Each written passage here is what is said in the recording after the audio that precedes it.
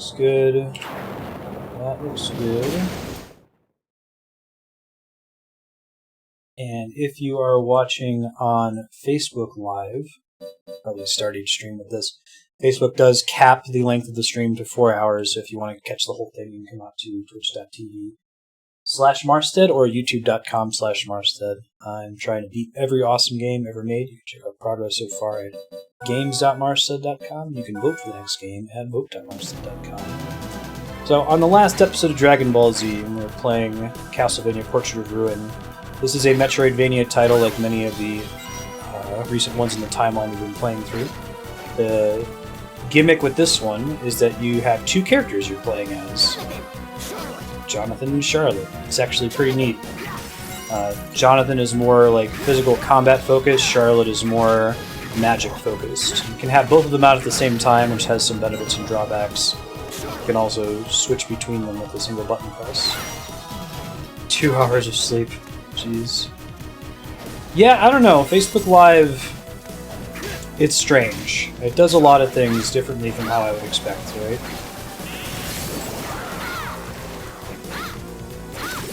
I don't think it's really intended for gaming live streaming. It's really meant more for like companies or like continuous live streams, like maybe like having a video of a zoo. It shows like the boa constrictor enclosure or something like that.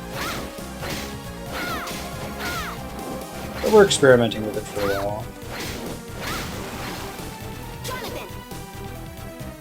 This game's really neat so far, though. I'm digging it. I think that Order of Ecclesia is probably my favorite Metroidvania. We just played that one. It was 2 games before this one in the timeline. This one, along with Castlevania Bloodlines, takes place in the 20th century. Bloodlines was during World War I. I think this one's during World War II. It features the son of the protagonist of Bloodlines.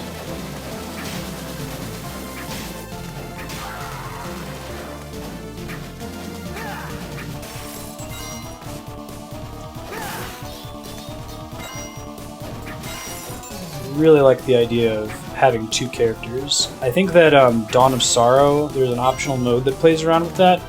I'll have to see exactly how long it is, but I've considered maybe ending the Castlevania series playthrough with the special character mode at the end of Dawn of Sorrow. I think it's a fitting end to the series with the way that Konami has kind of dropped support for it. Not sure how long it is, though. I think it's a little bit shorter than the main campaign, because like there's no you don't have any progression limitation. You have all of the abilities to move through the game right at the very beginning, and there's no dialogue or cutscenes or anything in a special character mode. Claymore. It's good to try.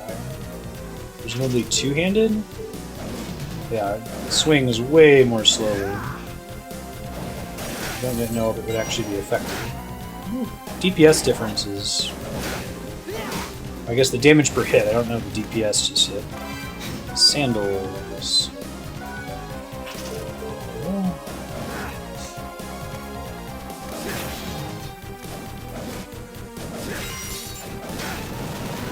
There we go.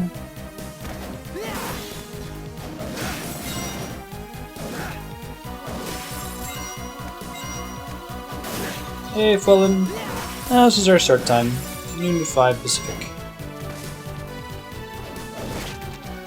Oh, that's weird. Not when I reset it right before stream started. Try hitting it again. I don't know if that fixed it.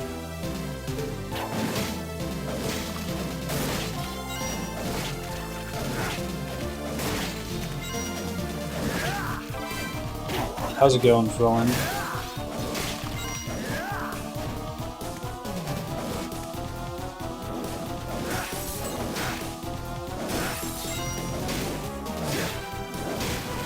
Yeah, that's pretty good. Let's see if we can get a comparable weapon for Charlotte. For now, it seems like Jonathan is the right character to use. Oh, the timer is, the timer stretches across multiple playthroughs, so we actually played it for 20 minutes at the end of the last stream. At the end of the last stream, we beat Castlevania Order of Ecclesia and Castlevania Bloodline, so that's the total playtime for the game, not how much time I've been live today.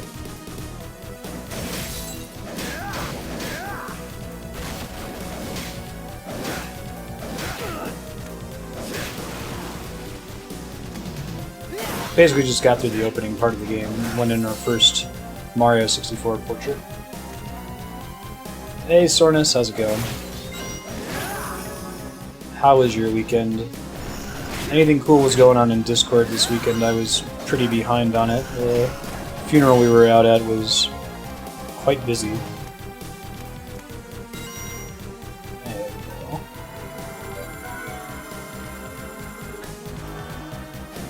Nice. Grats, none of them. Yeah, not the biggest fan of that change. I think I understand why they did it, but... Market Street, although we don't... It's fixed with font, so we can't actually fill that all the way in, I guess.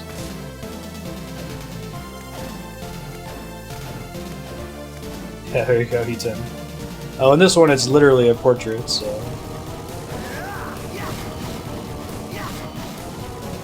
Can I hit it with the axe? I think I have to be in there with it for this to work. Right? So I need to find a way to be able to hit it from a great distance. I can try Charlotte's spell, maybe? Or maybe this is where I have to use the character switching, since that sometimes shows up in puzzles. Let's try that.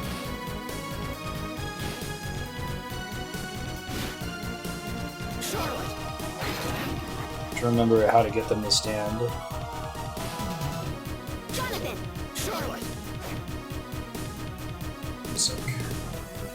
This is the disadvantage to playing it for 20 minutes and then switching games. Portrait of Ruin.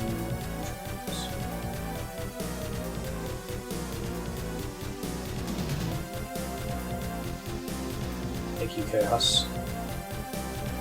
So, partner skills, backdash, switch characters.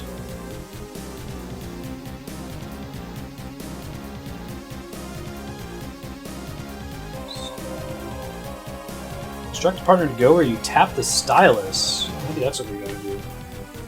Huh.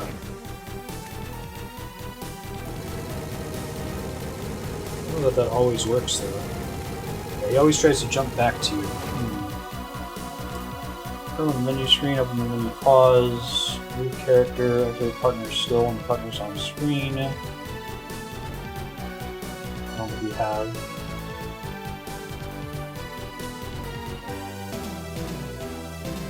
Lots of Charlotte, Jonathan, Charlotte, Jonathan. Tell partner, stand still.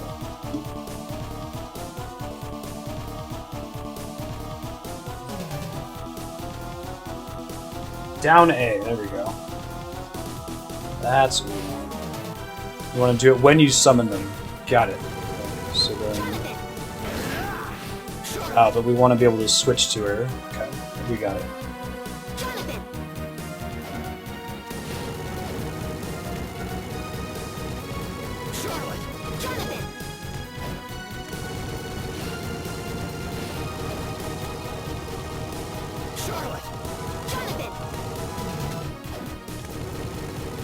We do this, and then we go attack, and then we switch immediately.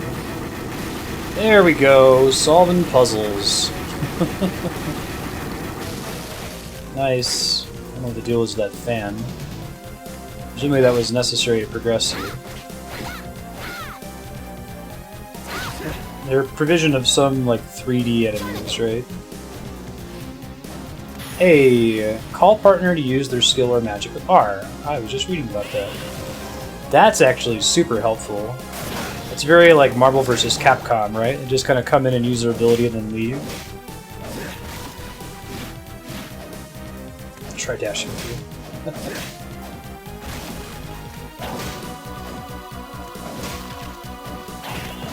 Oh, but she can still take damage when she ports in. Okay, we gotta be careful with that. And if she gets hit, her spell cast gets interrupted. Now, if I switch between them... Okay, he just shows up and throws his axe. Gotcha. Mana regenerate's pretty reasonable. Yeah, well, they had taught us the whole, like, place your party member mechanic. I'm gonna forget that so many times that I can do that. In fact, I should probably make a counter for it. I'll do it next time I forget. Because it's going to really change the way we approach most puzzles. Summoning an ally to stand still for us, and then switching between them.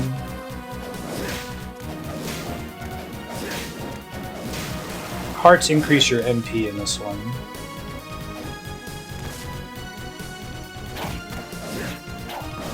This is before Order of Ecclesia had decided to like make hearts and MP do two distinct things. A couple games that do that actually. I think that's how Symphony of the Night works, the first Metroidvania. I think the best balance of MP and hearts though is probably Order of Ecclesia, where like hearts get consumed really quickly, they do a ton of damage when you use them. MP regenerates very fast. MP in Order of Ecclesia is basically indistinguishable from stamina in Dark Souls though. Regenerates fast, everything consumes it. It's a good way to balance weapons. Big heavy swinging weapons consume more.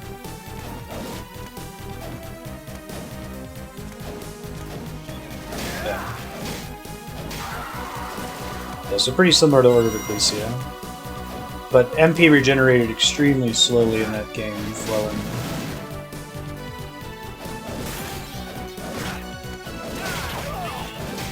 Yeah, it's gonna be hard to do the summon to use their ability thing.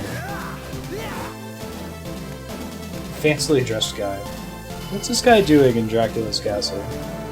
Well, actually not Dracula's castle. We're inside a painting. Castle that maybe possibly was tied to Dracula in some way.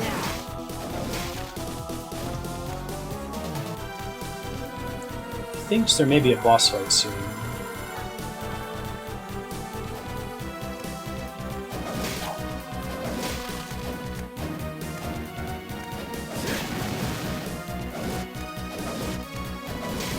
There's that. Hey, what do you know? Hey, it's just a little guy, just a little head in the floor. No big deal, right? Oh, it's like a giant Dullahan boss. That's cool. The blue room's a teleport. That's correct. So his head takes more damage than the body.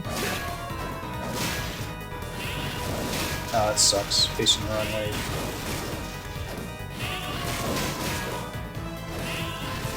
You really don't want to cast that when I'm facing away, I think. Oh wow, I'm gonna die really quickly in this fight if I'm not super careful here. Purple magic sperm attack, always a treat. I need to find a way to get past him. Yeah, I can't touch him. Kaboom! I died. Try it again.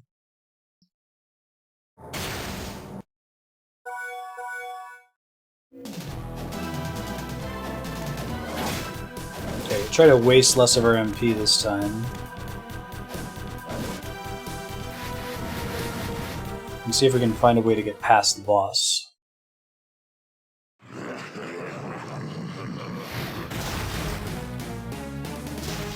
Maybe this game will actually have tough bosses, like Order of Ecclesia. That's my favorite thing about that game, I think. It's very tricky.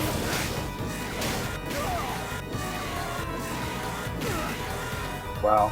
Don't let those missiles hit you. Turns out, you're gonna have a bad time if you do.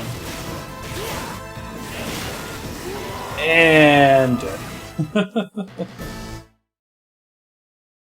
there's a relic earlier that lets me see enemy names. Alright, I'm gonna go back and explore more of the City of Haze.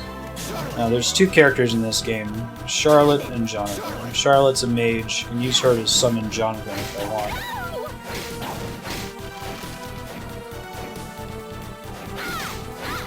So I could play the whole thing as Charlotte and summon Jonathan instead. Spooky ghost sperm. Platforming's cool. I guess I've never really played a heavy platforming Metroidvania though. Oh god. And I can't get past it. Oh, that's bad.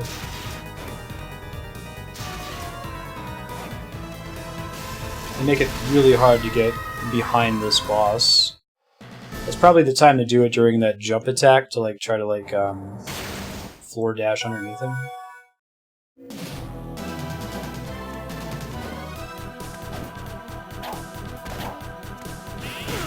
No, I didn't think Valdis was that much platforming. I think that's particularly tricky, you know.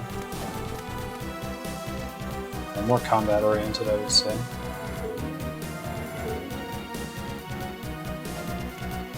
It's better to not have her out because it increases our exposure to incoming damage.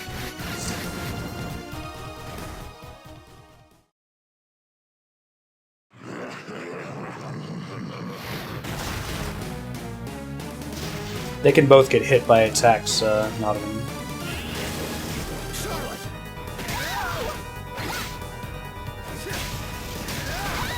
Alright, like that. Not good.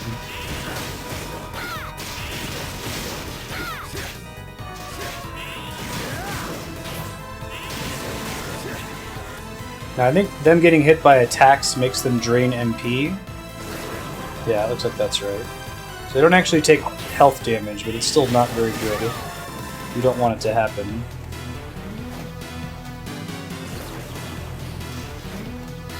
Kaboom. Yeah, but still it can pretty quickly deplete your ability to attack, since, especially if you're playing as Charlotte, most of her abilities come out of MP. Alright, we'll try doing this much more slowly this time. I'm kind of hoping that I could brute force with Charlotte's fire spell, but these fights are actually pretty tough. Oh, I love platforming games. I don't think I've ever played a Metroidvania that was platformer focused, that's all. Didn't know any existed. It's really easy to get her to face the wrong way, unfortunately.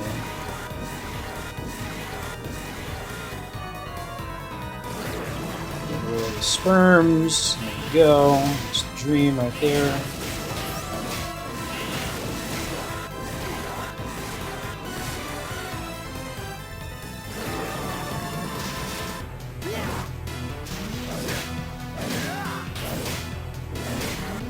Oh man. I think I need to not use the... I think the Claymore is what's killing me in this fight, because the attack animation is so long. So I was right that he is Dullahan. That makes sense. The attack animation is so long and it roots me throughout, so... Try using the leather whip. See what the attack speed is. That's pretty reasonable. Need a little bit of range. Let me attack and then get out of dodge.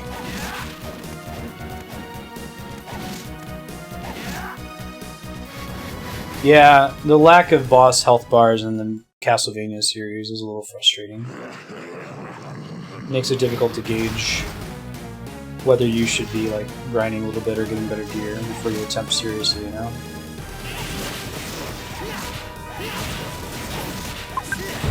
Yeah, that's much better.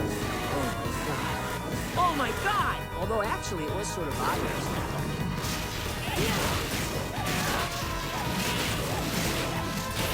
Yeah, that's much better than the Claymore.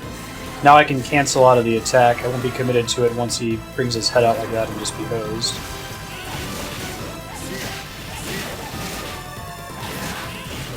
Like that, right? Normally would be when I would die right there.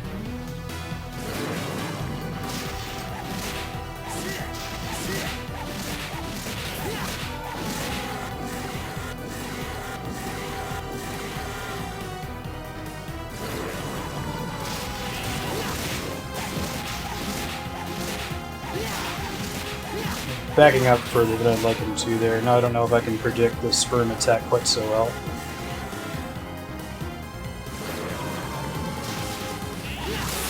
Nice! The time we win. All I had to do was switch weapons. Alright, yeah, let's not use big, hefty, slow weapons for boss fights.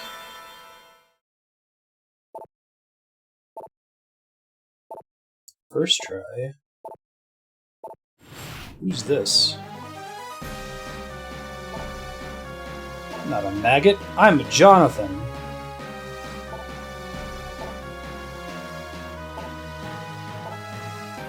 And the only one of my father's paintings. It's got that heterochromia.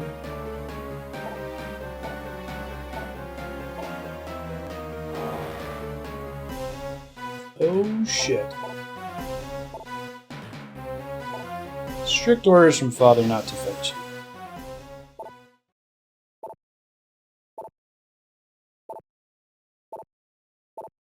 I can't pinpoint the other paintings. Maybe she'll get that power later.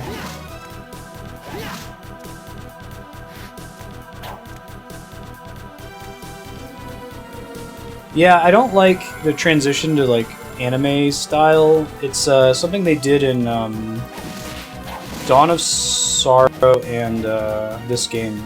And then Order of Ecclesia. I don't think they got the same artist back. I forget her name. She did like these really pretty like actual paintings with the concept art for the characters. But they went back to more of a traditional Gothic style instead of like, you know, high color anime characters, bright color anime characters. Straight out partner shoulders to jump in the air. That's pretty neat. That's a cool way to do a double jump. Wow.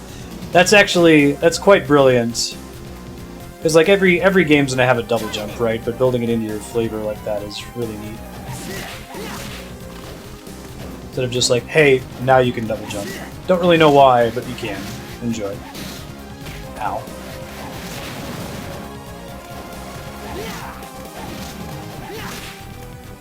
Hey, what's up, Ricker?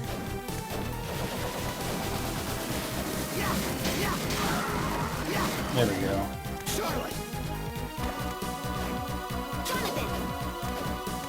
Double jump flavor is that when you summon your ally, you can literally jump off of their shoulders. It's pretty cool.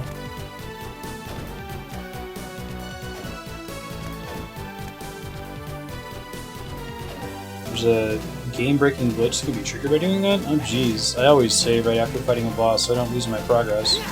Can you just tell me which boss it is? Tell me like the name of the boss so I can avoid it? Yeah, it's really cool. And the boss name is a big spoiler. Okay. After fighting death, don't go save. Can do. Thick glass bones.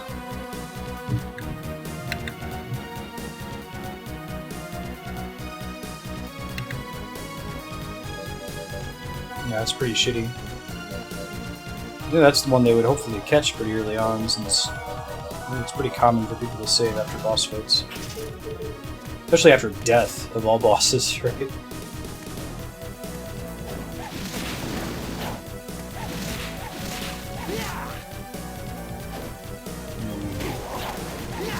Gotcha. Alright, well, can I safely progress forward after death and save pretty soon after that? As long as I move forward, I should be okay, presumably.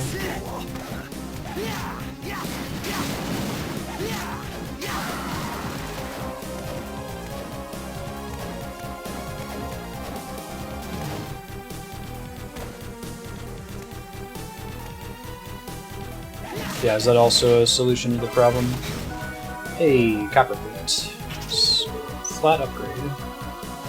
Best kind of upgrade.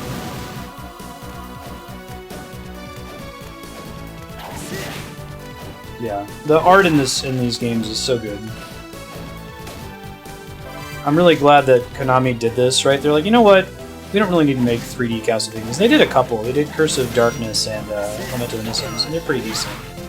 But no, we can continue to make really awesome looking like 16, 32-bit sprite graphics. I'm just kind of bummed that a lot of big AAA developers didn't follow that path. Konami and like Capcom with Mega Man 1, 9, and 10.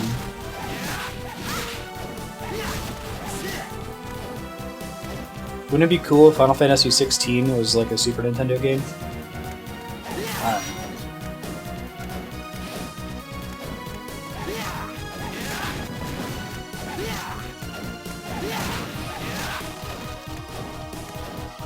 Sword.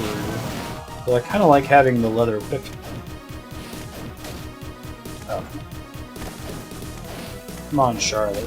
Help me out here. There we go. Like how the height of your jump depends on where you bounce off your shoulders. Longsword. Yeah, I'll try it. Comes out fast, that's what matters. That's what Bravely Default is for. Well, even Bravely Default has 3D characters. Yeah, but they're all from like indie developers, right? You don't really see Nintendo proper doing that. Square.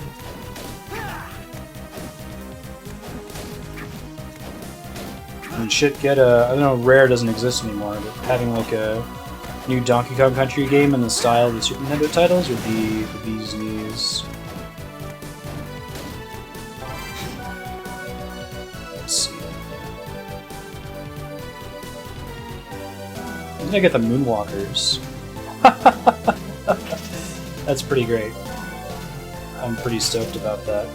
Velvet Ribbon, Defense Boost, and then that's it. I gotta get doing that more often because it looks cool, if nothing else. Ooh. I think it just makes you dash backwards a little bit faster.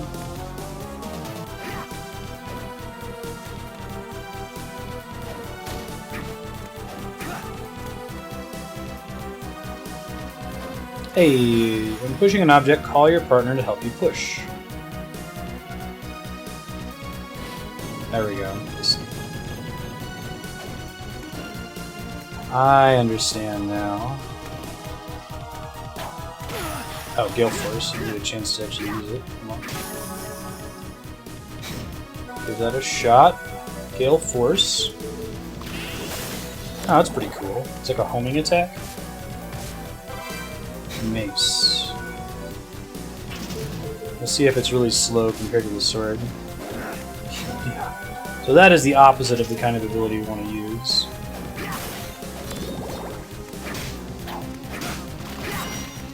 Well, we've only been in one area so far, so we haven't got a chance to hear a lot of music. Warp room.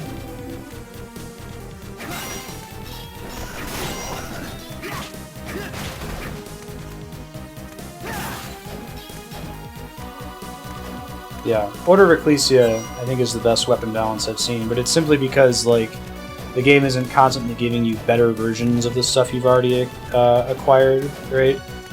It's giving you weapons that are generally competitive with each other, but have different animations. Which is kind of, it's the Dark Souls approach to weapon design. It's like, yeah, sometimes, you know, the stats will be strictly better, but it's a lot more common that it's just like, which one has your favorite animation. I think slow weapons are a little punishing in this game. The amount of extra damage you deal isn't worth being locked into your animation, you know? That was pretty cool. Gale Force. OP even when we're not playing Fire Emblem, right? Use Constitution temporarily. That's cool. There's a door all the way in the top right that I don't think I'm allowed to access yet, so I'm not going to worry about it too much. I do want to see what's in that path in the middle of the map there, so I'll go back there. Hey, what's up, Johan? How you been? What's groovin'? Shantae and the Pirate's Curse is quite good. You should play it really loosely. You should play it with Kiwi if you want to make fun of a game that's like the epitome of boobalicious. Although it's like borderline parody with Shantae, so... Shantae asked the question, can this thing have boobs? And if the answer is maybe, it does.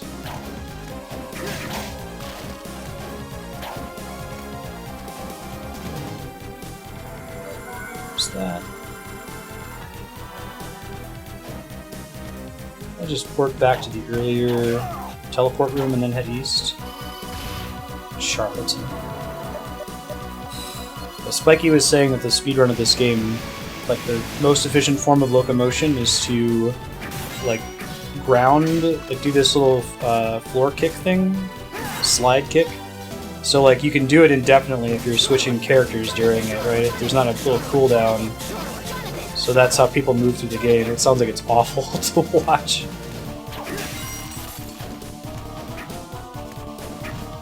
Yes, I did meet Wind.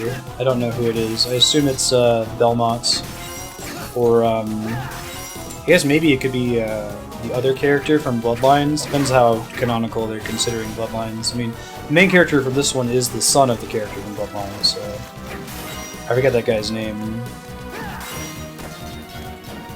Something Lecarde. They didn't really go into his story too much in that game. I wonder if it's something that was in the instruction manual.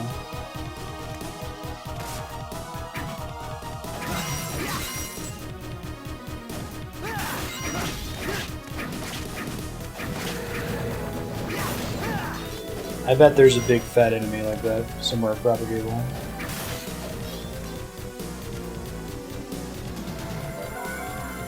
Hey Dieter, what's groovin'? How was your weekend?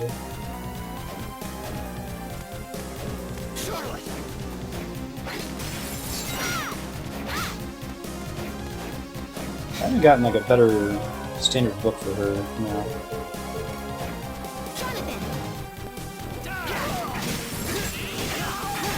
Nice. This path is more circuitous than I thought it was going to be. I forgot that it like looped around like this. That's okay, we should be able to get back out of here pretty easily.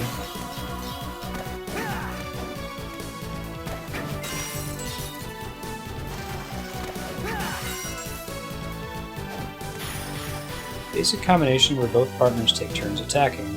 Up X. That's actually kind of cool.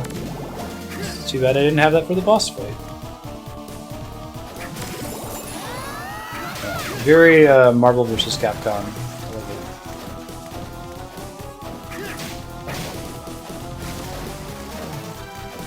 it. Nice touch when you're in the kitchen area here and you jump on platforms, everything goes flying in every direction.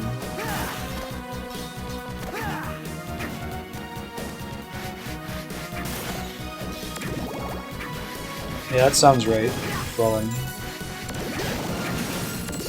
I've never played the Kid Dracula games, but I've heard of them.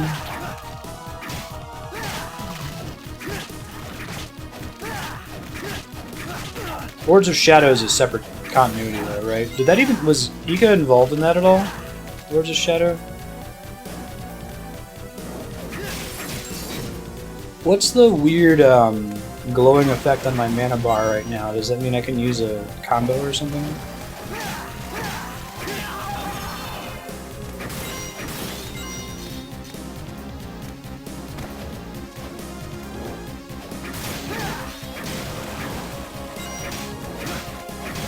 Hey, welcome back, Science.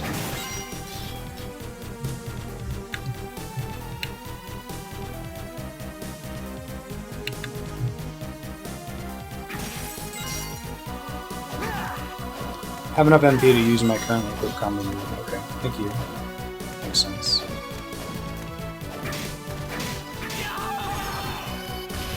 Hey, that is convenience incarnate right there.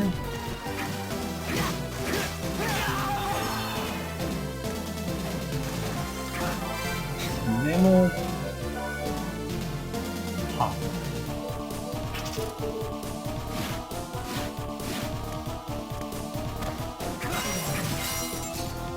Hey, summon lightning in the shape of a cross. Alright. Where do I go to turn these on? Long search is over.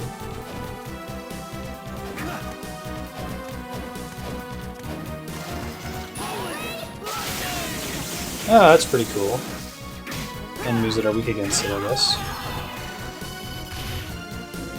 Wow, it uses a shit ton of MP.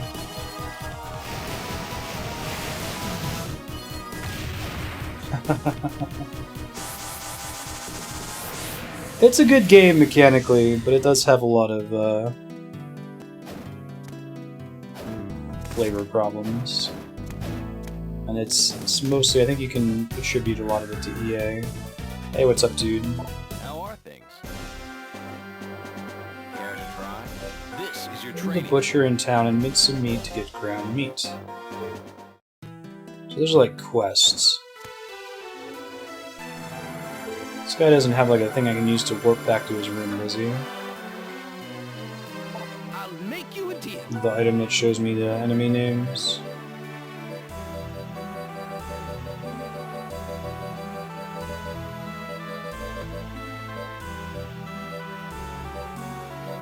Shards of ice.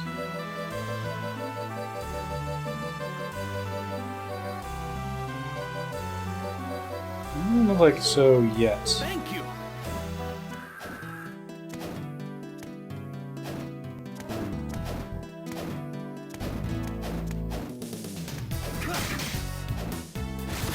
Alright, there you go.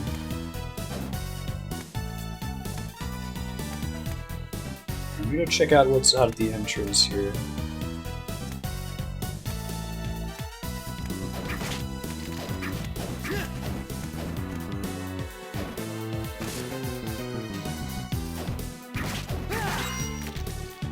This song is more Castlevania-y. Alright, let me see if I can jump up there. I might still not have enough jump height. Yeah. Can't like jump off her shoulders indefinitely, right? Yeah, there's one jump. And I can't do it when she's jumping. It has to be one from the ground, it looks like. Gotcha.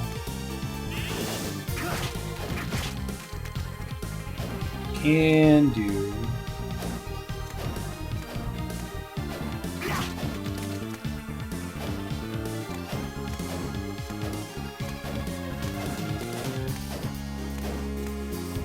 Guessing that I now have access to the top right corner of the castle. I actually might think about picking up the maps in this game since it shows you the difference between rooms you visited and haven't visited. I usually try to avoid maps since they make it harder to tell where you have and haven't been. And I wonder if I can do some like aerial kick shenanigans here. I don't know if I haven't learned that ability yet, so I guess not. I can't get up there yet. Alright, it's okay.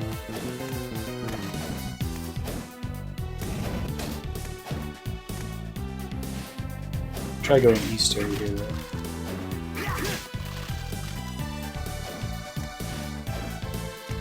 Yeah, that looks like it's makeable. After attacking with the whip, hold Y to let it drop. Neat. Don't have a whip out right now. Spear. It's comparable damage, slightly slower attack, longer range. I think I'll go save, and then we'll attempt this boss here.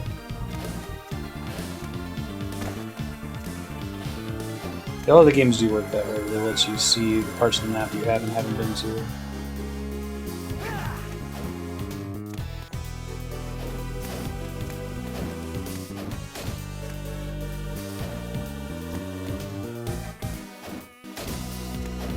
Alright, let's give this a shot.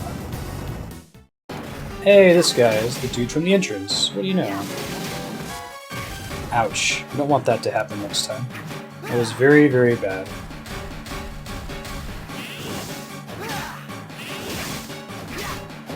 It's ultimately less damage than I was getting before. Ew. Gross. Can you not do that?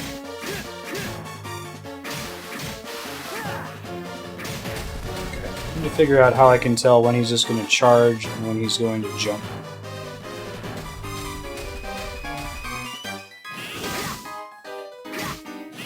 There's the jump. That one's actually pretty easy to discern.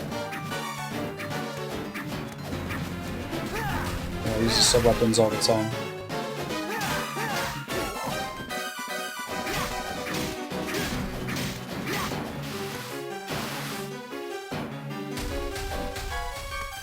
You can totally jump over that. Very doable.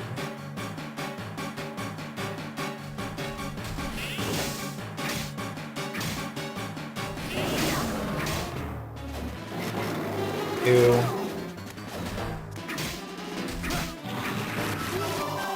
Alright, so I need to find somewhere where I can stand to avoid that. I can't crouch next to him. The thing where he spits out the gross tentacles from his mouth. I don't think I can jump over it, but we can try here next time. Hey, Ludifex, what's groovin'? How was your weekend? I'm gonna try opening with that new lightning attack and see if it's any good. For the resource I had to spend on it, it's kind of not great. That's okay.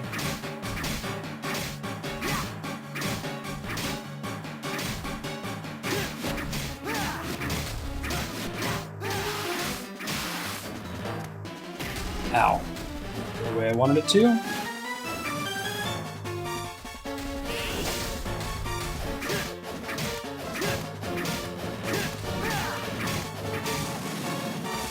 Oh, I didn't make it. Bummer. Misread his attack.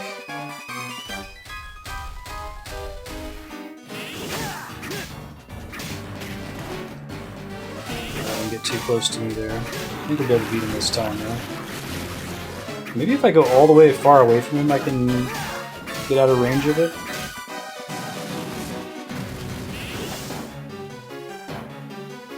Come on. Come here. Yes, yes.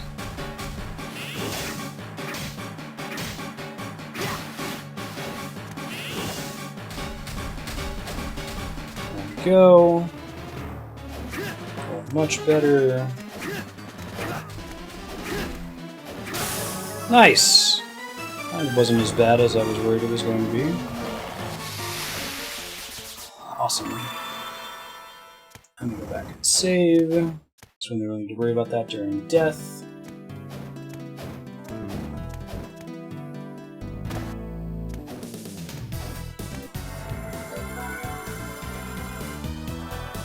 I'm excited to more or less be back in the swing of things. One more bit of travel next week. Going out for my grandmother's birthday. Should have a pretty stable schedule after that. Which is great.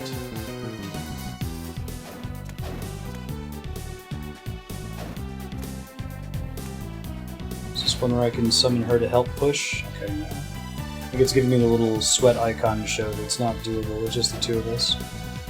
I appreciate that. Nice touch at the other side of the cage there. So this is potentially another area entirely. Yes. I'm gonna really quick go back over to the right and see if there's anything on the top of this, like, vertical room. Then I'll check out the space down there. I wonder if the Metroidvania series had continued, they would have kept doing. Oh, looks like there's not a place to go up. That's fine. If they would have kept doing this in the style of like Portrait of Ruin and Order of Ecclesia, where you have like a central castle, maybe you visit it late in the game, or it's like a hub area, and you have a bunch of other side areas you visit. I really like that balance in Order of Ecclesia. It's super cool. Let's see.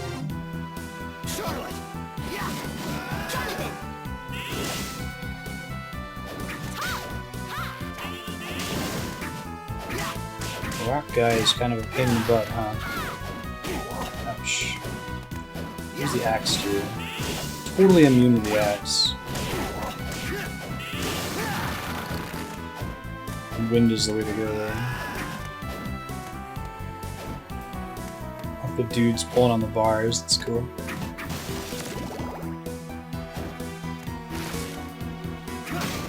Une. Ancient weed monster.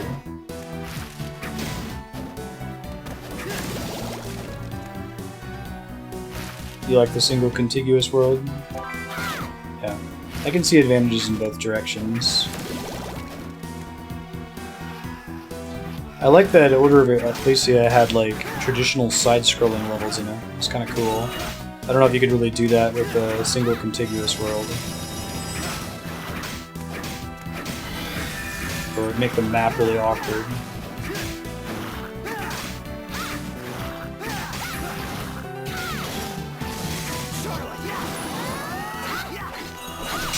Oh right, they can both have a different rush attack. Combo attack, I guess I should say. It's interesting.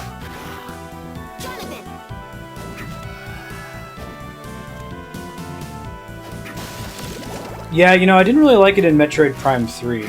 You're right. I wonder why I like it in Castlevania but not in Metroid Prime. I think that's more of a tone thing than anything else. If I try to think about it, like, does this just attack super fast? Not that fast. It might be more DPS overall than the sword. I really like the Invisible Man. It's really cool.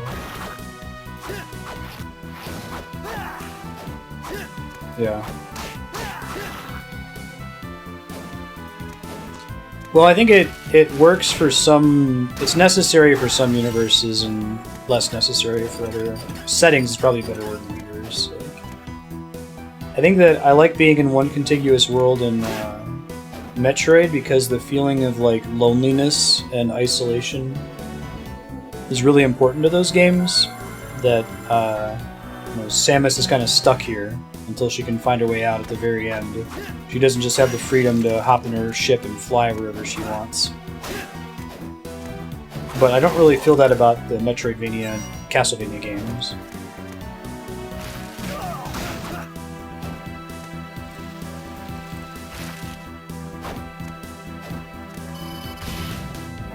Having the like hub world lends itself to like Dracula is having a much bigger influence on the world, you know. Like the original Castlevania games, the old side-scrollers.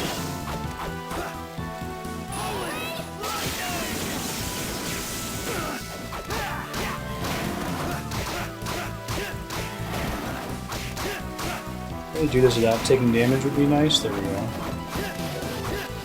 Wow, that's a really cool death animation for that thing. It's like all the old side-scrolling Castlevanias had you going through the game world, right? Like you're visiting all these different locales, and then it ends with you going to Castlevania. And it's really exciting.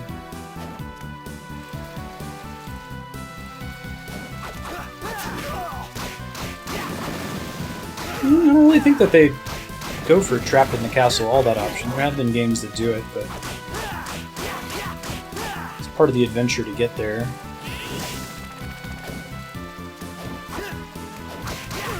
You're choosing to go to the castle. A lot of them have like the little map where the Belmont character is moving in between areas, right? So Castlevania 4, Castlevania 3, Rondo of Blood, Adventure Rebirth, Belmont's Revenge. Yeah.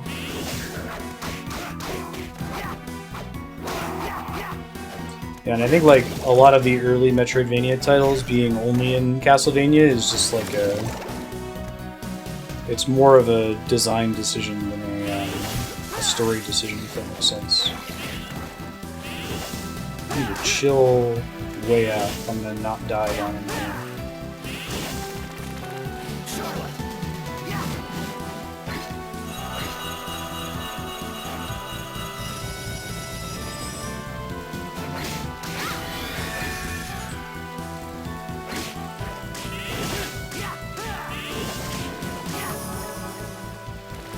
My kingdom for a heal when you level up, right?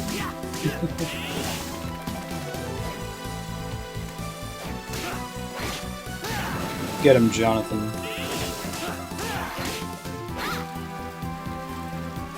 Well, don't run out of MP. That's not okay. I think I do have some healing items. Yeah, I'll use one. That's fine. Let me try switching back to fire, too.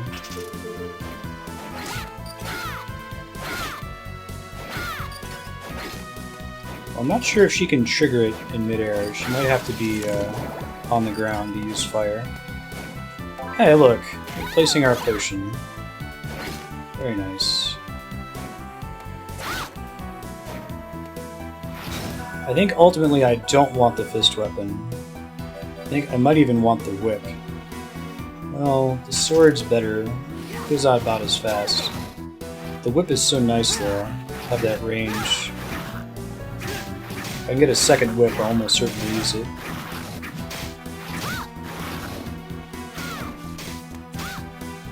Hey. There we go. What is this? Bandana. Very, Richter Belmont. Wow. It's actually an upgrade for all stats. Very nice. Yeah, I definitely like the single contiguous world in a game like Dark Souls better, because you can play a Souls game that doesn't have it. Like Demon Souls and Bloodborne, kind of. Bloodborne has some like areas you port to, basically. But I think it just works really well in that setting.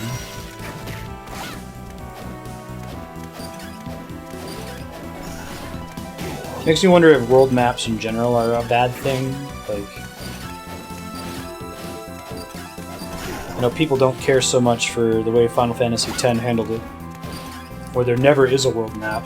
The areas are technically contiguous, kind of, but when you get the airship, like, it's just like a list of locations you select from a drop-down, and you just teleport there rather than transitioning to this, like, separate world map UI. Have we had a traditional world map since Final Fantasy X? I don't think 12 did one, right? 12 was all seamless, contiguous areas.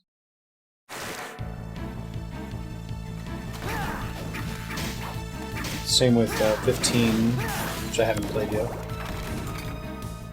I doubt 13 did a world map, did it? Fire is the way to go with those guys. Good to know. I'll go find a save point before I get too in the weeds here, I think.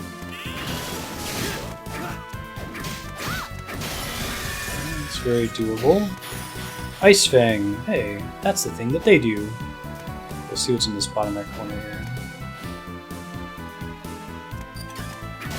Yeah, 10 is pretty linear. People complaining about 10 being linear, they may be talking about like 13 does not a great job of hiding it, because it shows you a little mini map and you can see just how little space there is. It's suspicious that there's even an area down here in the bottom right? Maybe we'll drain this water at some point. Based on time and not area. That's so interesting. I'm excited to play those later 13 sequels. I've never played them before. They sound pretty different.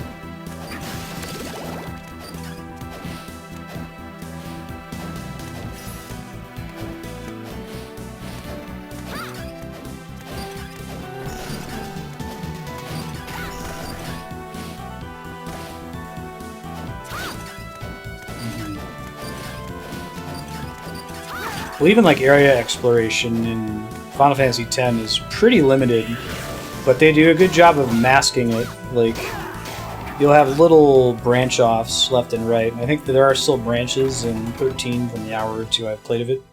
But like, when you just look at the minimap in the corner and it's this really tight, narrow hallway, it feels a lot... It's an illusion, right? It probably isn't actually that much more not linear than 10. Hey, it's my man Death. What's up, bud? Anime Death. And you can't backtrack. You can't really backtrack in 10, right? There's a lot of points where you like get on a boat and go somewhere and you never go back to the previous area. Until the very end game when you get the airship.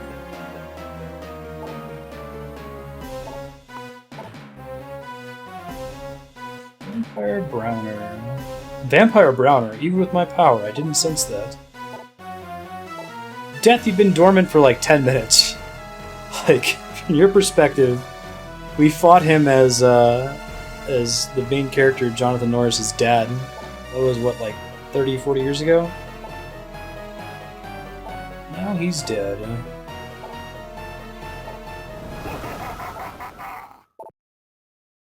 Someone mentions my father, I just lose it.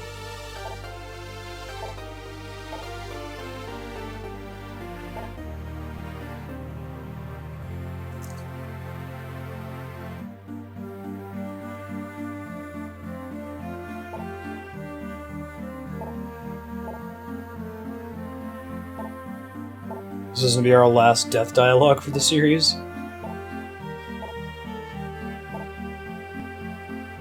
Death makes an appearance, Dracula can't be far away. That's true. is right. Oh man, warp room. Thank you, thank you. I'm progressing for a really long time without a save point. There's probably a save point right above this, but just to be safe, I'll go to this one and save real quick since I know there's a save here.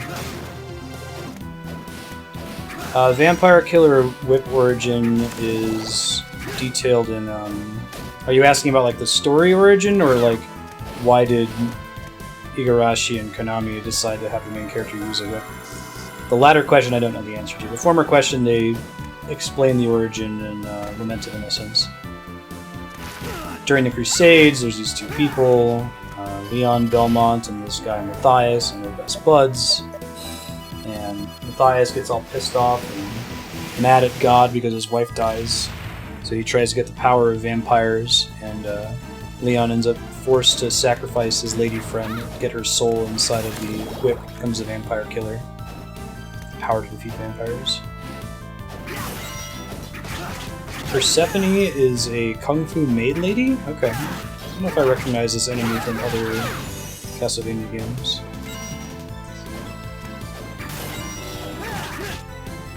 Okay, she is actually a maid enemy. That's really what they're going for. Right on. Pudding bucket. Is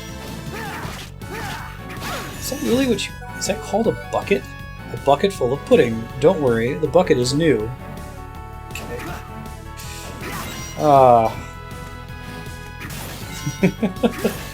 I'm just trying to help her conceive what affects a special lady. She's my fucking lady friend.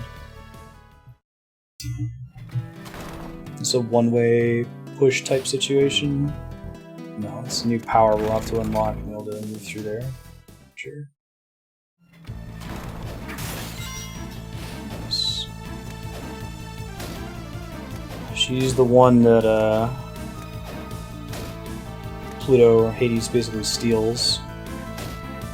Cannot jump up there yet. As much as I want to.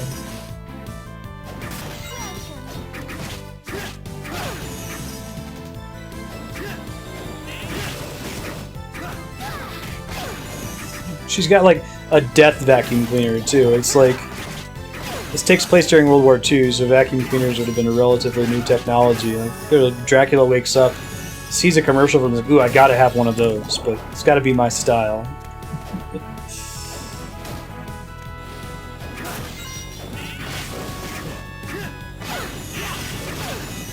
Game's trying to evoke a retro feel, yeah.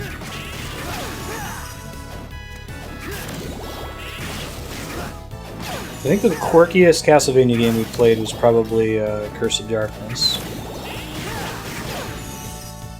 Castlevania's always had that in its item descriptions in Symphony of the Night. That's pretty silly though.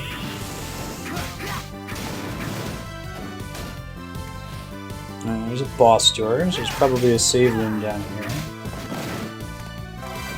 Don Quixote. Wait, so she just legit gets books? That's actually kind of cool. She summons Don Quixote. Oh, that's pretty neat. I wonder what other books she can get. And it's been such a traditional, like, JRPG thing to have a character who attacks with books, but having it be real-world books is pretty neat. A lot of neat things you can do with that. More neutron bombs.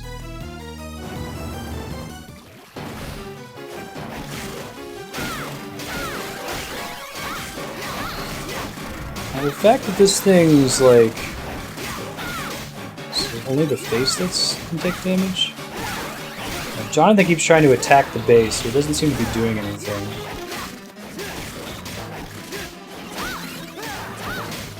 Maybe we have to push it somewhere? Ah, that's what it is.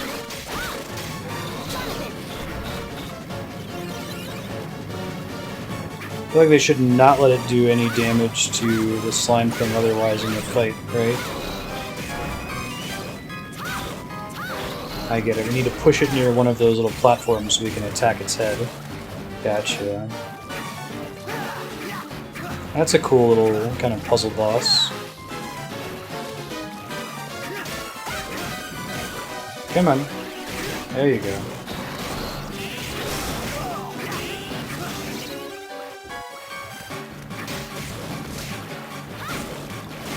Come here.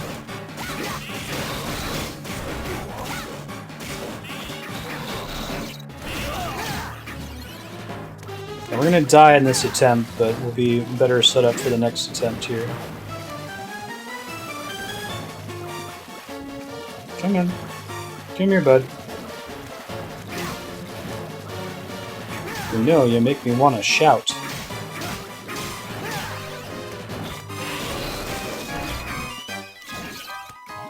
That might be the way to go. Try to minimize damage risk. Get up there and summon Charlotte and then drop down. I'm gonna lose this attempt, I think, but I can try to learn more about the fight in the meantime. Come on. Come on. It's not how we wanted that to go, but I had a slime coming at my face there.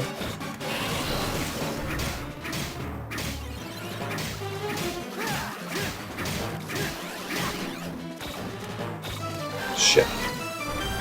Did not go as anticipated.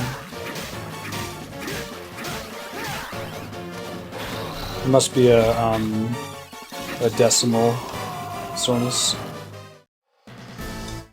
Alright, let's try that again. Try not to take a bunch of damage right at the beginning this time.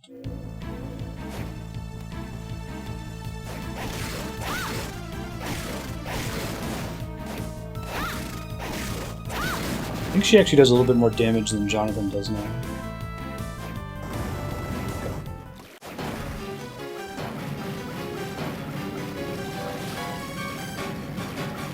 It's a cool way to use the pushing mechanic in a boss fight. I do like that part of it.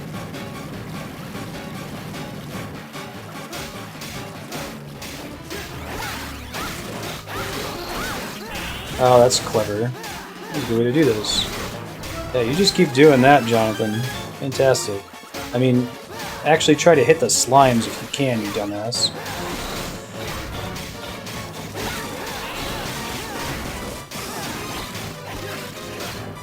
Oh my god, Jonathan, I hate you.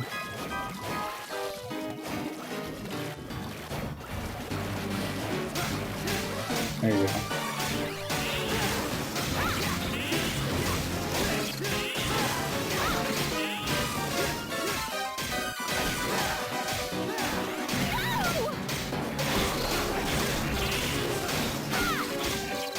Jonathan,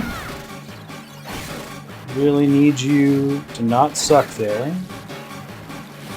There you go. Good job.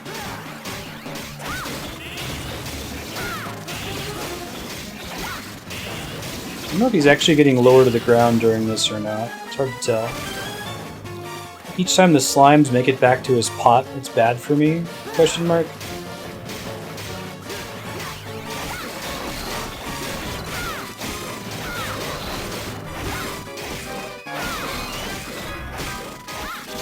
That's a good way to get some DPS in. Right, let's try it this way. See if I can do more damage with Jonathan up here instead. A little bit.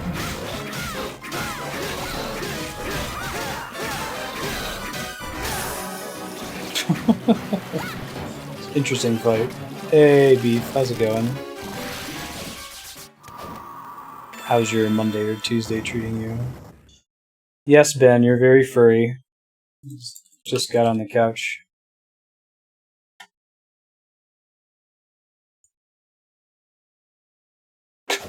So clean.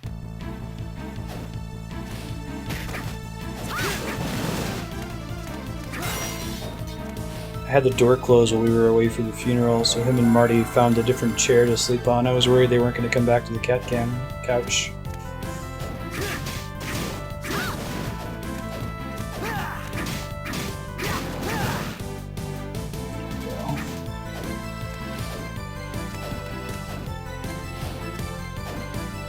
See if we get a new progression item back here.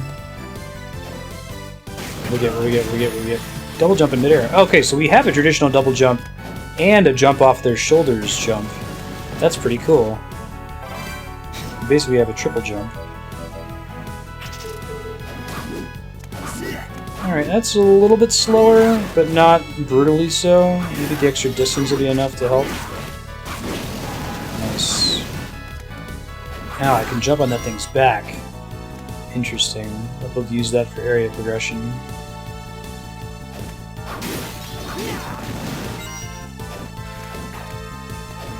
Excuse you. Very nice. Whoa, that dude is tall.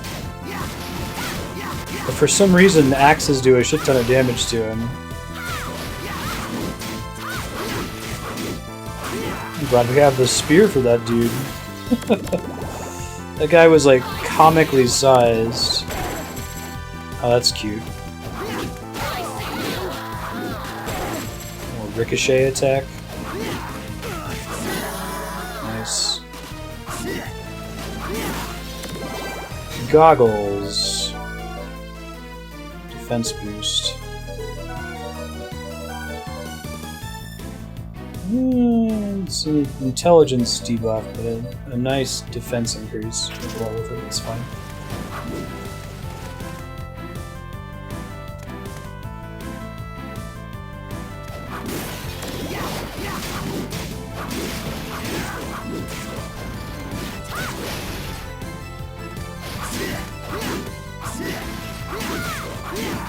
Get it, get it. There we go.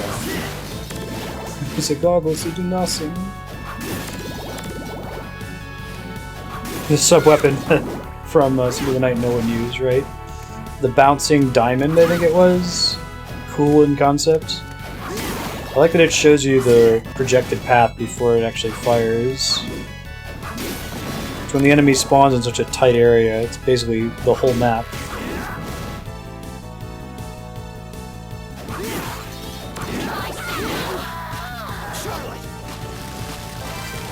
Oh, interesting. Parts of the floor that can drop out. I like having the moonwalkers. I might use it for certain boss fights later. We'll see. We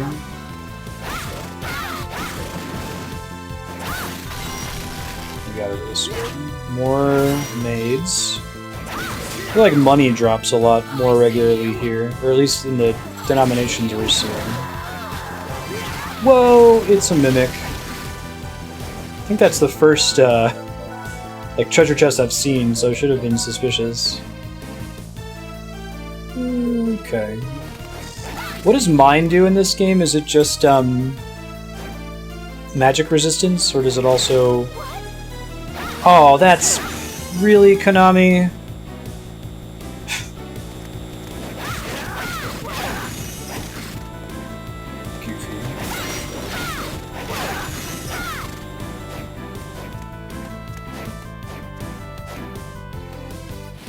Haze.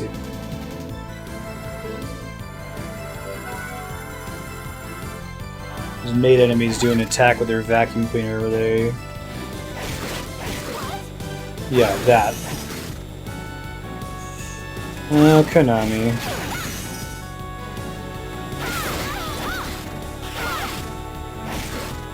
It doesn't even do any damage, I don't think.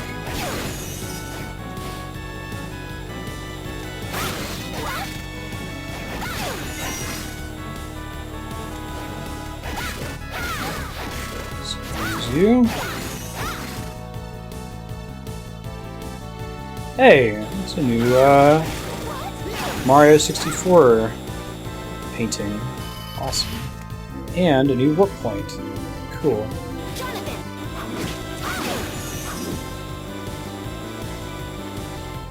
I'm trying to imagine what kind of books she could have, right? They would have had to have been penned prior to World War II. But I guess they probably would have had to have been penned prior to World War II anyway, because of indefinite copyright, right?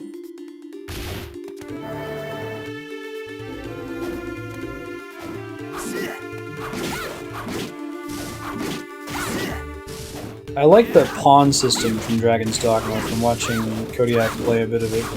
It doesn't feel like it has the right level of polish. It's the kind of thing like I'm cautiously excited about Neo, the Team Ninja. Well, Team Ninja's not a name I can associate with quality. Team Ninja, like Samurai Dark Souls, but I feel like it's really hard to get that tone right. So we'll see. It's a cool excuse to get a lot of different, like, geographical areas into the game with the painting system, right? Infinite mummies.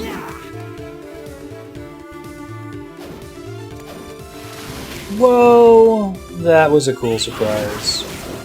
I did not see that coming. Come on, Charlotte. Can you not stand right in there? There should be a secret down here, right? Or does this cause you to die? Haha! Oh, it's a good secret. That's some Mario 2 USA shit right there. That was pretty rad. There's very few things that insta-kill you in Metroidvania games. Why you'd think to check for that. That was quite awesome, I have to say. I can push this. Hey, new whip. Awesome. Steel whip. Fantastic. Hey, and save room. Techno scarabs. One set. Oops.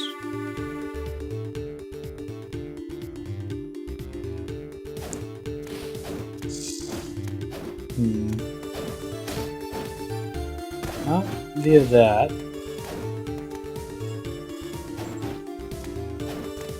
Wait, can she stand down here maybe? Okay, can't quite reach it unfortunately. Too bad.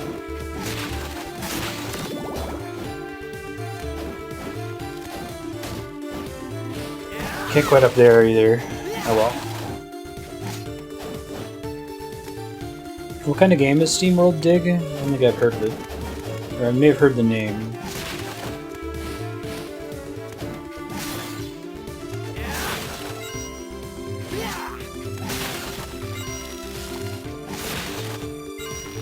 Charlotte's AI actually isn't terrible. It could be worse. She doesn't, like, intentionally run into enemies, which is kind of my expectation. The AI of a ally character in a game like this, you know? Just goes to show that when you expect nothing, all of your surprises are pleasant ones.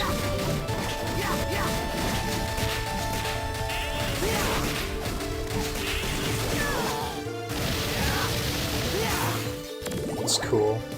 It's a Castlevania enemy that's been around for a while.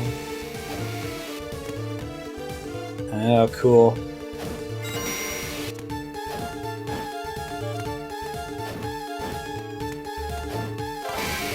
Diamond brooch. White corsage. Yeah, okay. Ow. Holy shit. Don't let that laser hit you, apparently. I think only she can use those. That's interesting. Some of the lasers... Oh, is it because the glass is broken? Interesting.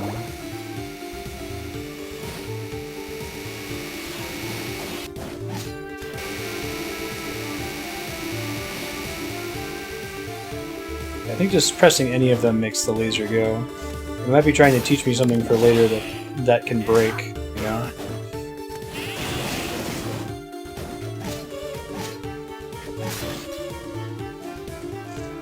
Oh, you should totally play Valkyria Chronicles Pologruski. That's a really good game. One of the better tactical RPGs I've played. Also got a cool setting. It's a little silly at times, but it's Japan. Come to expect it.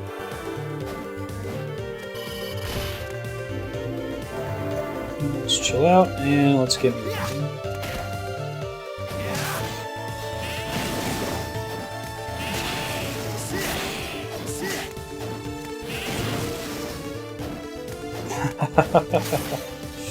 I could hook you up. You'd probably have to switch to Acrobat. I don't think you can really get that level of command complexity out of... or you'd have to set up Deepbot, not Acrobat. we can get a level of complexity out of Acrobat.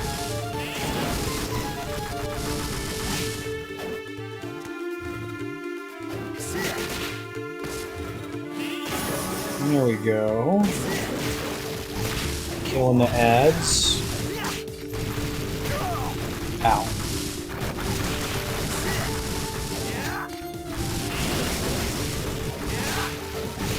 Ah, you don't have arms anymore. It's a really cool enemy. Oh wow. Yeah, Oddbot's custom commands module isn't robust enough for what you want to do, I don't think. Could look into it though.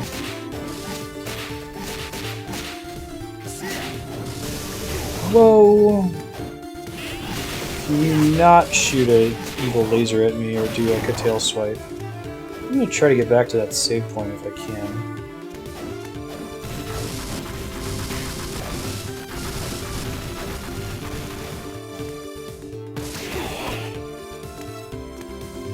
Valkyria Chronicles definitely has my favorite way of handling character progression while still keeping permadeath SRPG. STRPG, whatever you want to call it.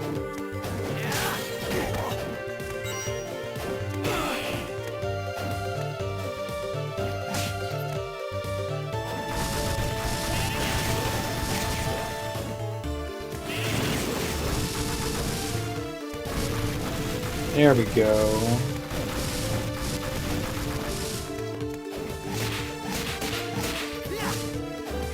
Yeah, thank you again for streaming when I've been out of town. Really appreciate that. This dude reminds me of the dragon zombie in Dark Souls 1. It's one you see in Painted World of Ariamis. It's actually a really similar design, like suspiciously similar. You know that Dark Souls is inspired by Castlevania quite a bit. Looks similar, it has like a poison breath attack.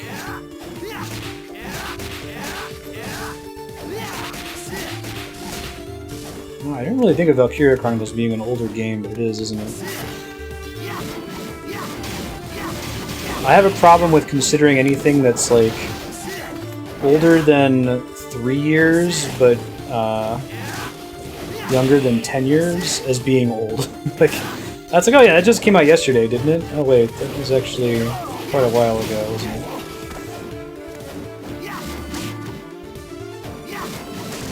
Oh, God, I really need a way to deal with these enemies. Okay, Don Quixote does decent damage to ghosts. Roger. Oh, shit.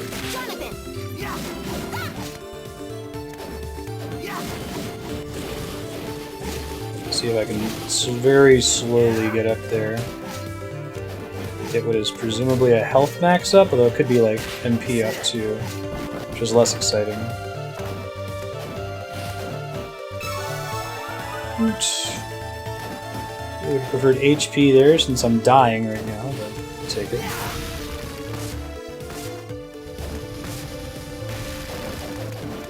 Ha. It's just meant to give me a preview of the rest of that area since I can't jump up further.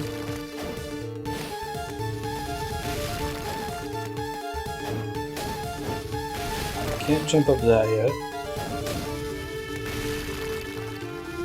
Ah! Bummer. A most supreme bummer. I'll try to go through that more carefully. I had the vision of the Minato too. I saw myself dying in exactly that way. I'll try switching to Charlotte. She can use the magic of Don Quixote to kill these guys.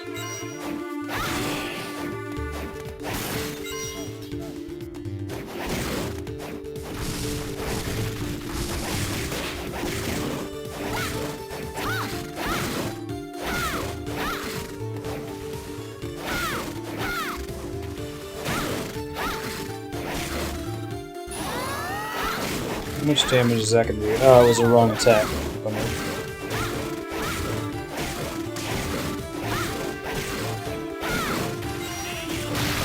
That went pretty well. I wonder why he's not consistently trying to hide under the ground this time. I don't know why he was doing that before, but not now, you know?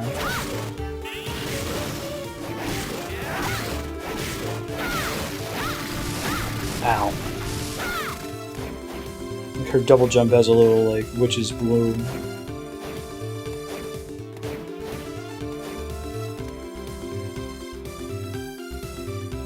That's awesome, Game Saucer.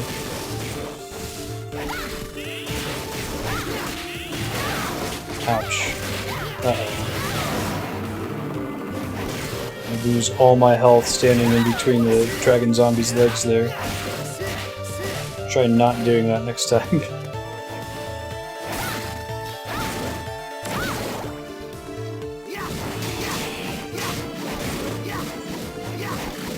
It's actually useful to throw his axe there. There we go.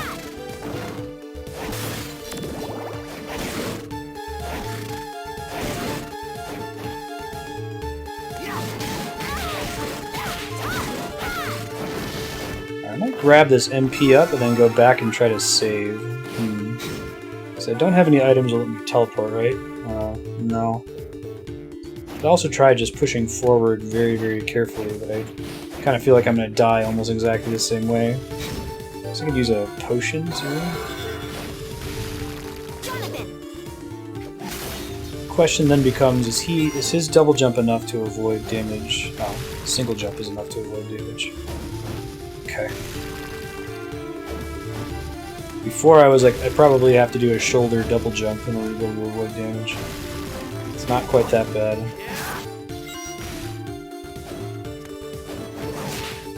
Yeah, I think every treasure chest is a mimic. It's really funny.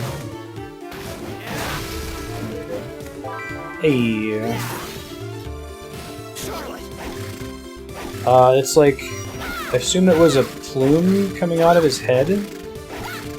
But you're right, that is an X, isn't it? I thought he had like a feather plume coming out of his helmet. I can see it being a windmill too. What's he tilting at?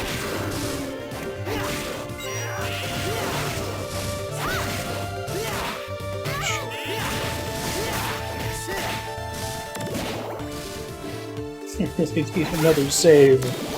Like now. God. Let me switch to Gale Force here. You gotta have Ice Fang. You can try using that. Not great.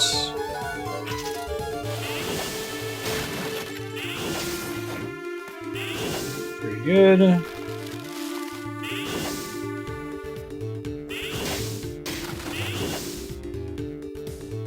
Come on. Come here. You know you want to. There you go. Hooray! Money! Just what I needed. I'll have to see how expensive potions are. Maybe the game kind of expects me to have more of them. I really like that that Jonathan, your companion character, just kind of ports to you. He's too far away. Attack the Hail of 1,000 Knives.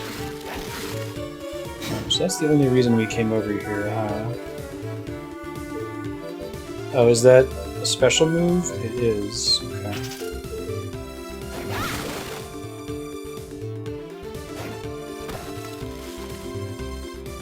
Might be useful for certain enemies, depending on where they are.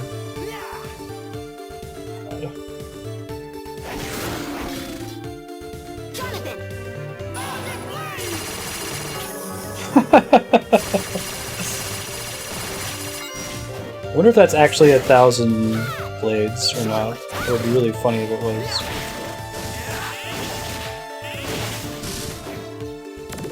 Get the hell out of here. Oh god. Please don't get Flea Man to death. Okay. I need a save point. Really badly. Or a warp room, either would be fine. 100? Hey, what's up, creep? Oh, it's Brauner. These are his daughters. They both have heterochromia. They have opposite heterochromia, presumably. Master of this castle. Why is it necessary to revive Dracula? He's failed at controlling humanity. That's true. He is kind of an example of serial failure.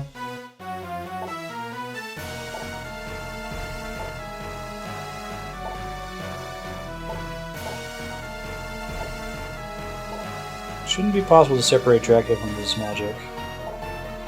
Cool. So this guy's basically Yuga from Link Between Worlds.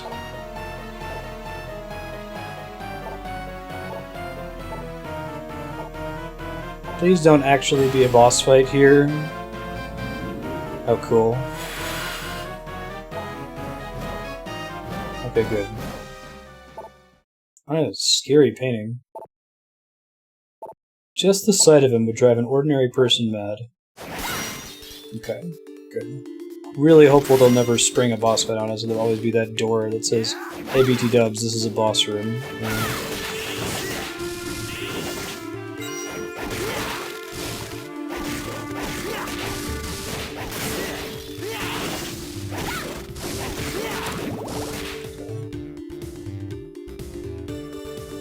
So really need a save point really badly. Oh, Jonathan, can you not?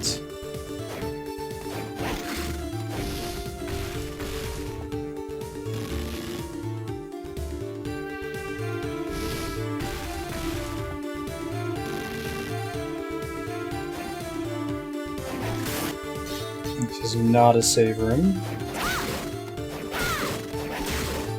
Can't drop down, which is good. Alright, let me try this. Oh, they can take damage during that animation? Oh, screw that noise. Ah, that is the most supreme bummer. Okay, I can use this to slowly but surely kill them, I think. All but the one on the bottom. I have to find a new solution for that guy.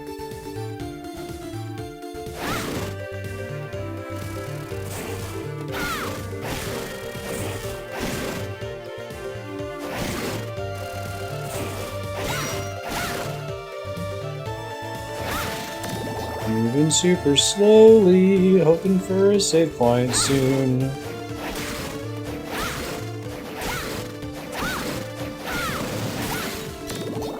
Oh god!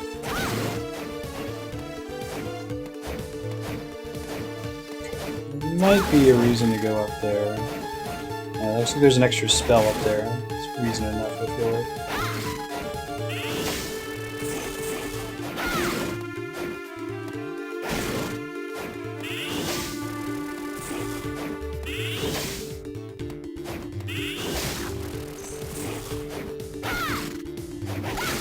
There we go. What we got? Clear Skies, defensive spell that neutralizes ranged attacks. I want to try using that now. Oh, that's cool. Whoa! That dude can shoot a spike through the ceiling? Totally not cool. I'm gonna have to use another potion here. Just gonna have to eat it. It's okay. What do you think about there's money over there?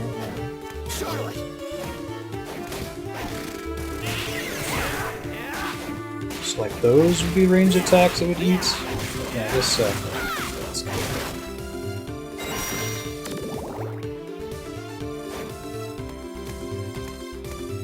Oh, sorry, sir.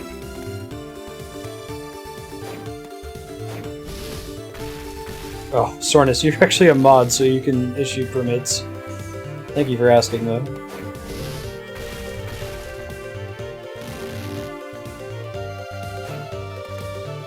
Oh, is this going to be a shortcut? Because that would be the bee's knees. It looks like it on the map right now. Did I just never come this way before? Holy shit. Wow. That's scary. Alright, well, we're not going to lose all that progression. I think that was about 30 minutes of progression on the save point. Good, good, good, good, good. We got a bunch of upgrades, extra spells, and things like that. Let me give her a more useful spell for fighting though. Try Ice Fang. Yeah, that's pretty cool.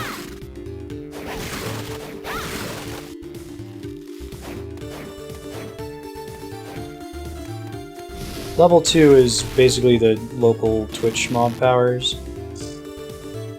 Also, anyone who has longer than an hour watch technically doesn't need to be permitted. So level 2 is like banning, timing out. Level 1 is stuff that's just in depot.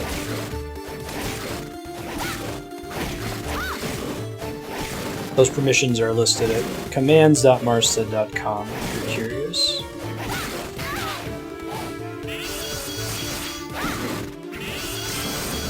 Hey, I didn't know that they sometimes drop stuff. That's kind of cool. Oh, right on. So it's like a lower arc axe.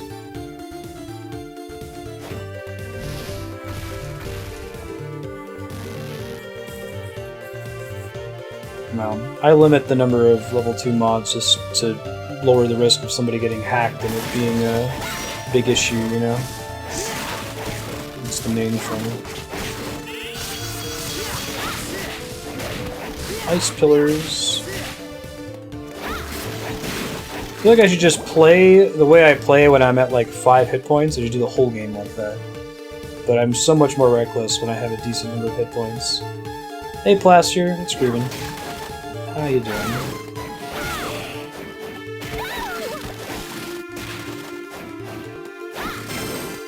Ooh, summon ghost.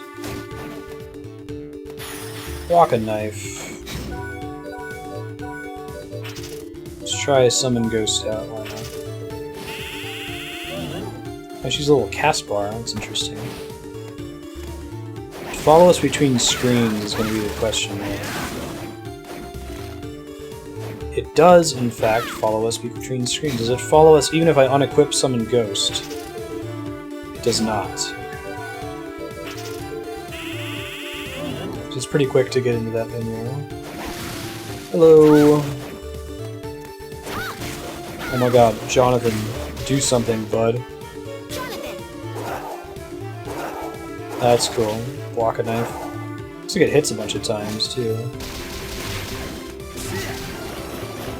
There we go. What are you concealing down here?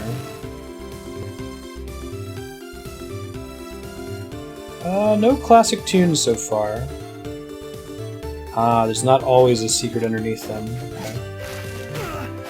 The comb? Oh god. Ah yes, the classic impassable palm tree.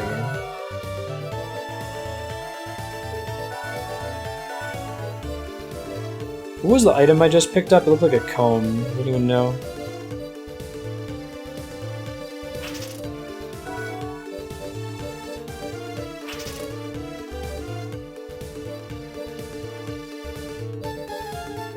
Is it a usable item, maybe? Yeah, I don't see it anywhere. Huh. Bognock? No. It's a fist weapon. That's cool. I'm gonna keep the wheel though. Equip though. Thank you for checking. Hey, Six Gun. How was your weekend?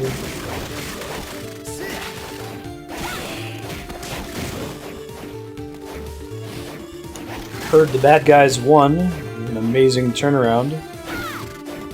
Internet is awash with, I hate you with every fiber of my being, but goddammit do I respect you sentiments. Hello?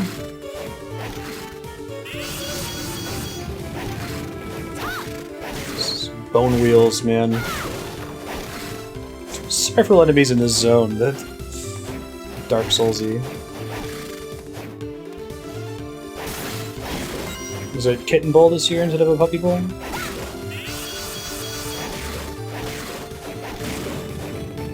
Yeah, I heard that. Just need to catch some highlights from it. Andrew and I were driving home from ABQ during it, so...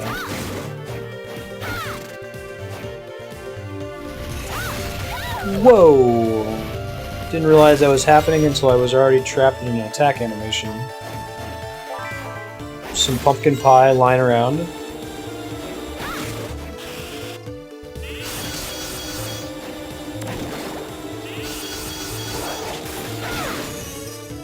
I think there should be a save point nearby, right? Whoa! Yeah, I'm gonna mess with that in a second.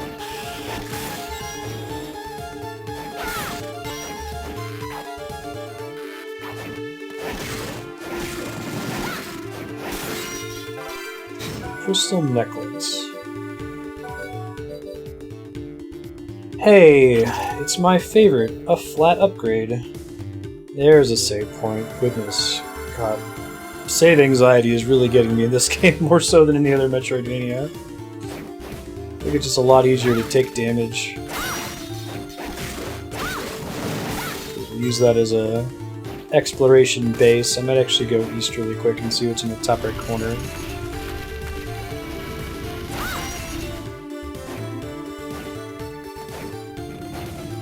Because I hear about like the overtime rules in the NFL being kind of stupid.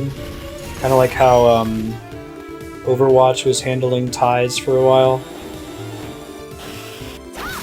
And I guess it's not like that in college football. Is that right?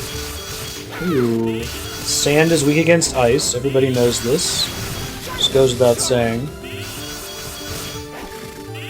I can hit him from the ground with it, which is great. Let the thing fall on us. Yeah, that's great, Yukiko.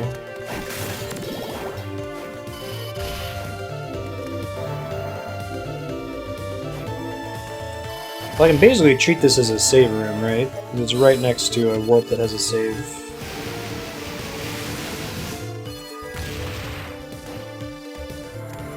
The complaint I've heard about the overtime rules is that it's not decided by a coin flip, but the coin flip is really influential. Since both teams don't get to play offense.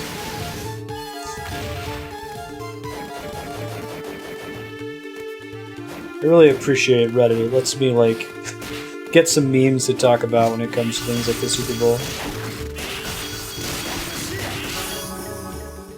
This would be a good room to farm in for a bit, I think. These guys give decent XP. What's this? What's this? What's this? Steel ball.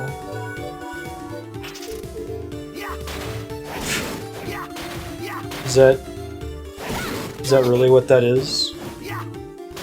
So I guess it's kind of like holy water in its application. High potion.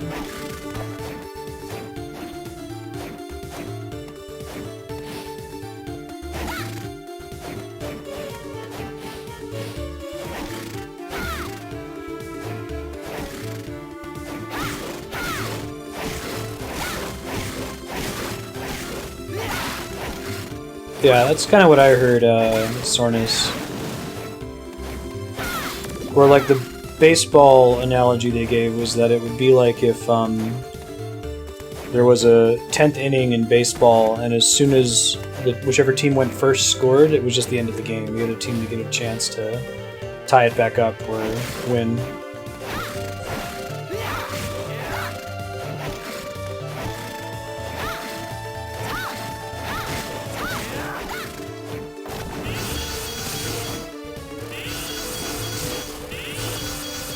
The thing that's like blocks projectiles is kind of cool, but I feel like most projectiles in this game can be blocked by attacking them, which has the added benefit of actually doing some damage.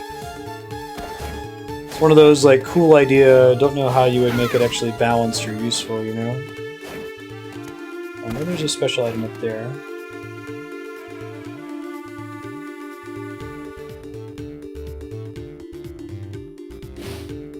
I had a plan.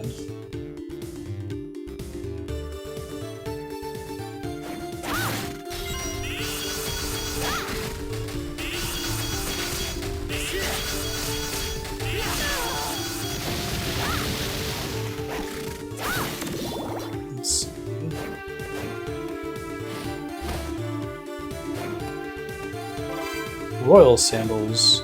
It's like our other sandals, but better. Alright, so that's unfortunately a fairly long walk back, but it was for the benefit of sandals, which increases intelligence, which is great, because I'm actually finding early in the game I was using Jonathan constantly. Now it's like, Charlotte's actually really good.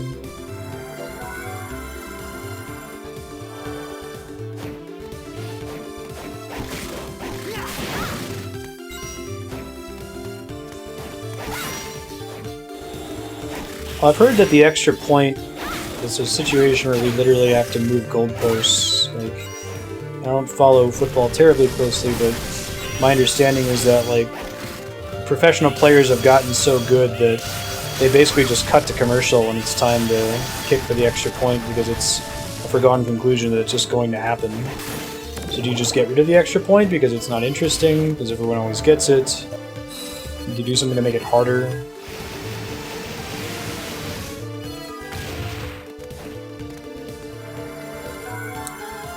Yeah, my understanding is that there's like less than 1% unemployment for people with physics degrees, like masters or above.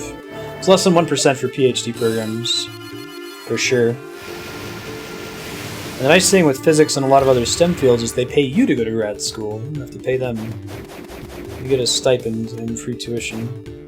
Although the stipend's not anything amazing. Like, it's like $20,000 a year if you're living in a place with a normal cost of living. It's still one of those things where you don't need to have rich parents to help you do it, like with most other academic pursuits. Okay, so that's a path we don't want to take. I really don't think there are any real chests in this game. Everyone we've seen so far has been a mimic.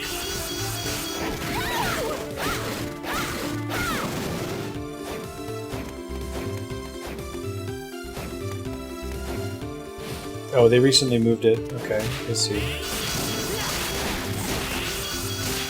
I'm sure that was the thing they already did.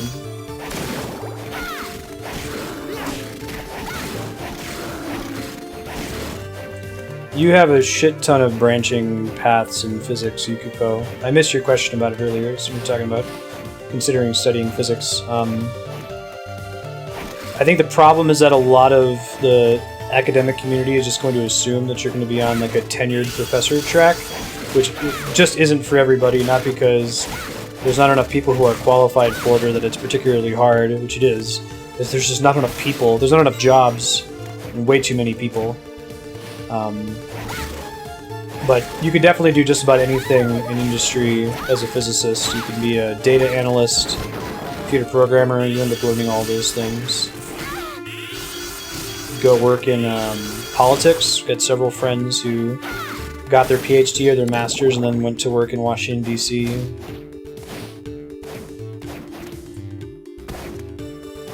Think tanks, that kind of thing.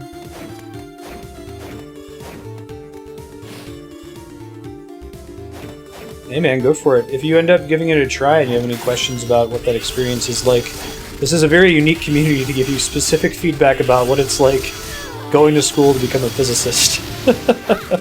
And you've got Andrea, Polar Brewski's wife, Puzzled Kiwi, got Leon, Haypax, Matzo.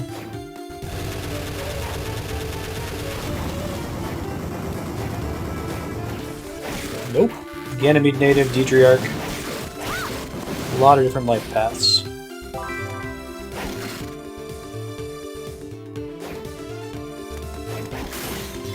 Yeah, right. Any deviation from the tenure track course. I've heard that schools are getting better about that now, Polar Brewski. Andrea and I took her graduate advisor, came out to visit in Los Alamos, so we took him out to dinner here.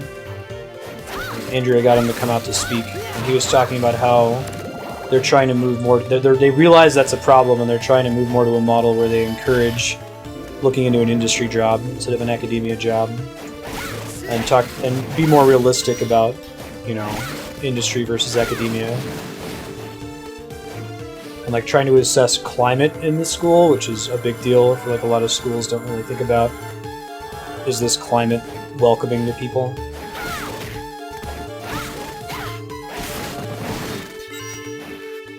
Right.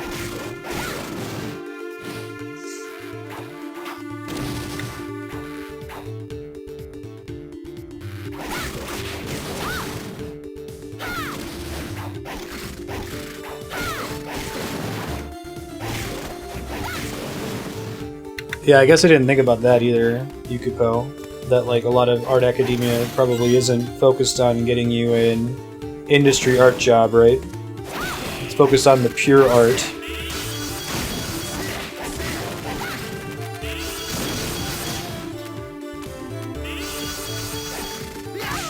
Well, it'll just be for undergrad though, so that's not insignificant depending on where you need to go. But like I said, once you go to grad school, you get a stipend.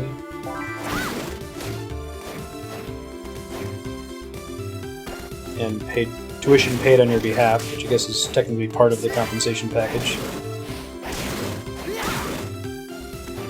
And then you can be a grad student basically forever.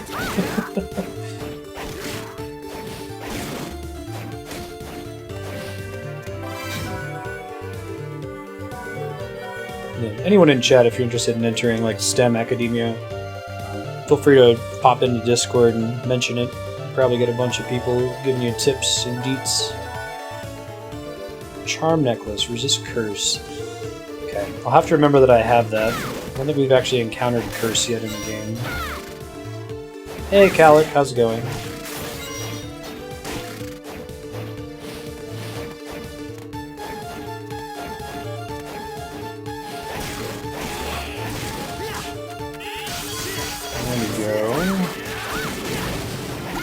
It's a really cool looking enemy. Shoots grenades at you. See if I can get in the top right corner of this room down here, just get it uncovered on the map. Presume there's eventually going to be a map coverage ability in this game. Something that interacts with map coverage in some way.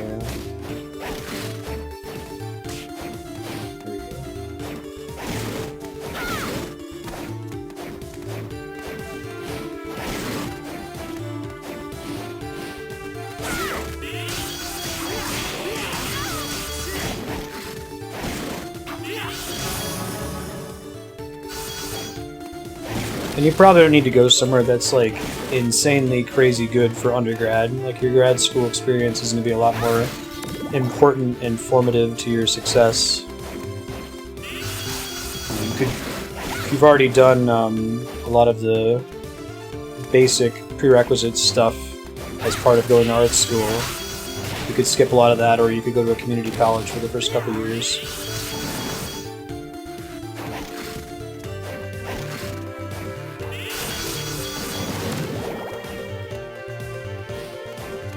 Sure, right.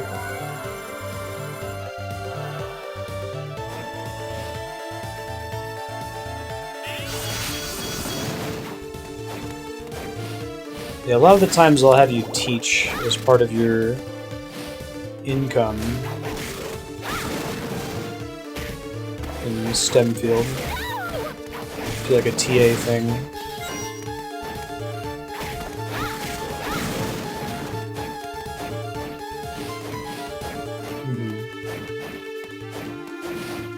Alright, let's go try this boss fight. Not as an undergrad, no, although it's something you can pursue. It would improve your grad school application. I think that, my opinion at least, is that like it's silly to not, if you're going for something that has some basic prerequisites that are the same at every single school, not super specialized like a trade school, then you're almost silly to go to an expensive undergrad college for the full 4 years. You should go to a community college for 2 years. It's exactly the same. No one's ever going to count that against you. You know, gets you the same credits. They usually have like a transfer package too in that sort of situation. Now, this is not going to end well for me. Basically already dead in this fight. Ice magic is not the way to go. I think she's weak against physical. She is herself a wizard, so I'll let her kill me and try again.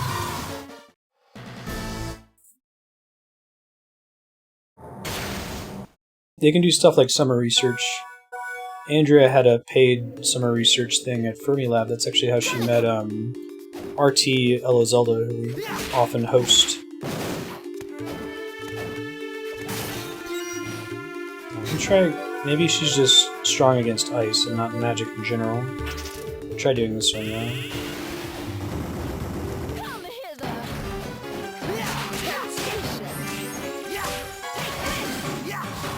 Alright, I think that's decent damage.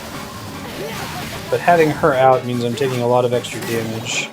Or my mana pool is depleting very quickly is the problem. Alright, so I'm gonna die again and not summon Charlotte this time. That's amazing, Game Saucer. Jonathan.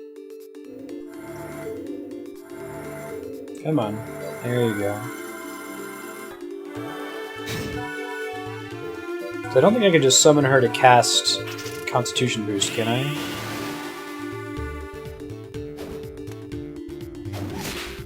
Yeah, I think she has to be out for that cast to continue being in effect. Oh, maybe not. Right on. Alright, see how that goes.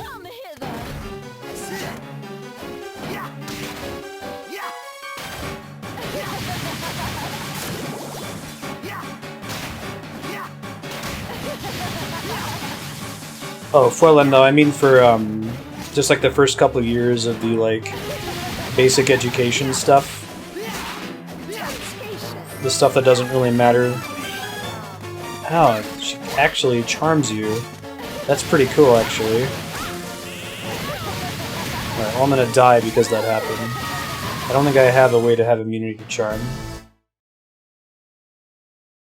Definitely don't go for the full 4 if you're trying to get into grad school, though. I didn't know you were a physics major. That's cool. We have a lot. We have, let's see. 1, 2, 3, 7 doctors of physics in this chat community, and like 1 master about to be doctor.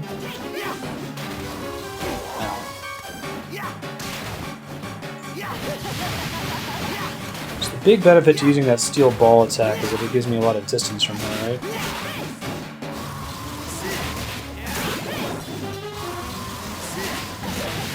I just have to fight her like a traditional Castlevania boss, right? Whip only. Shit. Need to find a good way to dodge that temptation attack. It's very bad. Basically a death sentence. I think maybe I can knock him out of it eventually. I guess I could also try switching to Charlotte during that. That's a cool use of the design space of having 2 characters.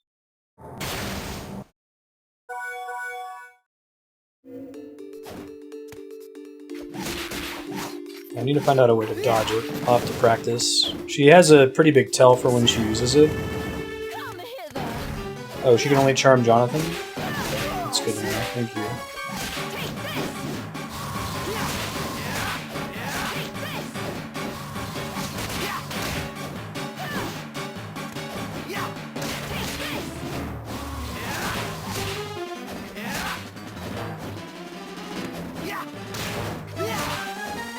Charlotte can't do shit damage to her is the problem.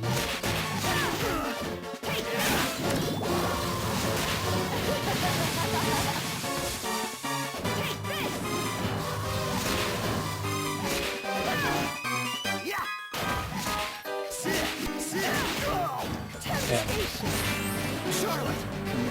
Shit. Alright, so I failed there because I pressed the wrong button. I summoned him out instead of switching to Charlotte. We'll try it this time.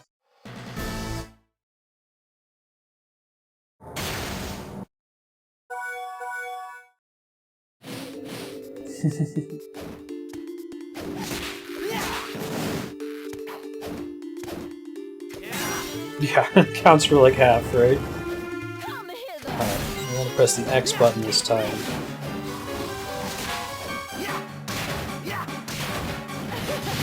Ow. That's very bad. She only does that when you're consistently jumping over her.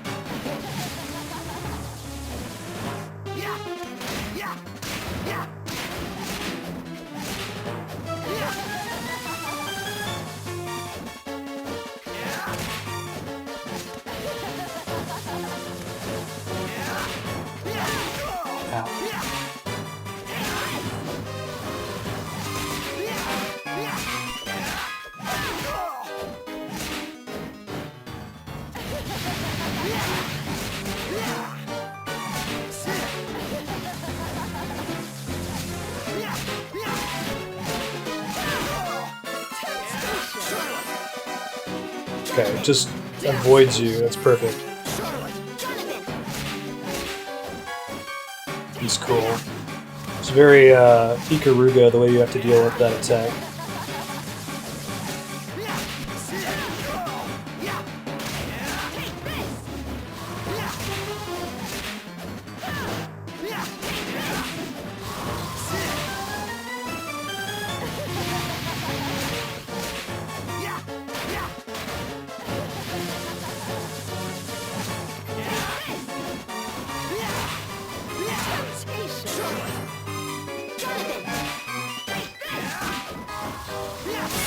Nice. That was a cool fight. Man, I gotta turn on the heart rate monitor for these boss fights in this game. They're harder even than Order of Ecclesia. At least that one was. Alright, let's go save. It's a death fight we have to worry about.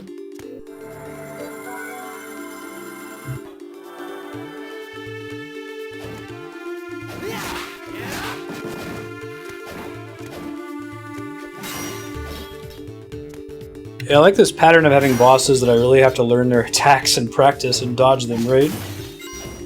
Haven't had a boss yet that I could like just brute force. Even really any portion of their attacks, which is nice.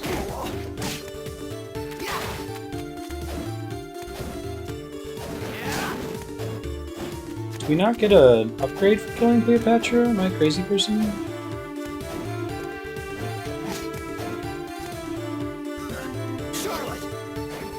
Okay, that opened at the end of the fight, but I don't know if that actually did anything. Do I have access to something now that I didn't have access to before that I'm missing here?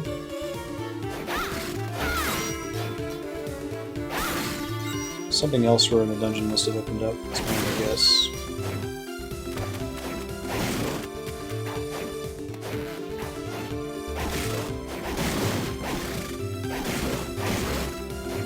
Get it done, Quixote. Let's hope that those windmills out. Oh, here we go.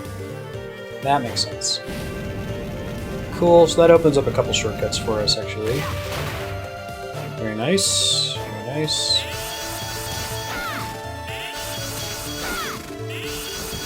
Oh, they only have like 80 health? Interesting.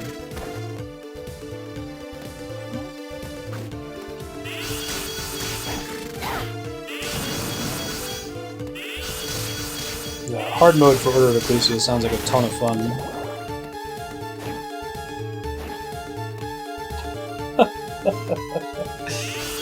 Thanks, Sarnas. Good looking out, as they say.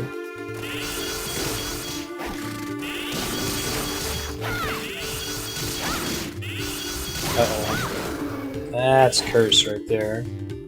Which looks like totally drains your... Do I have a remove Curse? I have one. Drains your MP all the way. It's pretty brutal.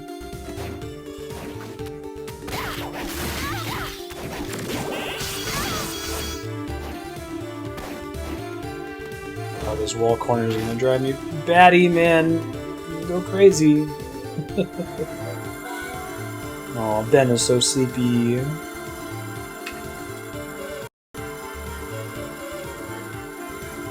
So sleepy.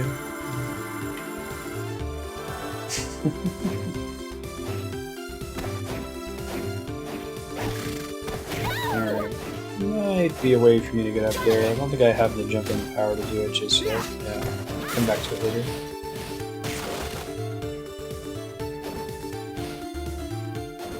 There's a fist weapon up there that I can't reach, which is fine.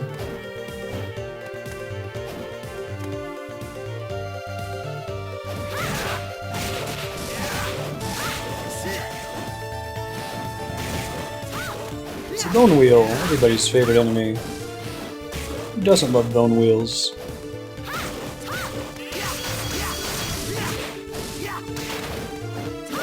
That ball would be much better if it hit multiple times, which it does not. So I'm gonna stick with the block and knife for now. Even that one's not super good. I'll find a good weapon eventually. Sub-weapons are not as exciting as her spells, at least so far.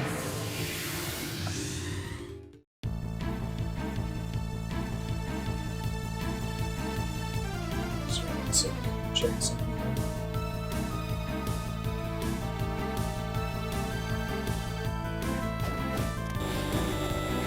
Oh, hello.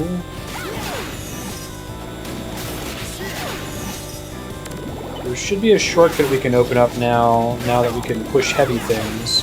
There should also be a new area we can reach now that we can legit double jump, in addition to jumping off our partner's shoulders.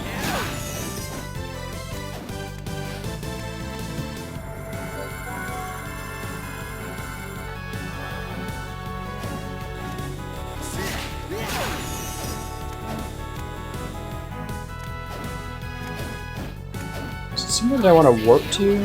I'll go see what's up in the top corner first. Up and left of where I am right now. I might be able to just...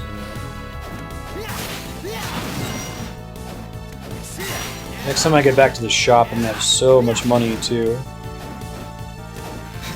How much do you have? Like 18,000 gold. I think I had like 6,000 last time. Oh, is that true for spells, too? Is that only true in Portrait of Ruin? I don't think that's been a thing in the game series before, has it?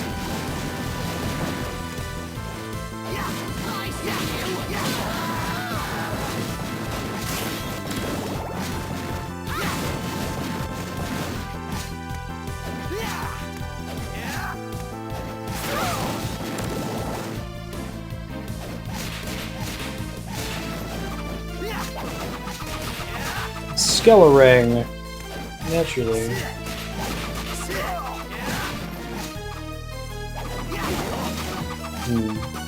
Can you post me like an FAQ with that? I believe you. It just seems weird that it's not a mechanic they would discuss at all in the game up to this point. Like leveling up spells in Order of Ecclesia was discussed super early on. Hey.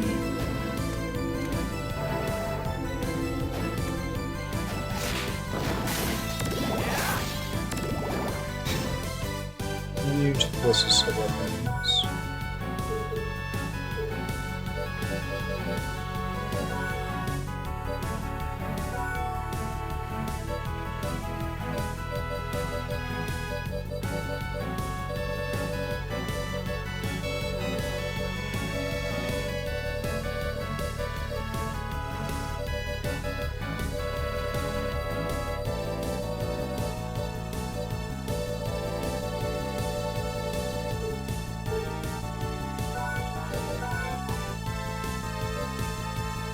Master. So it doesn't do anything until you get to that maximum level, I guess? It looks like spells are included in here too. Like they're on the list, but they don't have a master count. Is there any difference between having like 100 in X and having 1,000 in X? Does it make them do more damage, or does it change their effect or something when you max it out? Certain checkpoints they power. Alright, thank you for sharing.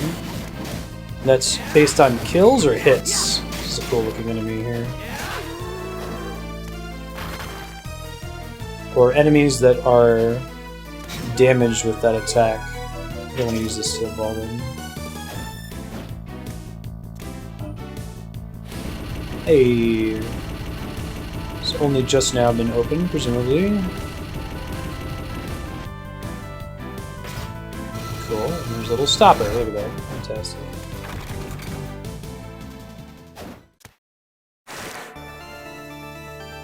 We're gonna check this out in a sec. I'm gonna go see what's all the way over to the left first.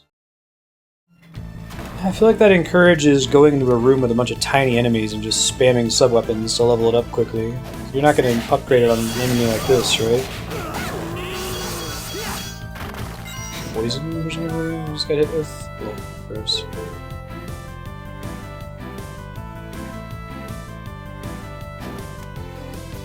Yeah, so like that room with the big stack of dome towers, you just go in there and just spam axes, I guess. Oh, some enemies get more points? Okay. That's what I needed to know, I guess.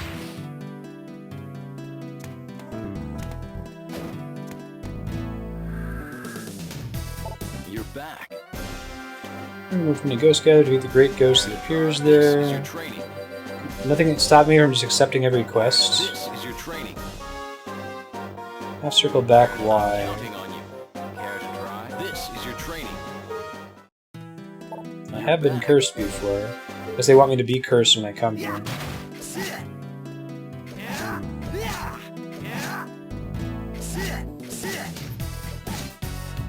You're back. Back, down, left, right. You're back.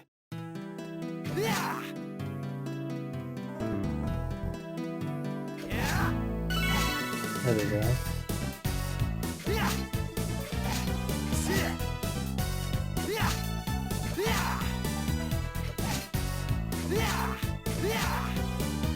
You're back. Excellent. Wow, that's cool, but I don't think I can trust myself to put that input in, right? Also don't see that it's terribly different from the moonwalk ability.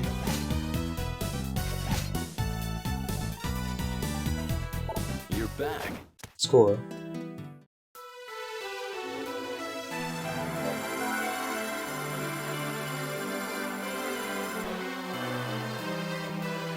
I'll make you a deal. Potions are kind of expensive. So do you have anything that I can buy right now? Master Ring. Increases the mastery received. That would be great. I don't think I'm able to save up for that. Shuriken Dark. Should probably buy all of these things.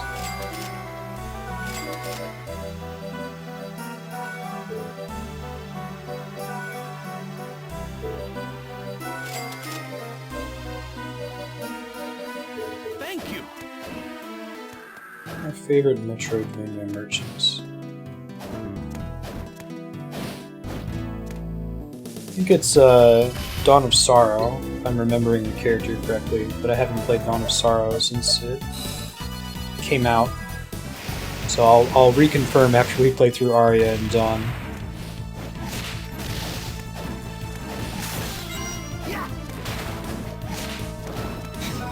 Try some of her new spells we just picked up here.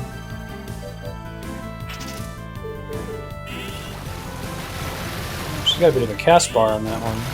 It's not that bad.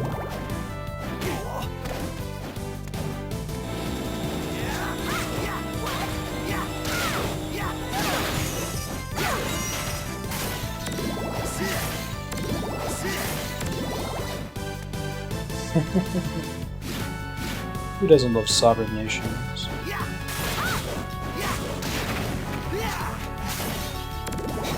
These are those hill guards that we're talking about.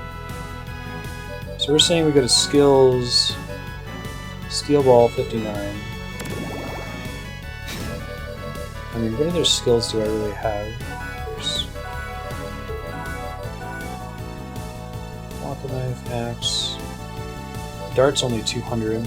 Everything else is like 1,000 though.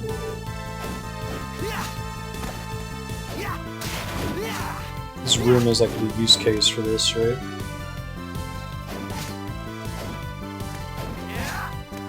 Kingdom for a slightly faster MP regen rate. So if the hearts are for. Come on, one more. One more? Oh, pfft. Then I wasn't aiming in the right place. Oh, it tells you how much SP they give? Oh, that's cool. Thank you, Philip. So you want to kill as many enemies as you can with that, I guess. You can. That one gives 2. That guy only gives 1. I see. Okay. Poncho. Say, I hope a poncho isn't better, right?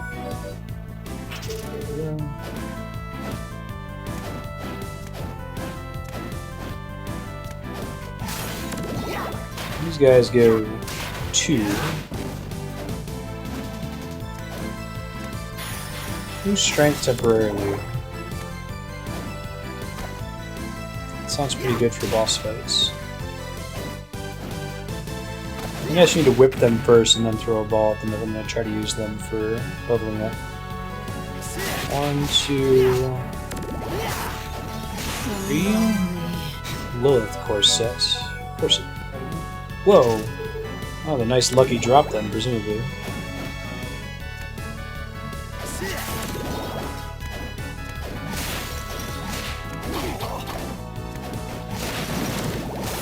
Enemy gives 2.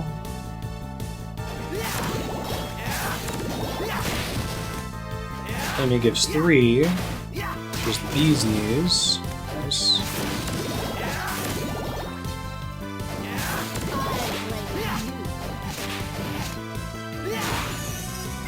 Cool.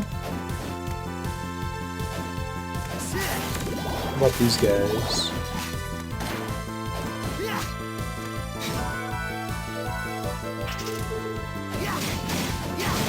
Skeleton gunmen give 2 apiece. So that might be pretty good for this. Since they can hit them multiple times the way that they're positioned down there.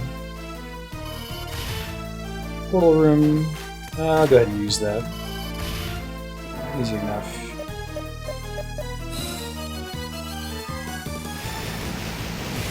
What was your main grinding spot for sub-weapons? I'm not going to go out of my way to worry about mastering them, but...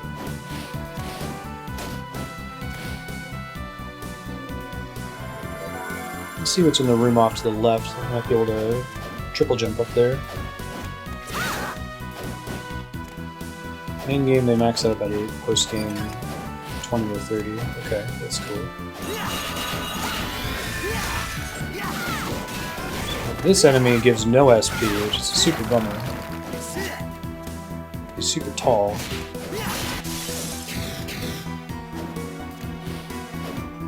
Proximity to a save point or something, big men? Let's see what's down in the bottom left corner here. I really want to get the thing that lets you do like a downward dive kick when you're in midair. It helps a lot for running through rooms like that when you have to fight everything. Let me try to get that item. No! Ah, shit. Do it. I think it was just a food item. More healing would be good though. Not worth it. A offensive form, a stance that emphasizes offense. How does that work?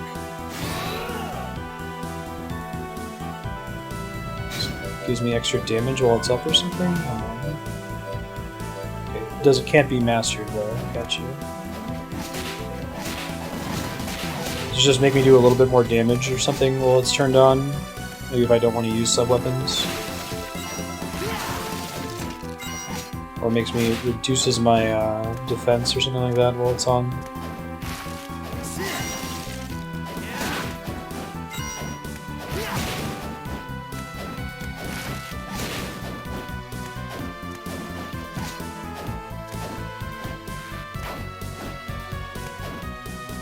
I'm gonna try popping out of here and explore some of the rest of the zone that we haven't checked out yet.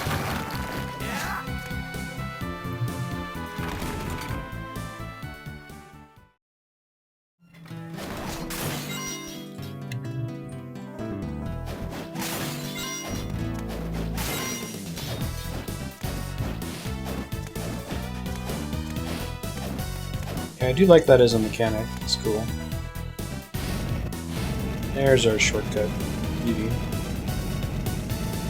I don't know if we have to push it every time. See if I can climb up here. I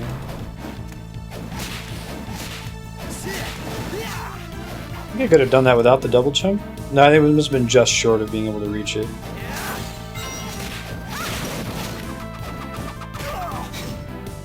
That sounds awesome, yeah. You going by yourself? You breaking anybody? What's your damage if it hits the center of a target? Oh, that's kind of cool. A little special icon it has when it hits.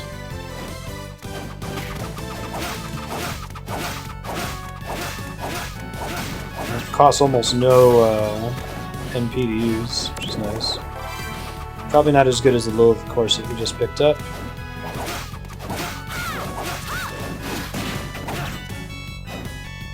These guys only give 2 SP anyways, not a big deal. It's such a goofy item, I like it.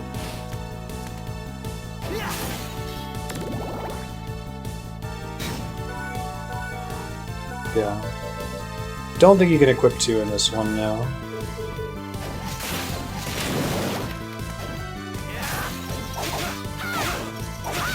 So this guy can't possibly get to his middle while we're on the ground. So the dart's not a terribly good item, it turns out. Abalone brooch. Excuse me. What does that do?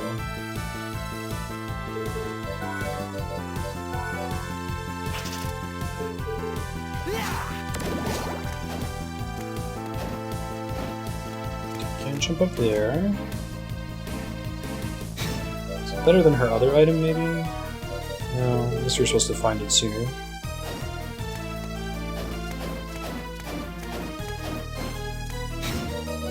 Just for funsies. Yeah, it's probably not worth it. Let's try this steel ball.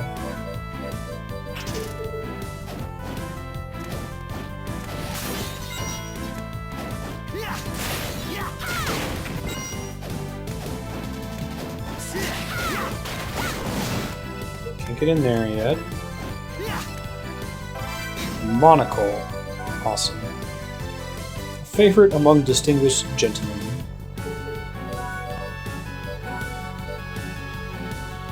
Yeah, I'll take that.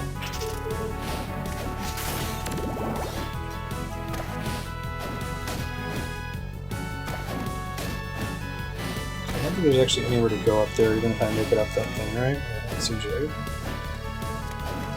There is an alternate entrance over there, but I don't think I can reach it from here.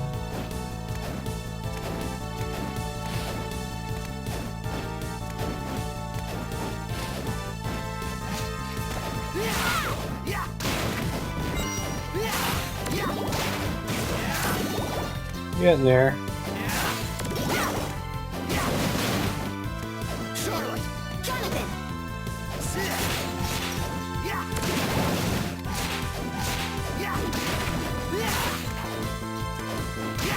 Should get the MP cost down. It's a pretty significant problem. Very high.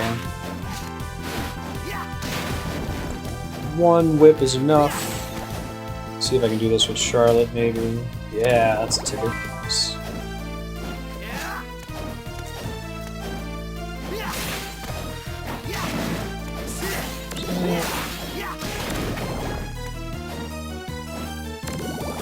Very nice, very nice. This is actually pretty close to where I left off last time, right?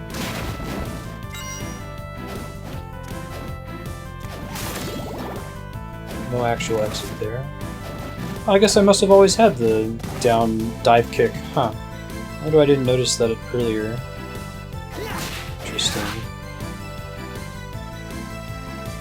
I see what's in the bottom right corner. It should be easy for me to reach that, hopefully. Dang it.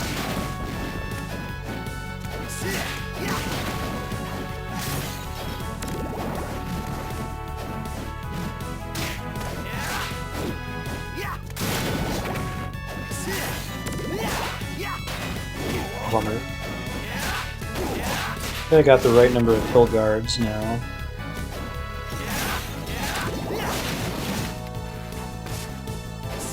Dive kick usually comes with a double jump. I see. You must explain why I didn't have it before. These guys give 2 SP.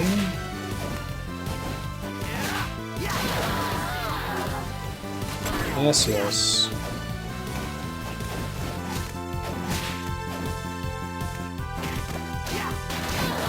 we go. Nice.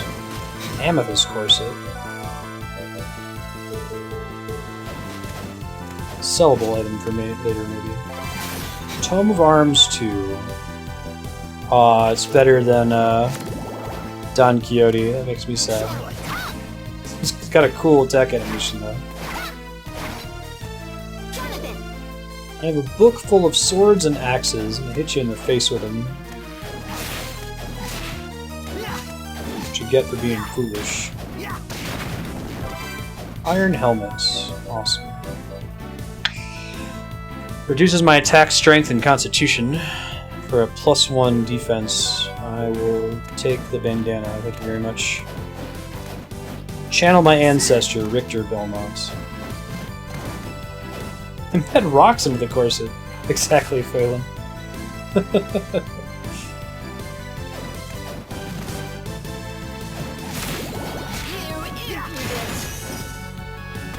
You see the board meeting there. I know these are meant to make women as uncomfortable as possible, but can we make it worse? I know. Just the idea.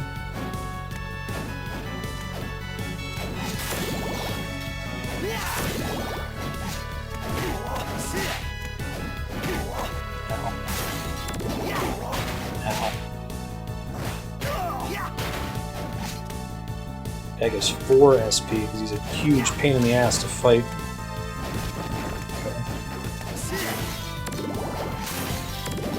Too many resources spent on that shit.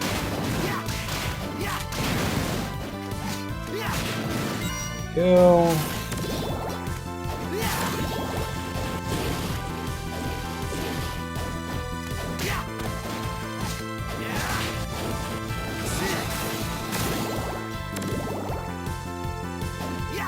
Shit. Not good enough. Oh well. Oh, interesting. So I must get a power eventually that lets me climb through. That or I come through the other side to get those.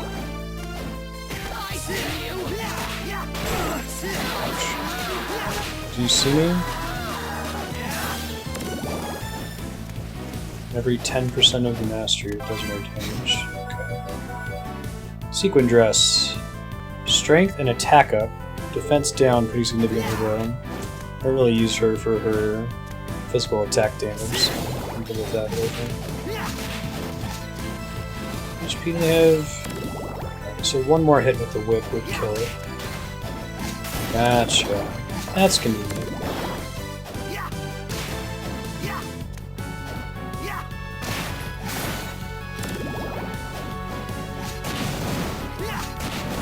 That's okay.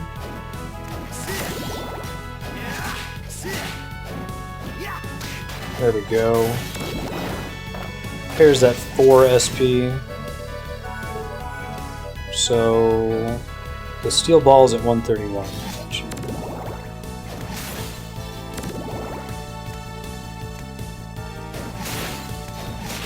I heard it was pretty good, the halftime show. I haven't watched it yet. I didn't see it on YouTube this morning.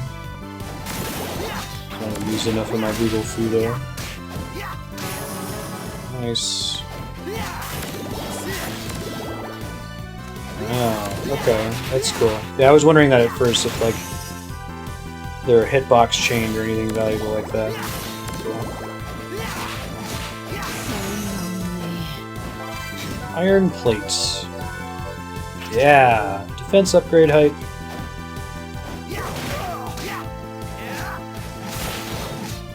Don't like you.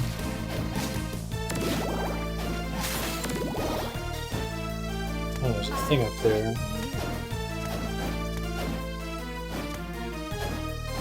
Ah. That's some shenanigans.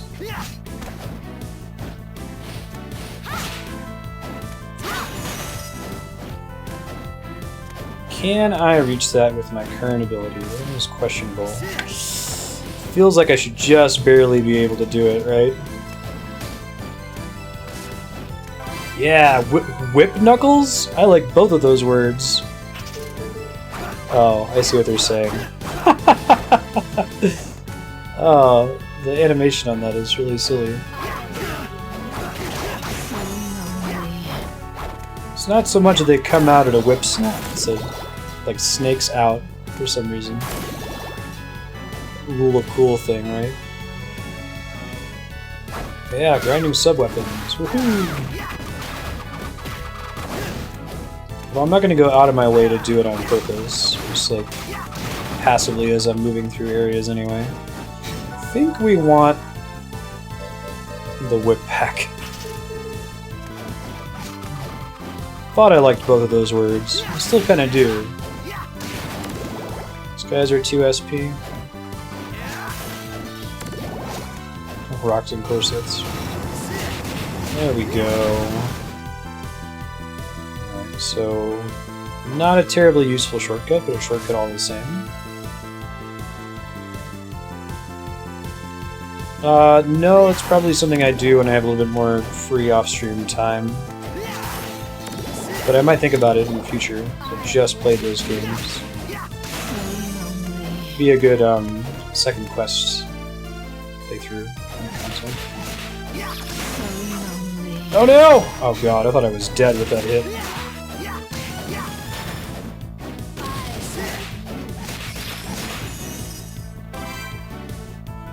Not feeling too hot about all this. I might need to use another potion. If I can't find a save very soon. I'm just gonna use a potion. It's not worth it. The risk is just way too high.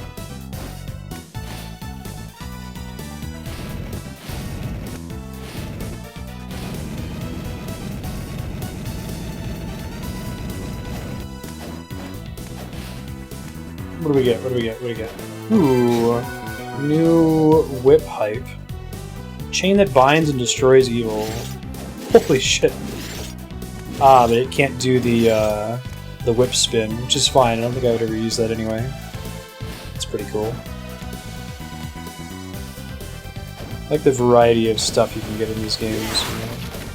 Oh, does it like... I think it homes in on them, doesn't it? Interesting. Might end up that I don't actually want that effect. We'll see.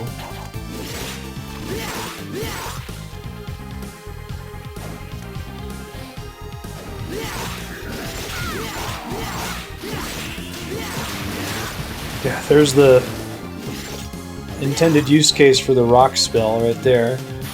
Knee strike, a jumping knee strike inspired by legendary martial artists. Okay, so the yellow stuff are like... Ah, so that's potentially something I'd use for area progression. Oh goodness, Ben. You just stretched out real big. I think I missed the cat cam timing, but yeah. Big stretch. Let's go back to the steel ball for now.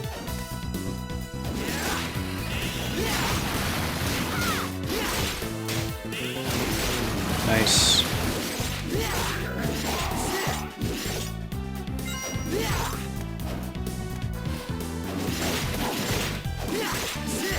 Slingers, they have anything good? 1 SP. Garbage.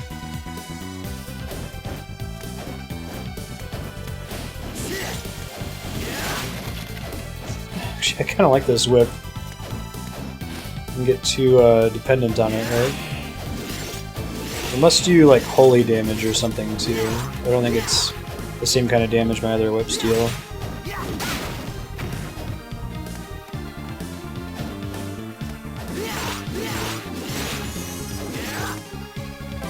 Laurel brooch. What do we got here? It is a net downgrade. It's a bummer. Oh well.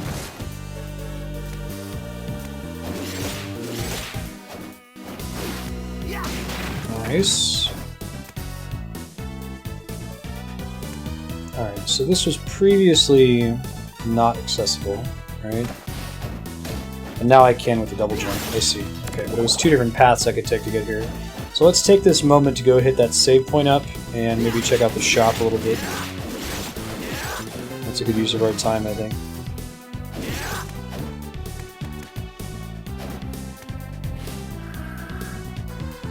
You're back. Well done. Whip skill 2 learned. What does that do? Can I see what whip skill 2 is? Is it something to do with spinning, I guess?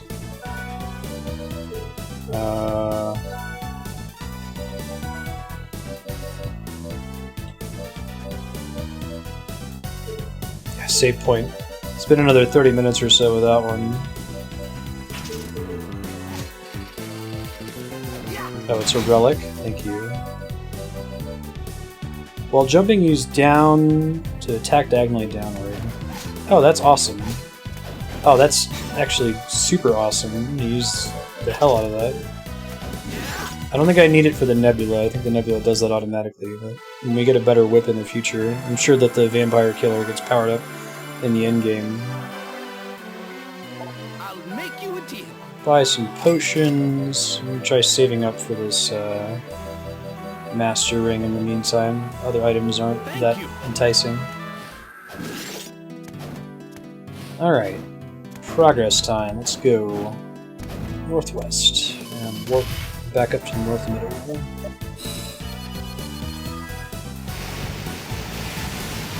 That's how I like to fight bosses anyway.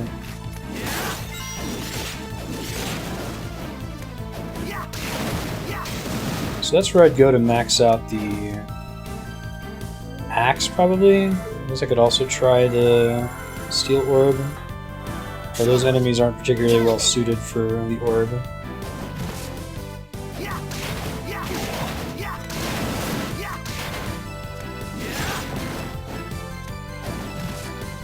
So I would get 6 per run. I don't think that would be worth it. Too much time investment, not enough payoff. Good to know that it's there. If I'm like really close to hitting it later, right? 169. Hey, another painting room. Awesome. Did I think I was so close to one this whole time?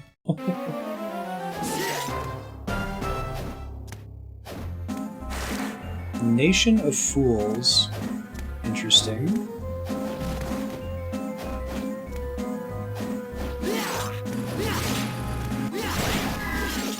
You can damage that.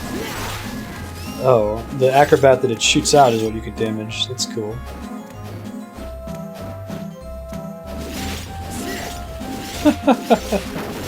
This is definitely a goofy area. It's a killer clown.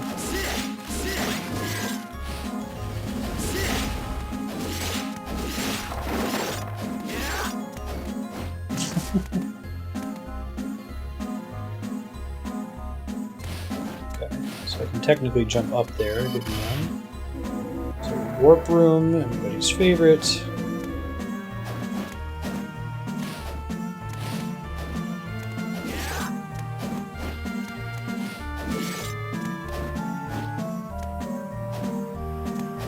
Right. It's actually not that much goofier. There's some pretty silly stuff in Order of Ecclesia, like the hide-and-seek kid and collecting cats and stuff, but it does have that goofy streak. Like ruined World War II buildings in the background, this setting. I still don't know if the paintings are taking us to physical places in reality or to like fantasy worlds.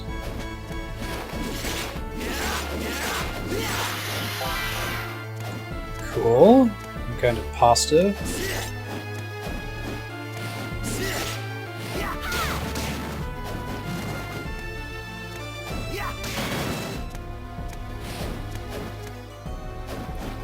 What's up here? I see you. I see you.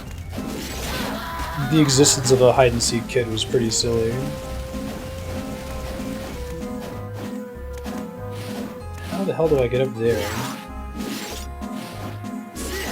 So it's just trying to tell me to try to climb this side of the wall here. Make sure that. Dancer's blouse. Still a downgrade, although it gives more luck in case we're farming for an item later on. Good to know. Not real places. Gotcha. Only 2 SP, huh? Devil Wheel also 2. Good to know. That enemy's walking on the side. Silk Hat. Defense up by a little bit. She can't use it. Okay.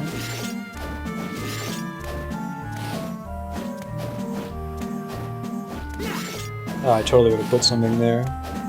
Not a lot of secret breakable walls in this game compared to Order of Ecclesia. I really like that. Oh, interesting.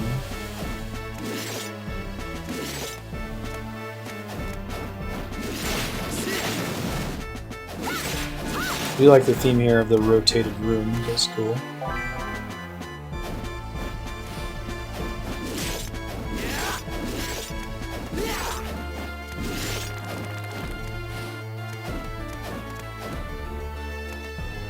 Save room. See you, Sorna. Safe travels. Safe walk. Ooh. Just a trap. Nothing special.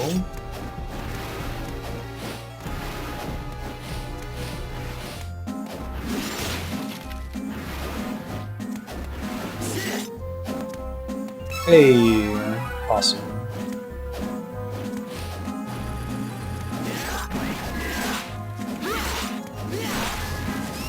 This place is trippy. It's really cool.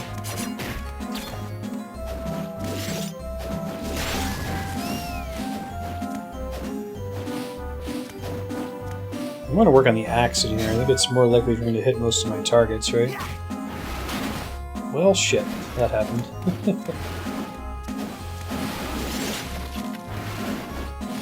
Charlotte, you're not being helpful in this area. I'm sorry. It's mostly not your fault. It's the layout of the zones. Tricky for you to manage. Hello.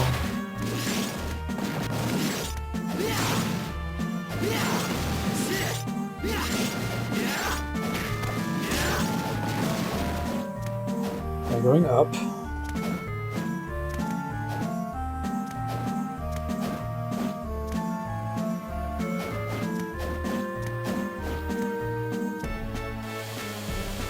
Still a thing I want to check down there in the bottom left. Let me go back there before I get too far ahead of myself.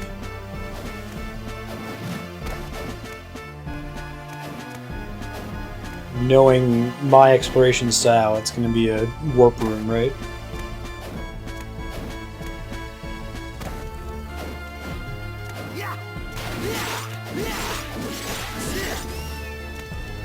I like their depth animation.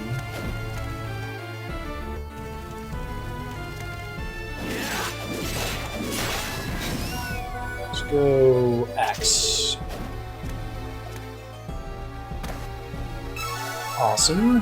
Thought I'd pop down here.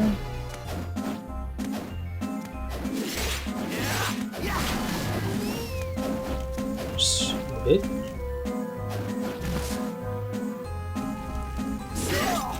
Great. Oh, fantastic. Oh, that's a cool way to explore Medusa Head design space. I still don't like the idea at all of vertically traveling Medusa heads. I guess they're actually a little bit easier to dodge, depending on the layout of the stage.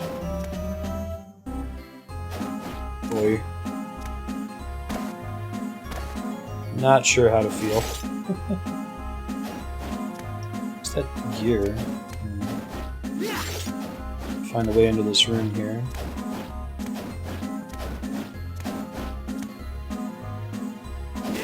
So I gotta get there from above, it looks like. I'll try going down first.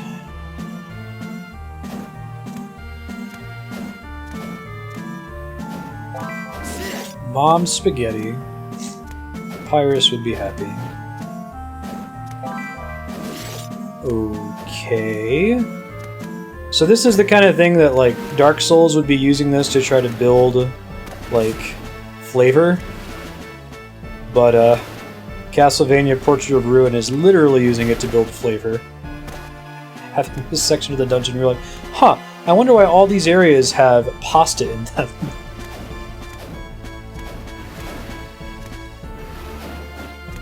What's the connection?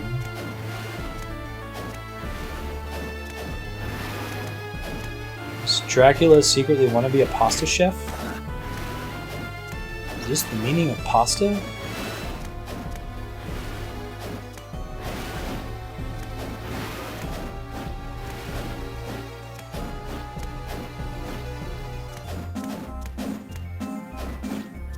I don't think I've ever had it.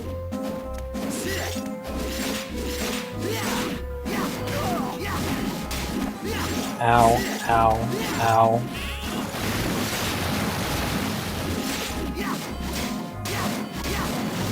These guys give you 4 SP. That's pretty good. There's a larger number than I'm used to. Brauner was a failed pasta chef. It's a Hitler type situation, right? That is the room of nope right there.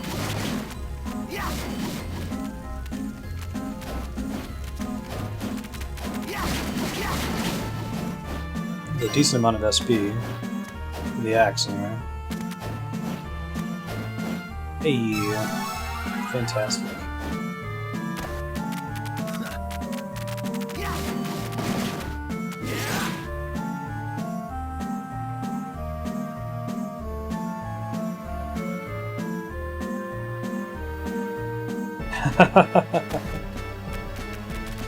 That's awesome, Beam Saucer. Been there. Grapple rules, right? I don't think any edition has really figured out how to do elegant grapple rules. Even 4th edition, which was like, look, we're gonna try really hard to make elegant grapple rules. Progresses did not make elegant grapple rules. Hey, another save room. Awesome. Progressing for a while with that one. Haven't found a warp room yet, though. Wonder if it's just that there's a pattern to the room design here. That would make sense.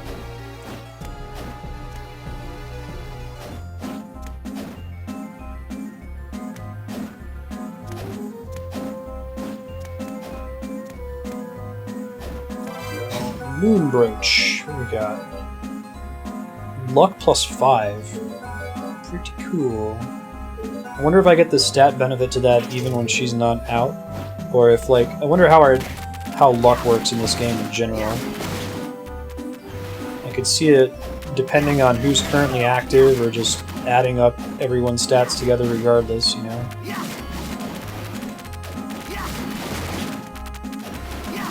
This could be the axe dream here, depending on how we throw them. Steel ball dream too, apparently.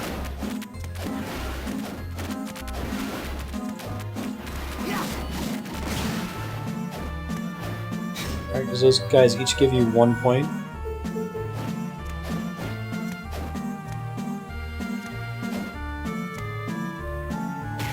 Ow.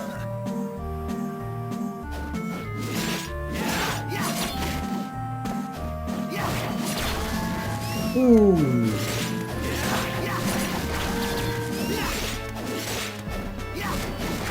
There we go, nice.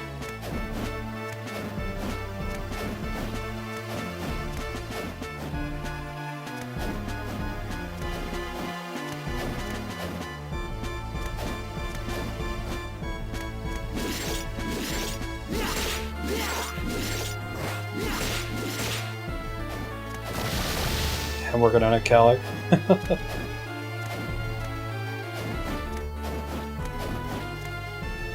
The zone is just huge, too. There's a very little dead space in the map, it feels like.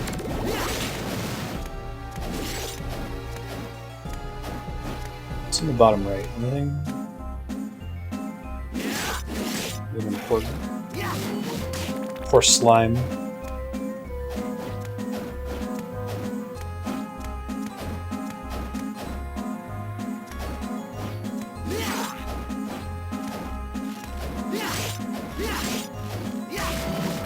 Nice. 2. I hate you. There we go. These guys get 4.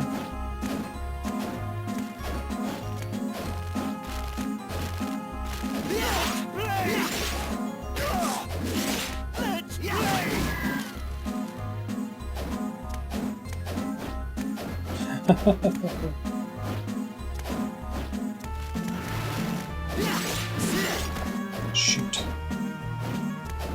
Let's try to not drop all the way down this time.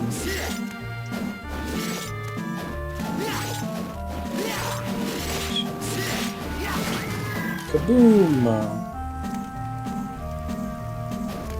They have a lot of hit points for not the best return on investment.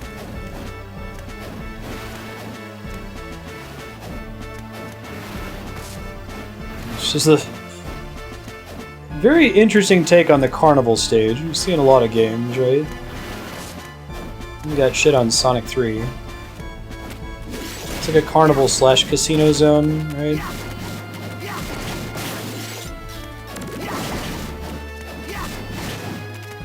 It's the one that uses the carnival melody there, right? Rotten Durian. What the shit is that? Introduce you to a whole new world of unpleasant odors. Cute.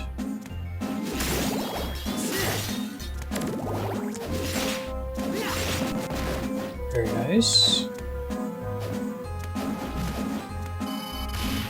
Hey, there's a warp room. Holy shit. I feel like that took a long time to get to.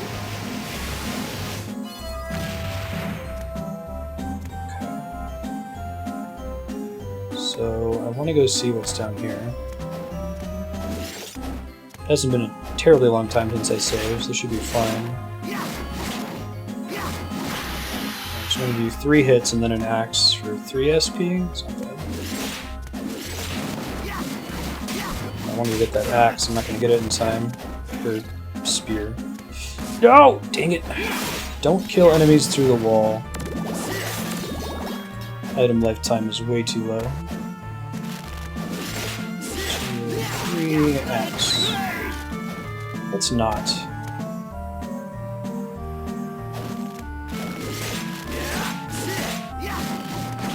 Yeah, makes sense.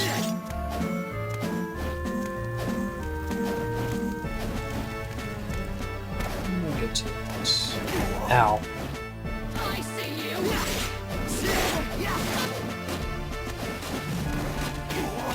That was a bummer. Explodes 1 second after the pin is pulled. Fire attributes. Does the grenade have it does have the skill tree.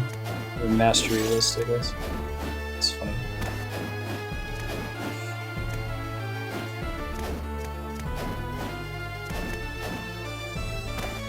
I bet it can damage me too, right?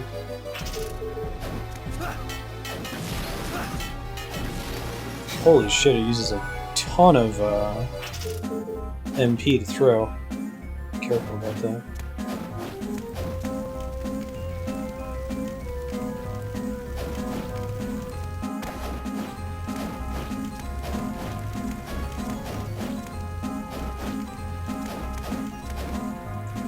These connect, which I think they do, that would be super swell.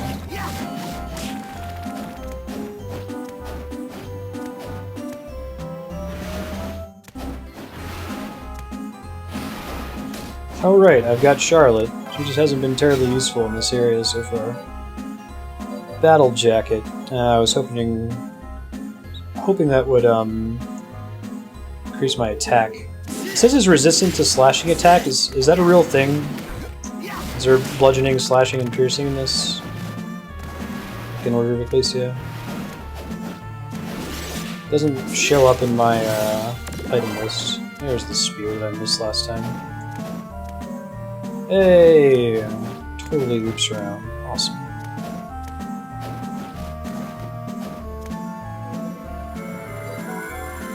Kingdom for a warp ability, though. Should be able to get out of here pretty easily, at least.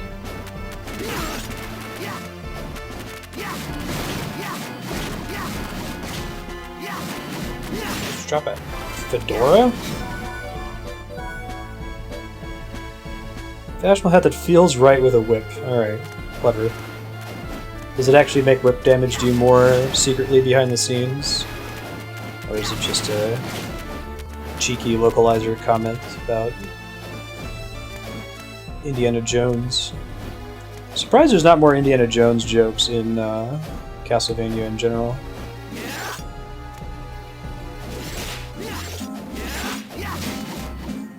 There's that. a reference.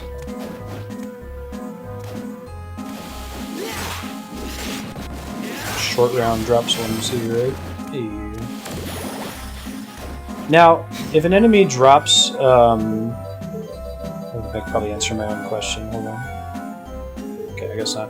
I was gonna say, is there any benefit to picking up a sub-weapon that you've already picked up from an enemy you've killed? I was wondering if maybe it gives you more mastery. It doesn't look like it. I hate you, Jonathan Morris. You're the worst. Can't quite make that. She can kind of like port up there. I wonder if there's any like sequence breaking shenanigans you can do by doing that. This wouldn't really be a sequence break, you know? Not that way, anyway.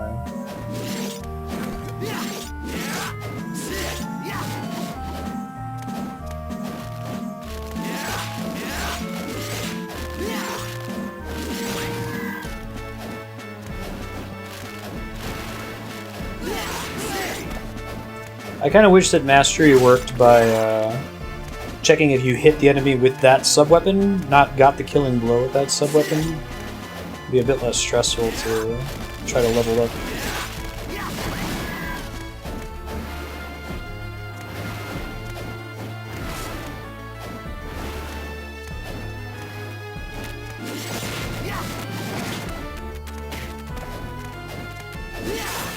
I must have just gotten to like 200 on the axe. I guess not. Maybe I gotta level up and make it do slightly more damage. I love flea men. So nobody ever. Favorite enemy.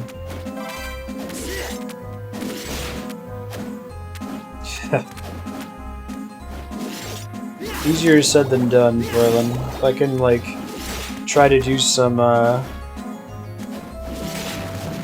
optimization when I'm progressing through the world anyway. Dagnabbit, I'm gonna try. I understand your point though. Logical me agrees with you. Has to optimize me, it does not. Summon an erupting volcano.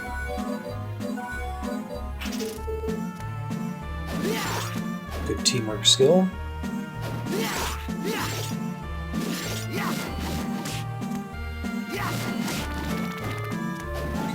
Can't get to that yet. Must get some kind of power up later that enables that sort of thing.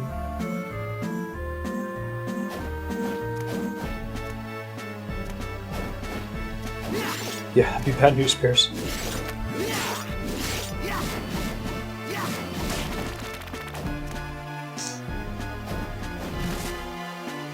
Yes, Ben, you're very sleepy and very cute. No one can deny that. Just think Propagable said, I tried denying that Ben was soft and furry one time and ended up in the hospital.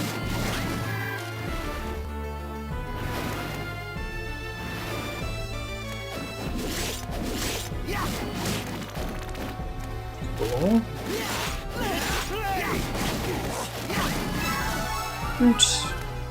More MP is always good. Is the MP regeneration rate a function of your max MP in this game? Do you effectively get more MP regen by increasing your max MP? I think that's how it worked in Circle of the Moon. I do want to go straight down eventually. Item down there I want to grab. Kind of looks like a boss room though. Do that last. I feel like there'd be an obvious door.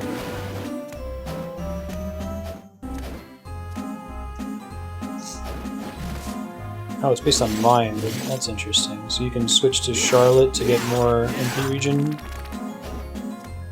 That probably doesn't work if she's out as an AI character, but not actually active as the controlled character, presumably.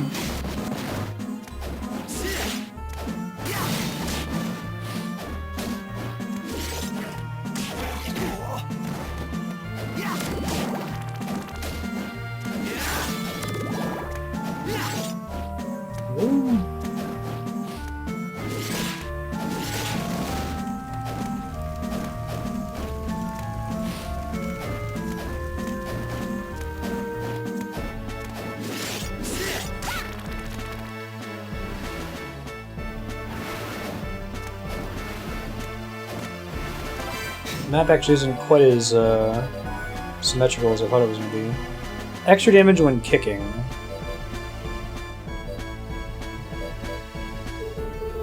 Which I don't do often, so not worth spending defense on it.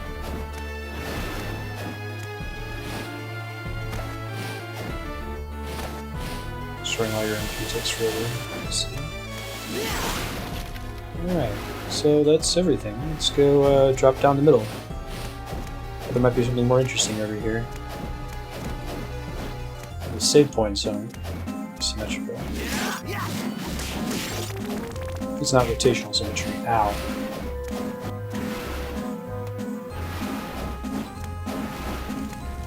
Some people's guillotines, man.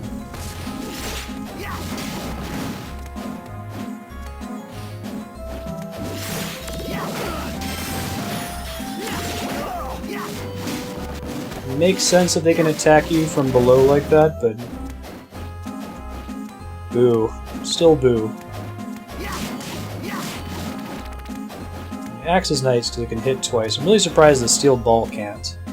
I was hoping to level it up for precisely that purpose, but it doesn't seem to have that power.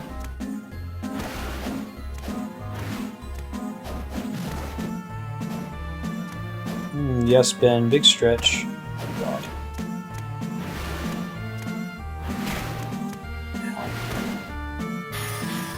Use your weapon's critical move with --Y. Whoa! Does every weapon in the game have a critical move? That's kind of cool, actually. It's like the shield rod, right? Okay, so some of them have more boring attacks, I guess. They probably share. Yeah, like that one. Just so happens that the one I had equipped there was a special attack, I guess.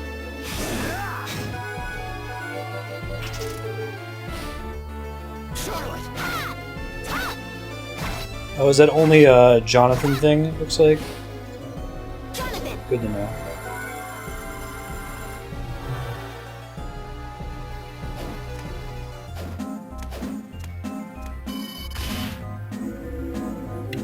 So the warp room, awesome. Is a boss room. What was actually in here? Cog? Oh, it's probably a key item for progressing somewhere. Hey, it's Legion! Favorite Castlevania sprite. It's so over the top, it's awesome. Oh yeah, rocks falling is great for this boss.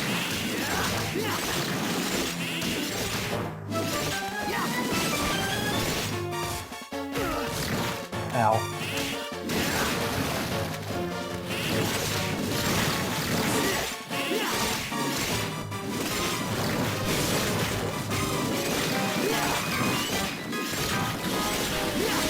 Can you not shoot a giant hell laser at me, please? Appreciate that very much if you did not do that.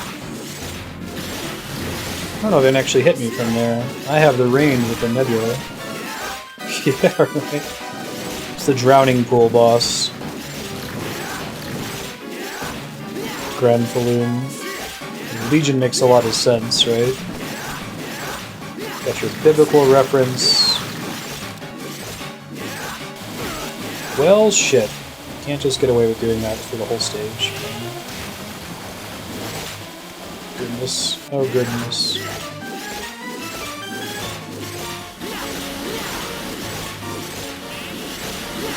She can't reach him with that anymore, so I shouldn't bother.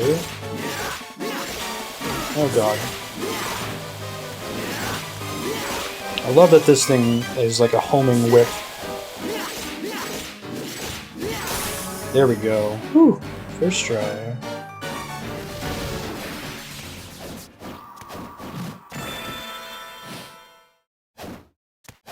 Is that what Granfaloon means? I thought it was just a weird, like...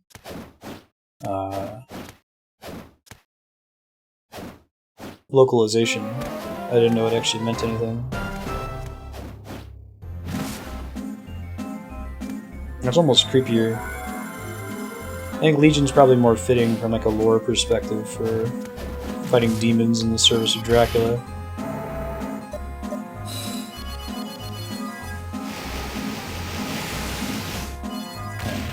Let's get dangerous.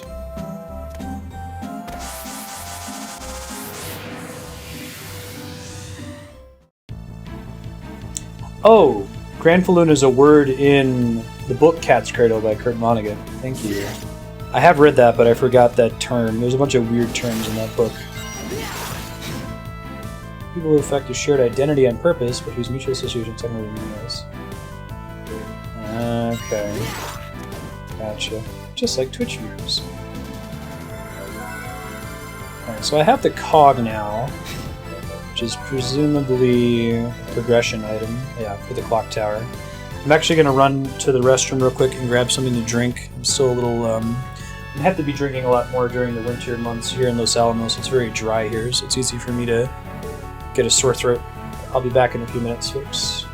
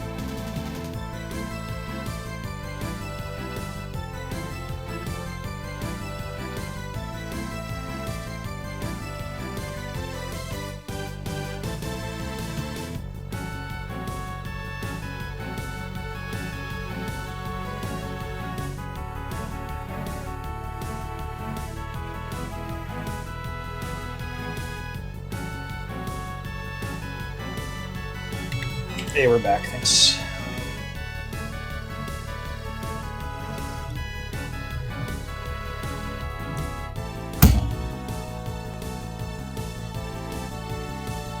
Okay, let's try going east and then north. I don't remember what's over there, but if anywhere is going to be the clock tower, that makes sense. How much am I doing on money? I think I need 6,000 more. Is it 20,000 or 200,000 for the mastery ring? Silent sandals. Lets the wearer walk silently. Does that actually do anything? Sounds like it's just a flavor description. It's hard to tell with these Metroidvania games. Sometimes they cage like really cool mechanical effects in the item descriptions. Yeah, right. It's Mac and Dennis moved to the suburbs episode of It's Always Sunny.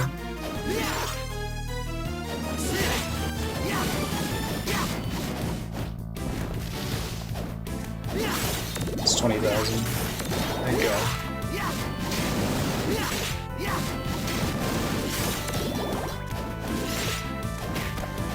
That is much more manageable.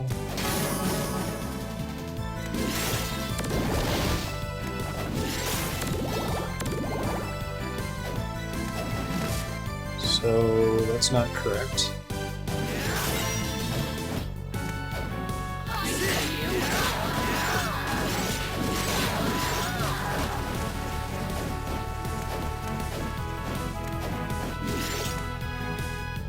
Yeah, the secret boots make you 1 pixel taller. That's pretty silly. I'm gonna try all the way in the top right corner.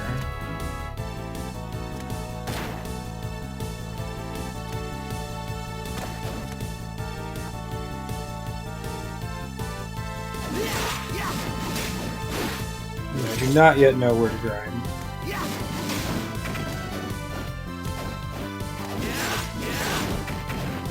2 whip hits kills him, but whip plus axe isn't enough, so I'm not leveling axe on those guys. Not that they're particularly efficient for that purpose anyway.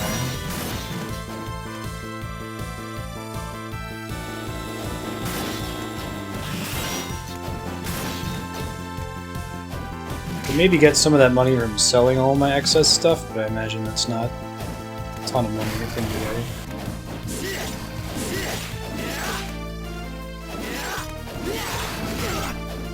Or 5. It's a cool looking enemy. Bulldog demon.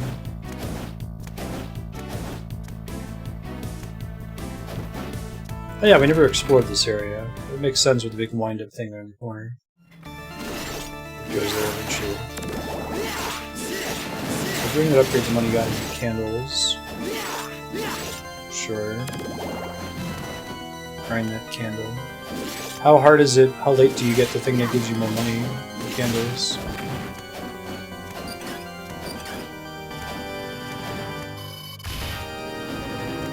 Warp room.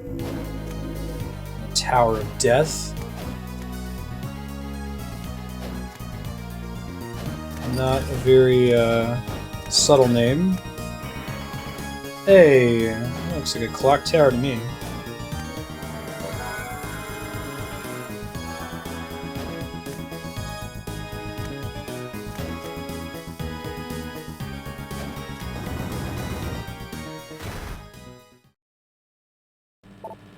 What's up? Stella.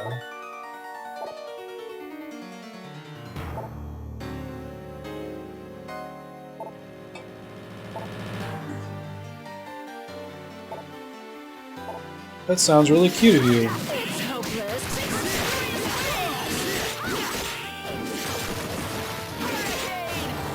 Ow.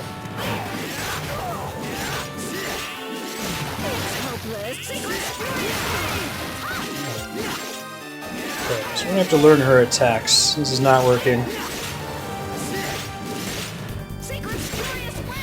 Kind of able to cheese Legion.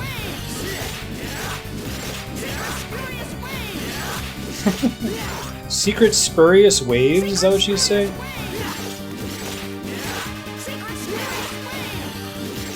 think that's the only thing she does when you're this far away from her. So this might actually be viable cheese. Please observe. Crescent moon. Oh god. What are the crescent moons about to do? Okay, so that's kind of like a death attack. Gotcha. With sickles. Try it again. Oh, that's pretty awesome, Foilins. You can just, like, juggle bounce off of the candle over and over for infinite money.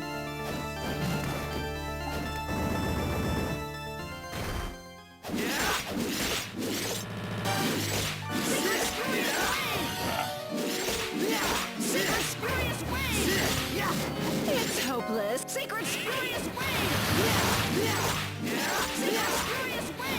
The range on this thing is pretty great.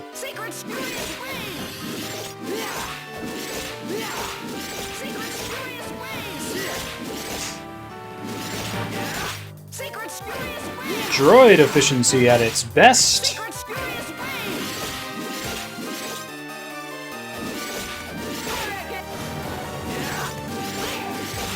Ouch. Didn't have a chance to respond to that one, unfortunately.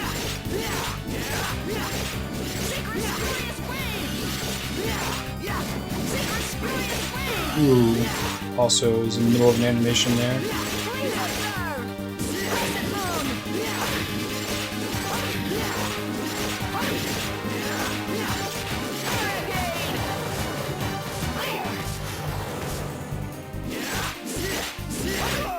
Ouch. Didn't realize she could do that.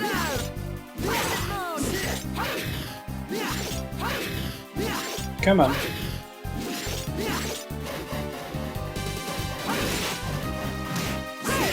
Ouch. She tends to want to dodge sub-weapon. It's frustrating.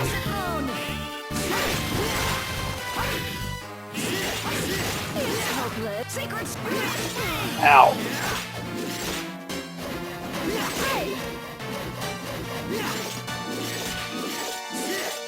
Come on.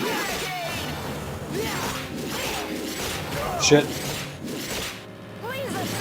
Might use a potion here in a second, we'll see. Use one of these high potions, and we've got several of them here.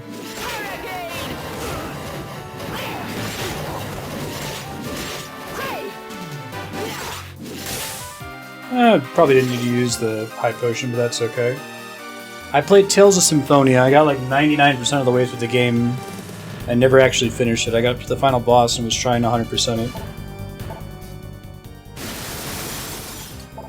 Nani?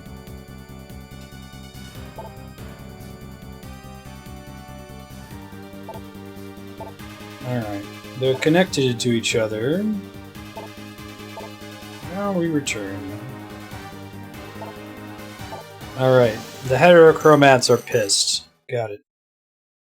What'd they drop? What'd they drop? A locket with a photo inside. Oh shit! It's Wynn's girlfriend's. Interesting. Still wonder who he is. He's either a Belmont ghost or he's like, he's that Lecarde guy from Bloodlines.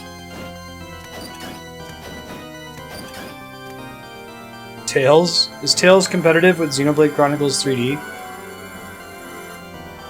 That game's pretty bad.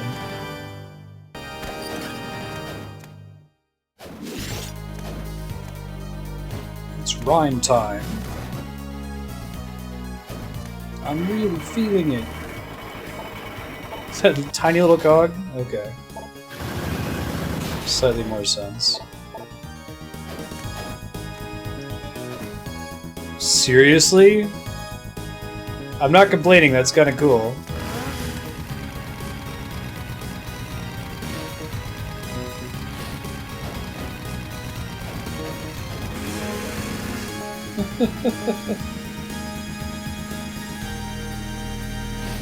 Oh, do I have to control both of them? Oh, that's crazy. Alright, we can do that.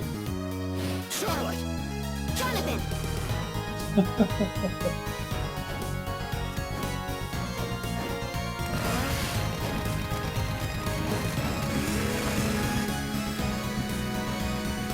Charlotte! Jonathan! Charlotte! Oh, then she has to jump. Of course she does. Oh man, doing this the second time sucks. Yeah, there's lots of cool uses of the switching party members mechanic. I like it. I'm laughing at it because it's silly that we've got these. Well, I guess it makes sense. It is World War II.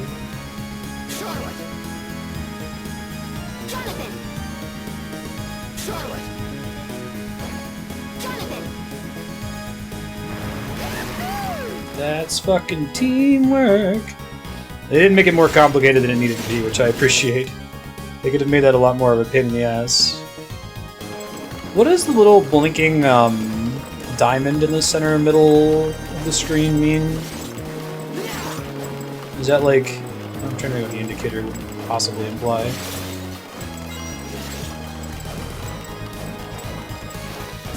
Possible shortcut over this way.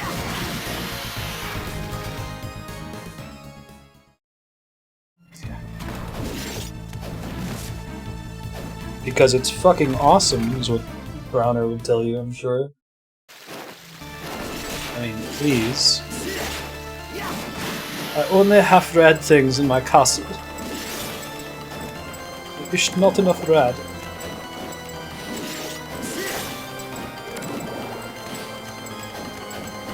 Hey. a halberd, which I will probably not ever use.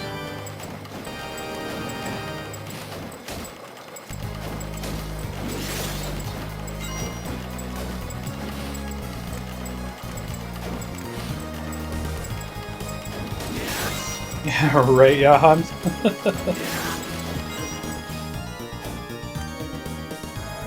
Jinx myself often in this series.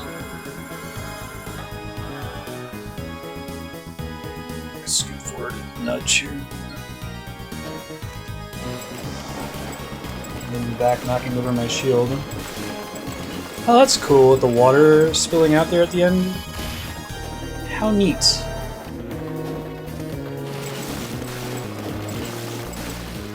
Hey, another painting room, cool. Didn't explore anywhere near the entirety of the clock tower either, so I'll have to come back there later. Taunt. Really? Is that something he'll use when he's summoned to help you out if you're playing as Charlotte or something? I'm actually gonna go check out the clock tower before I do this, since I have a look now. Go show the painting, go show the picture to Wind. It's the cool hold up button. It's a cool guy hair flip.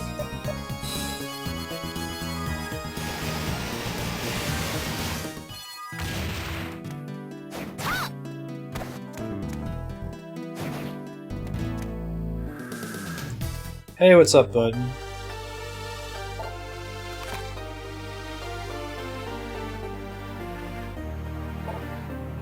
Nani?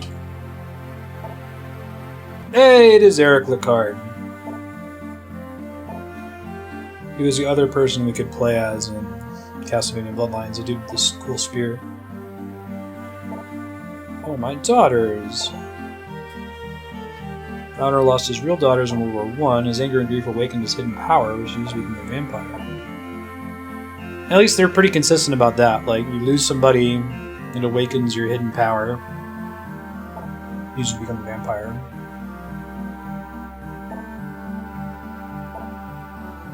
I figured all those pro streamers or pro gamers have been streaming forever.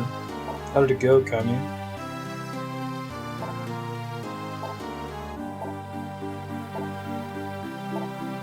How do you unlock it? That's just something that the Belmonts talk about. So if you're ever in a situation where you need to unlock this power,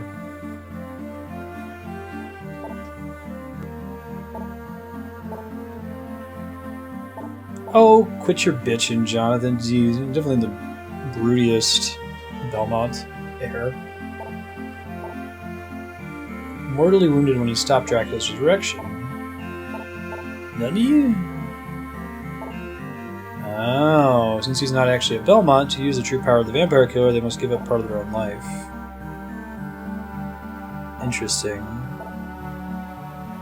Overused the whip in Castlevania Bloodlines, so every time I played as John Morris, I was screwing everything over.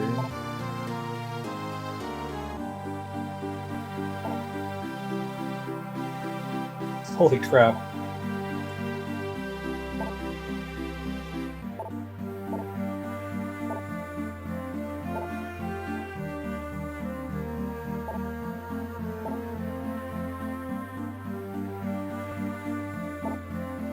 Dracula will be revived in 1999.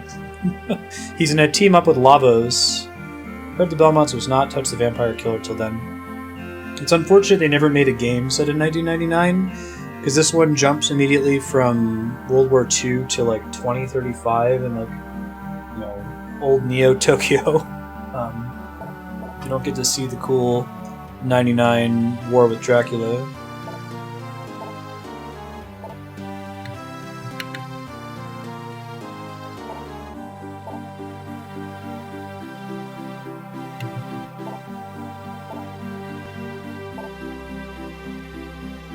Okay, saving his daughters is probably the, like, wear the glasses ending in this game. Rescue the villagers in order of Ecclesia.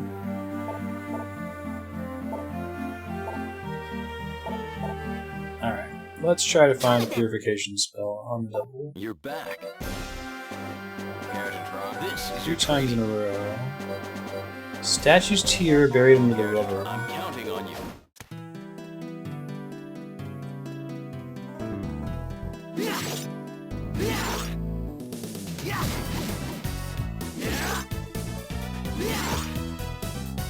I don't think I can do it 3 times in a row. Oh! Disregard. It didn't actually have to be in a row without any errors. Well done. Rocket Slash. Care to try? I'm counting on you. That one I might have an easier time executing. Excellent. Martial Arts. I'm back wearing 3 Nun items for a heal spell. Jonathan! I would love a heal spell, but I've only found the Nun's Habit so far, right?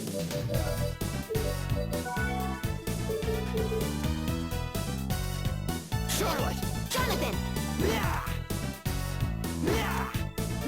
That's much easier to execute. It requires some MP though, interestingly. Yeah.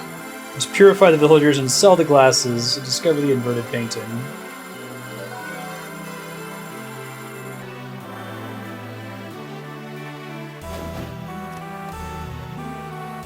I'll make you a deal. Yeah, I hear that, sir. It is Mewtwo's birthday, I saw that.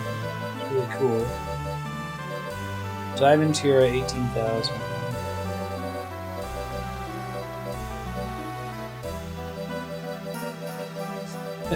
Appeals to the rebel in you. Okay, next game. Hey, he's got some new spells now.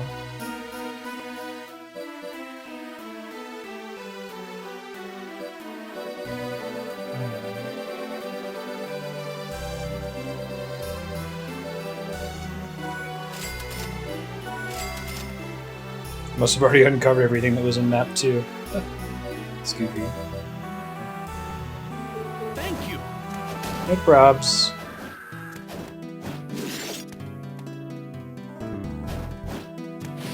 You wanna point me to the wall? I'm okay to get some tips on that. Get super out of the way. Maybe the heal spell's not super great though.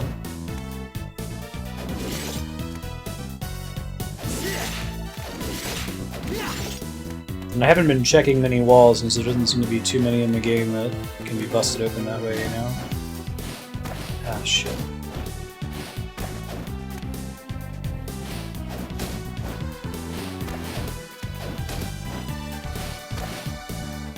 The shenanigan I was talking about might work.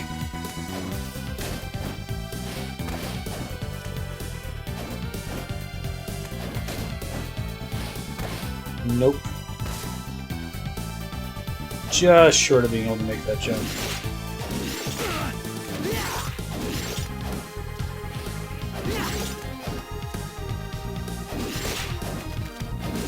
What's the sub-weapon? Just tell me what it is.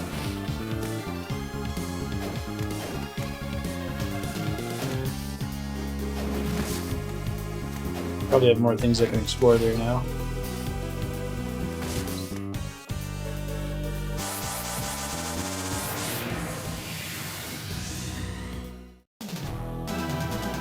Hidden in the ground?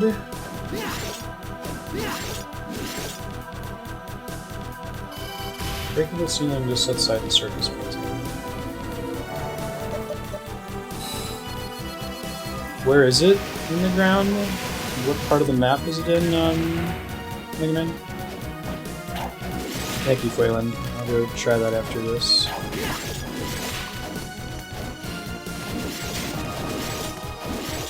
So I have the Nun's Habit, so it must be like Nun's Shoes is also beyond Unbreakable something or other. Just after the first save point. There.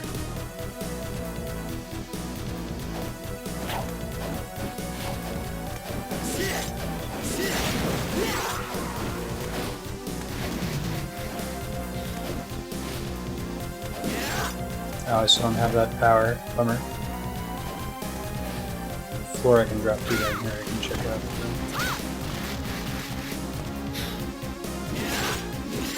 4 squares to the left of the 4th warp point. So, is that the 2nd warp point? I'm talking about the one in the middle left of the map. I don't remember what order I found them in. It might be right. Biker's jacket.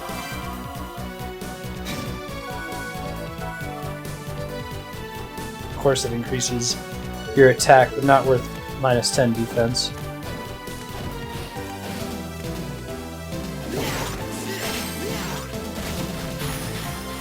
Can I even go 4 squares to the left of that? That was my first guess, but I don't see anything 4 squares left of it. Oh. Looks like a breakable floor, I guess? Oh wait, I see what you're saying. So it's down and then left a few squares, and then you can hit the ceiling. It gets you into the room that's 4 squares to the left of it. Gotcha. Thank you.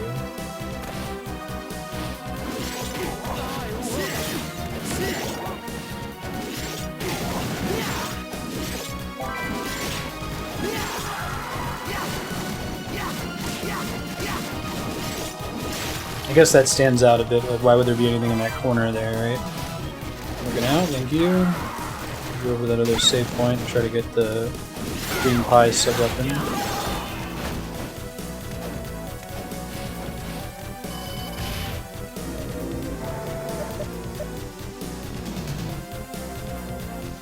This is the quickest way to get there. I have to do some circuitous shit to reach it, but should it.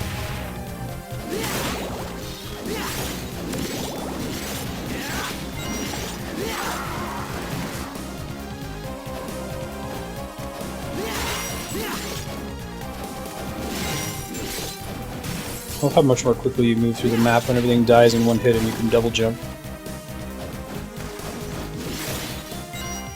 Should just be like a butcher I can get some meat from in here too. I assume it's in this painting somewhere. Oh, thanks.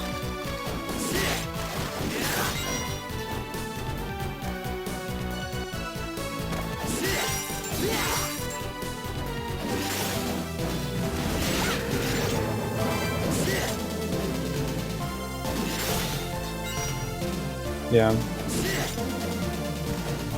I guess I should have gone from the other warp, now that I think about it.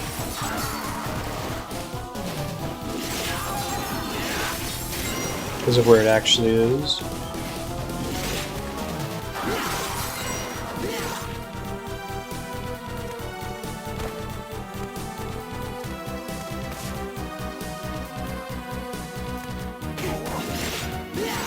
Top left corner? Yeah, so like this area is super suspicious, right? I guess I always think to check walls, I never think to check floors or ceilings, especially since most weapons attack left and right. Right on. I never would have found that otherwise.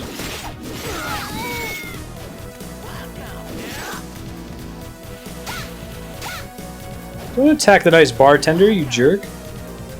Welcome.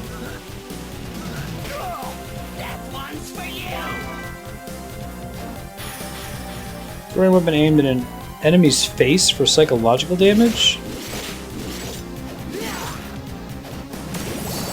This has to be... I don't expect you to find this, I don't think.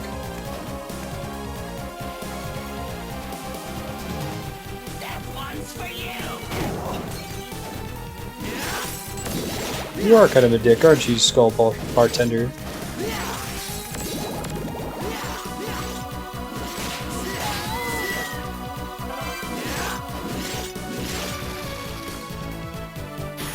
Paper airplane. Okay. It's very silly.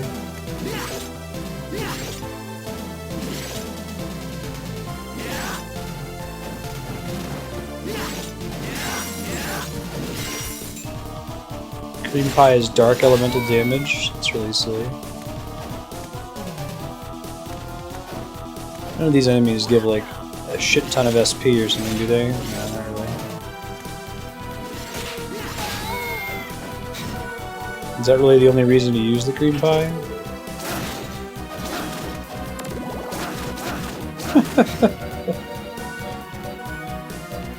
Paper airplane 100, cream pie 100. Alright.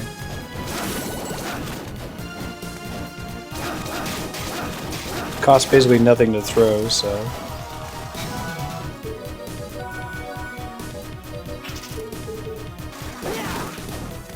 Should be easy enough to do.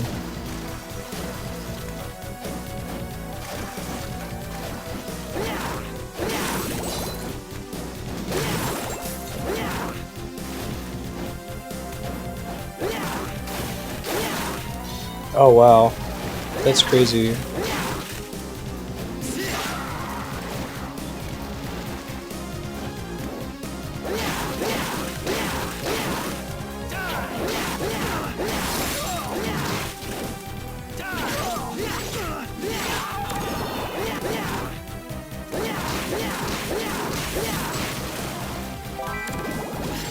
Hiya.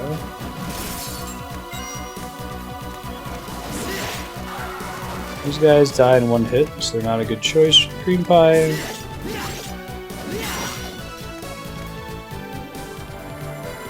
Talking about top left for the butcher quest, so that's like west of me and then all the way in the northwest corner. And maybe check that out, it's not too far out of the way.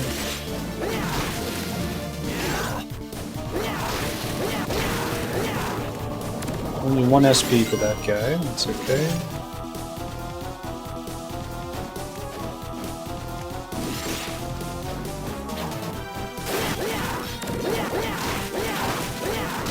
Okay, we can die in 2, a little bit better.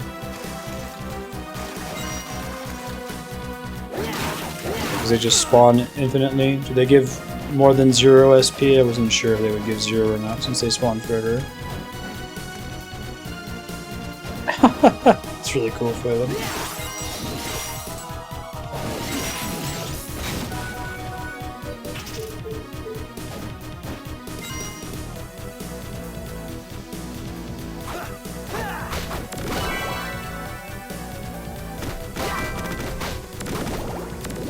That's really silly. Cool. You have to use a punch for that to work?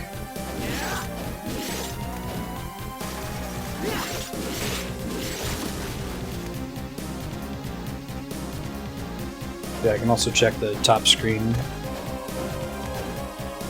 I don't want to pull it up just yet.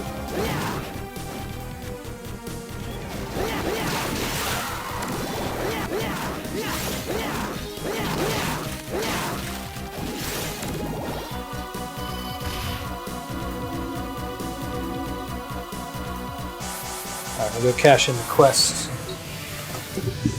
The other none thing we said was... Sorry.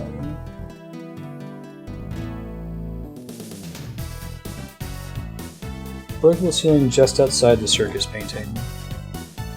I want to say the circus painting... Turn to this quest first. You're back. Excellent. Bullet punch received. Come back when the last 3 digits of your money are 777. Oh, great. Those are always fun. Probably sell some stuff to try to manipulate that. Is that worth going for, the thing about getting your last 3 digits of your money to 777?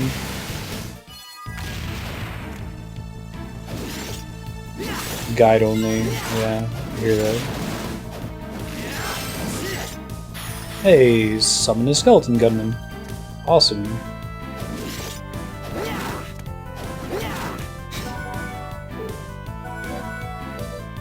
Looks like out here somewhere, right?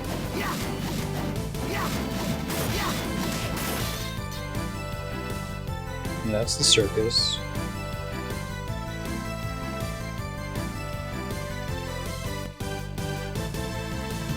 Just outside the circus. Ah, wow, yeah. That's one I never would have checked. Some of the other ones made sense because it was like a dead end that was suspicious. I don't think I would have had any reason to check there, though. Might be the gold ring. Alright, I'll look into some stuff then. I see there being merit in that.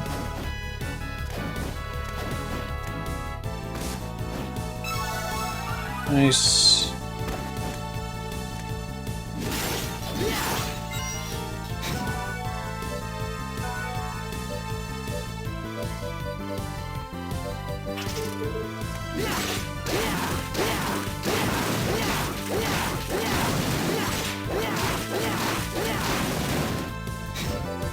That's 6 at a time. How many do we need? Not a lot.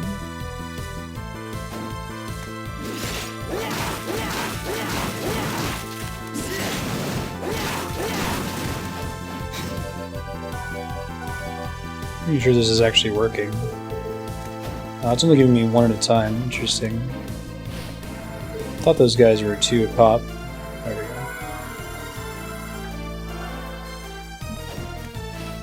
I go back and fight the zombies. It's easy enough.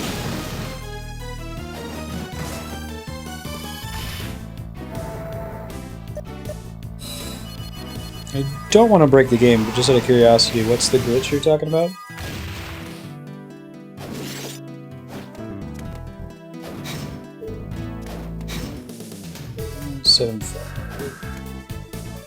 You're back. Oh, she has to actually have it equipped. Nun's robes, nun's habit, nun's shoes. You're back. Well done. Heal learned. Sweet. Care to try? I'm counting on you. Reduce your MP. Don't ask me twice.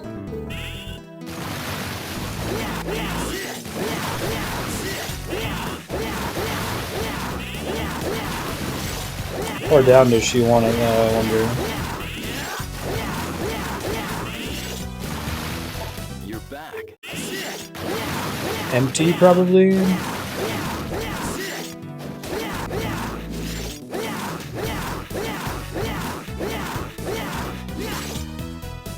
You're back. Well done. Oh, that's cool. Excellent. I mean, Moldy Bread, Amanita, and Longsword. Okay. Oh, that's cool. Gotcha. Infinite money. Done some... I did like the W item glitch in Final Fantasy VII, just because it saves you time in farming. So if there's not a really trivial way to get that money that we need, I'll make you a deal. I wouldn't feel too bad about doing something like that. Okay, so we need to get up to 777.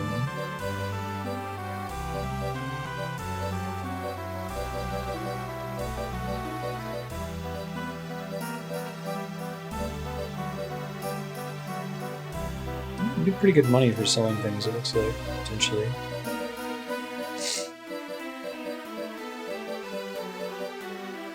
So I find things that I have multiple copies of, you know.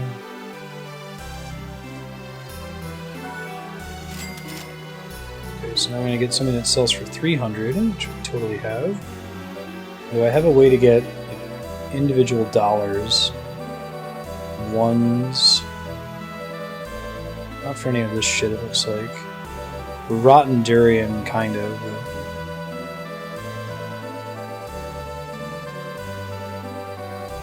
Yeah, nothing else. I'd have to go find items that specifically get that for me. Okay, hold up. Sell the thing that's 300.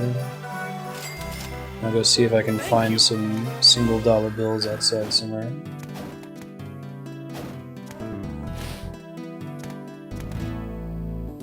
That's a little bit more broken.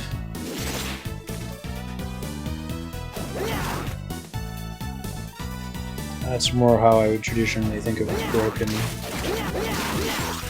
Oh, rotten meat might sell for like 1. Let's see.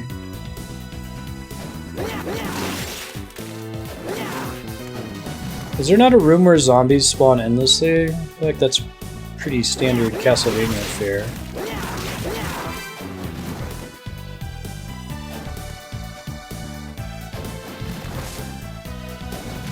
Not one back here, is there?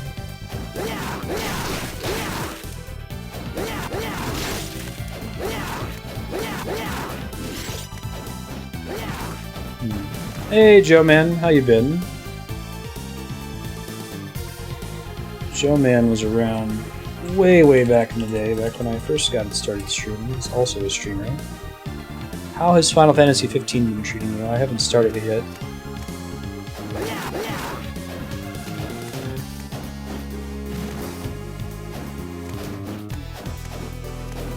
I need to go find like a candle that occasionally drops money and try to get some $1 bills. I don't think enemies are gonna get us the money we need. We're still close.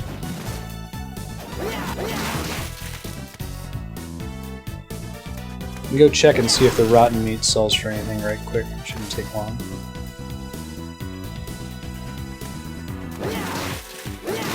Ha, very good.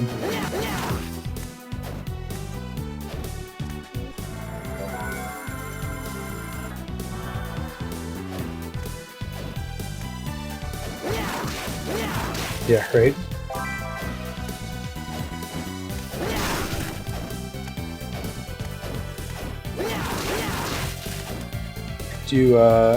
Darkest Dungeon's a pretty good streaming game, so is Crypt of the Necrodancer. And people gravitate towards roguelikes. Yes, Ben, you're very furry. I'll make you a deal. Especially if you haven't played either of those games. Rotten meat sells for 1! Fantastic! Thank you. Just as I was hoping. That appears to be their purpose. You're back. Excellent. Luck boost. Okay, well that's great too. That's a spell I'd want to have for farming later on. Let's give her some better gear. She wants the Lilith corset still. It's pretty good. And then goggles. Silent sandals sound fine. Maybe the Clamor. No, Royal Sandals are better.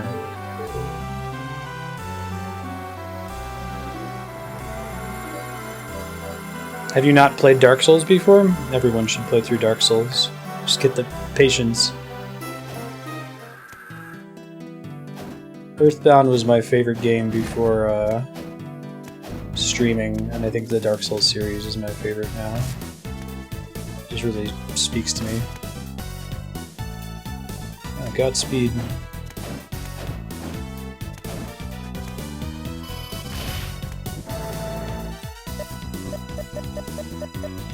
Yeah, Undertale is really good for the blind run market. It's died down a little bit since release, but you still get a lot of people tune in to watch that, especially if you have a decent seed audience. Make sure you're not like the smallest streamer playing it.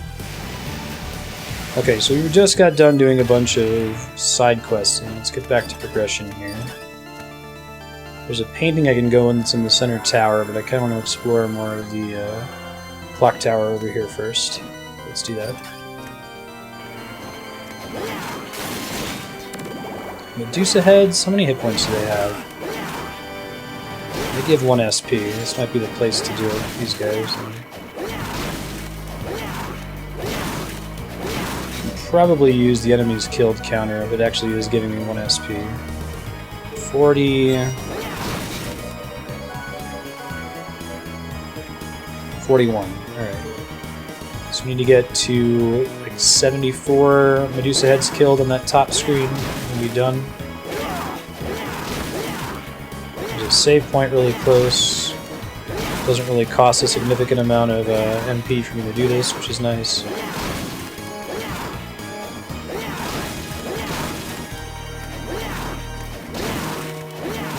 Are these just fancy platforms, or they actually move me when I'm standing on them? They actually move me. Okay.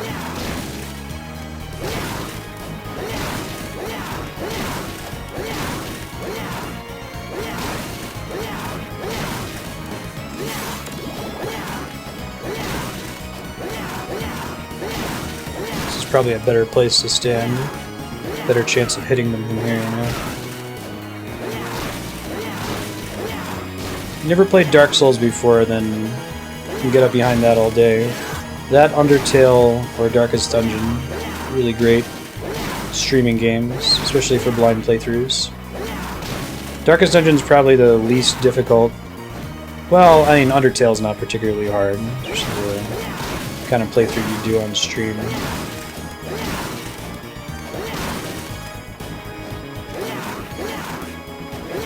Probably the easiest roguelike game, though, in that you have a lot of control over what's happening. There's no dexterity involved. Just decision-making, risk-reward assessment.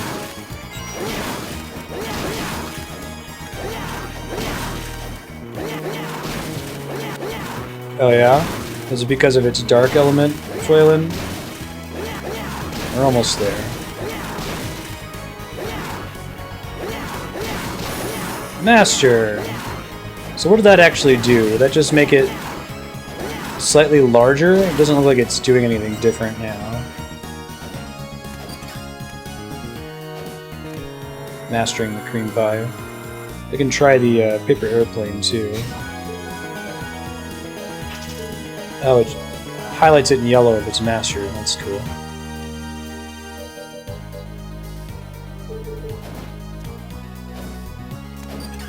Dark element and the trajectory. Gotcha. That's cool.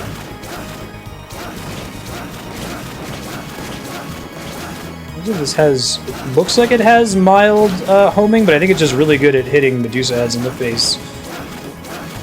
Likes to intersect with their sine wave, right? It's kind of cool.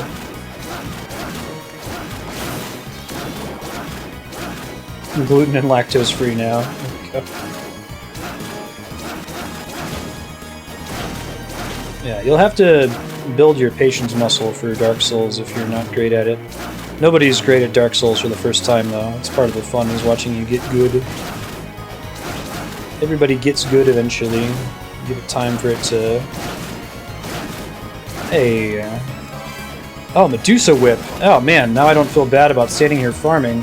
Or I feel less bad about standing here farming. Let's see if that's better than my cool, homing whip. I don't know if it will be. Still pretty neat. Oh, there's another one.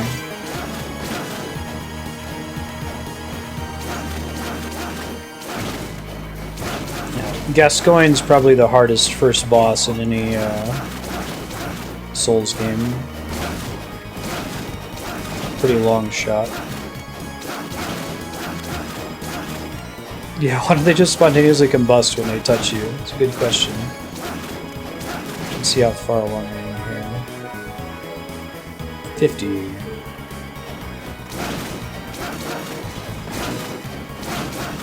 It would be nice if they just died when they touched you. You don't really get that benefit with a lot of enemies in the Castlevania series. It's pretty common in platformers, though. Oh, the Medusa Whips. Let's see what the stats are on that, if they're at all competitive. I can turn them to stone, but the stats are not competitive at all.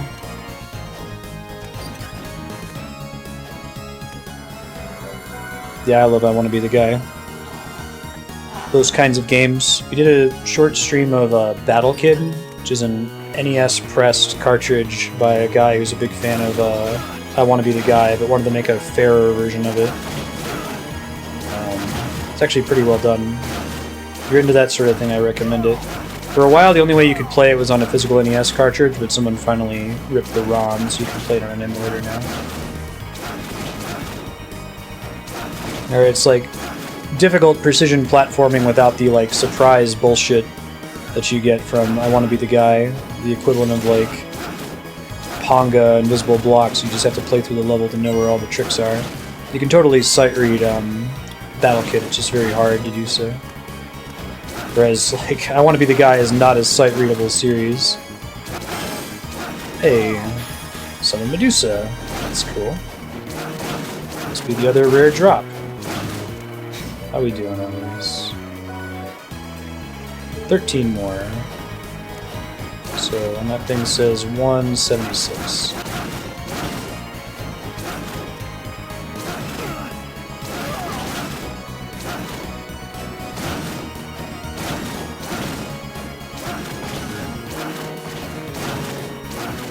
Come on, so close.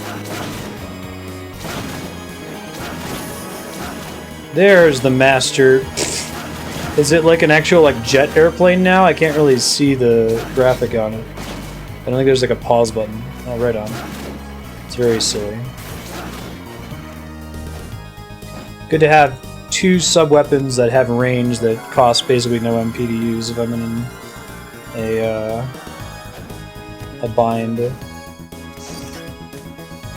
If you want to share your friend code for it, there's a sub-channel for it on our Discord. I'm in discord.marstead.com. A bunch of people playing it. I haven't gotten into it yet. It came out when I was busy at a funeral, so really had time to dork around, but I'll probably check it out. Some Tempest of Violent Winds.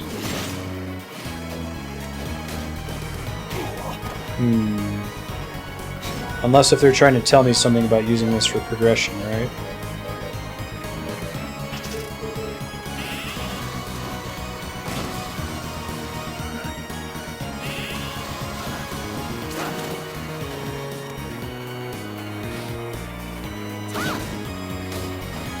Okay, disregard. I am able to double jump out of there. I hope I didn't just soft lock the game and get stuck in there. Get to that later. It's got a little dude riding it.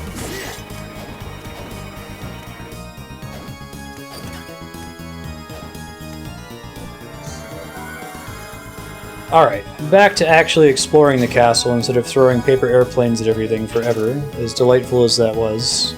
Back to progression. Right. You can kick indefinitely if there's enough enemies, right? Forgot about that.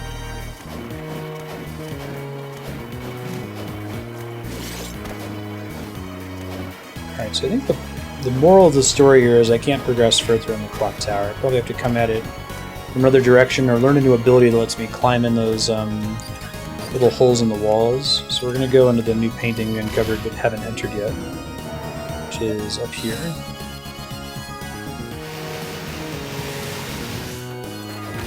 We're going to be playing Portrait of Ruin for about another hour or so before we wrap up for the day. We'll return possibly not next week. Next week's going to be weird for the schedule. We've got 2 long sub-block streams, and I'm taking off next week Friday to travel for my grandmother's 75th birthday. But it will be back the week after that.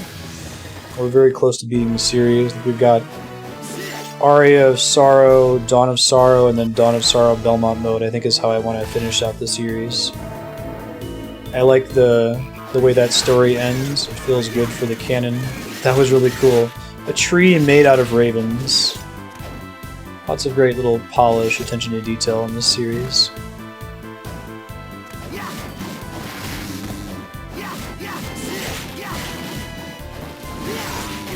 I don't like killer bees. Triggered the bees sound effect for Elisa. She's not here, but man, would it make her happy.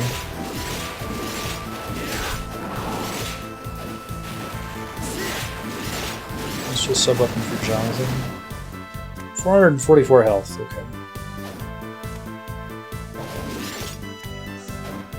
That's correct. That should be in the Google group, Dullahan. Oh man. Hey, tree ants. That actually is a tree ant.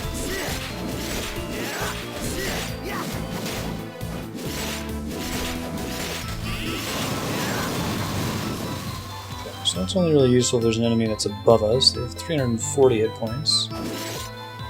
Can't hit that bell. Okay.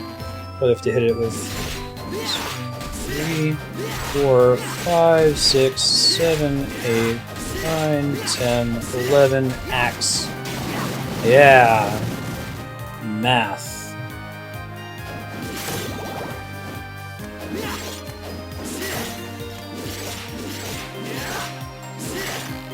Nope. Hopefully they don't curse you in this one. Is it Order of Ecclesia? It might have been Circle of the Moon where they curse you. Mannequins. Nice. Just beat Phoenix right to either day. So like here is where I'd expect there to maybe be a fake ceiling, right? Why else is there that corner up there? But I guess now I know what to look for. There won't always be one.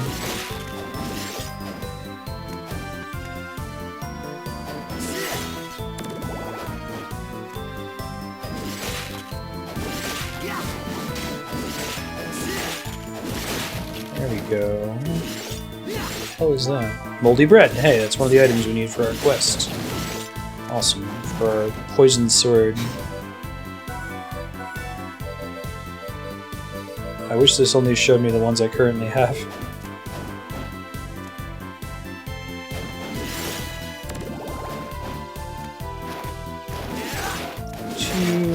3, 4.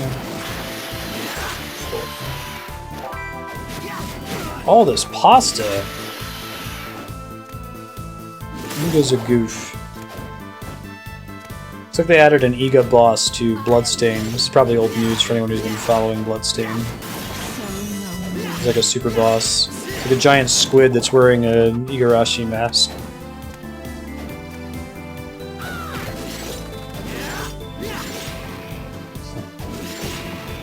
We do about 5 hours Monday through Friday for the last 2 years. Kinda say so. She's not the best witch over here, right?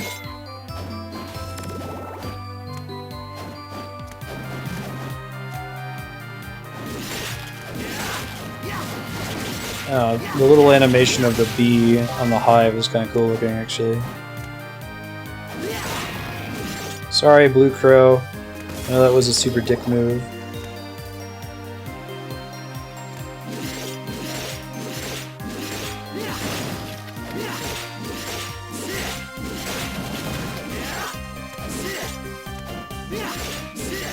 So, like, here's another suspicious ruin, right? But, like, where would we possibly go from here? Could see it being a fake wall, or a fake floor, or a fake ceiling.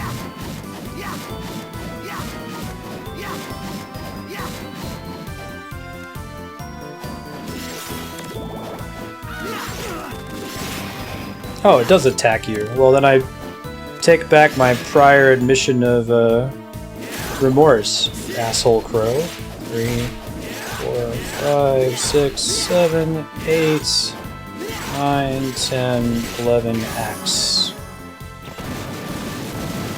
Dropped a ace of clubs. Okay. Don't know what that is. A playing card. Alright.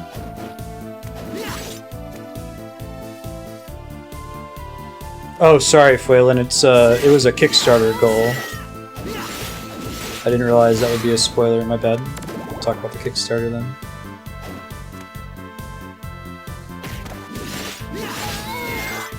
It was like one of their stretch goals. If you looked at their Kickstarter at all, there was a bunch of stuff on there like that.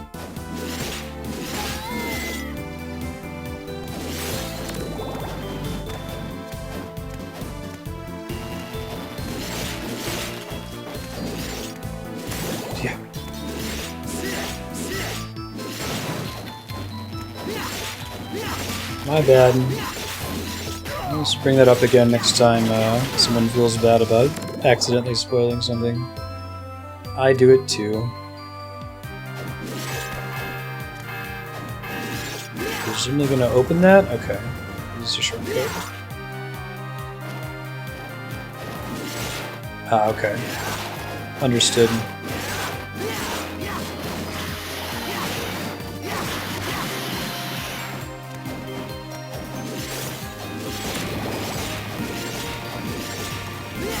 My apologies.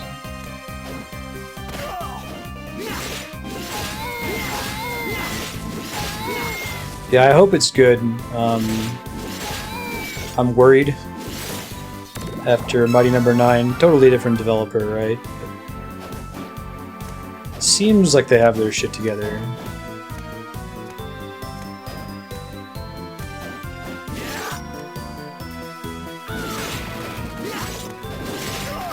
Tombstone, pepperoni and cheese. 2, 3, 4, 5, 6, 7, 8, 9, 10, 11. Axe to the face.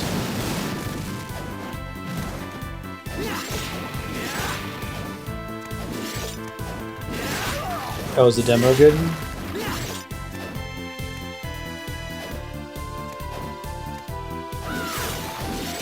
Whoa, that's a pretty cool enemy. Moldy corpse.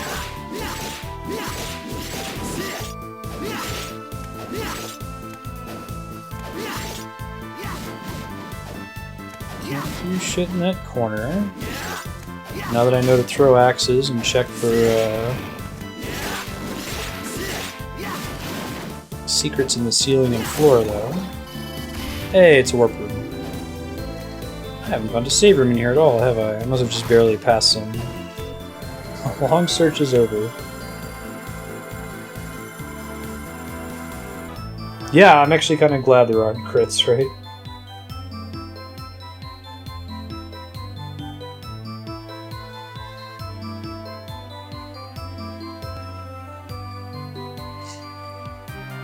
Somebody in, I haven't looked through the chat to see what it says, but somebody commented on my Xenoblade Chronicles video, like part 7 of 25 or something, and they were like, oh my god, the chat is literally cancer. I'm like, there's one chat environment I would not describe as cancer. It's probably this one.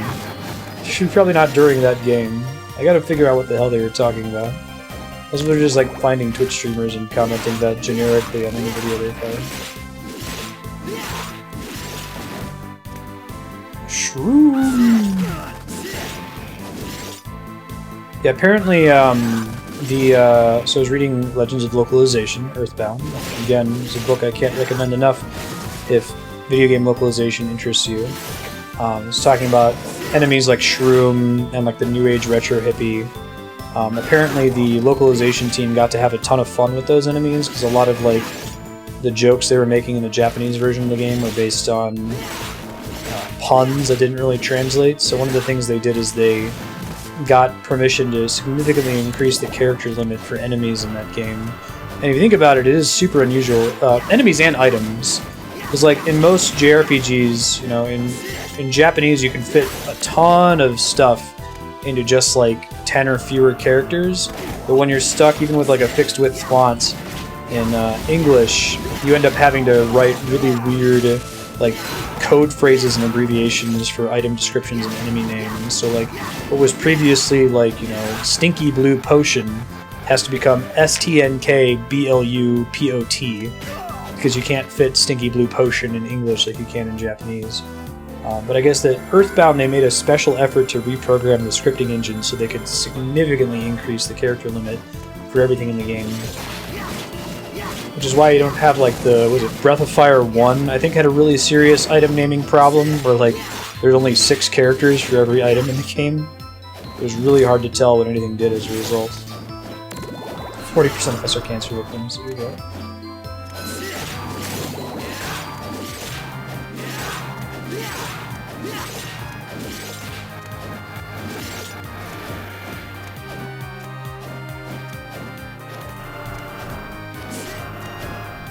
That might be the one, Serp.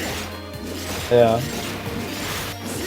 I just saw it when I was at the funeral. I get an email whenever someone makes a YouTube comment. It's like, that's an unusual one on anything other than a Undertale video. Oh, I see.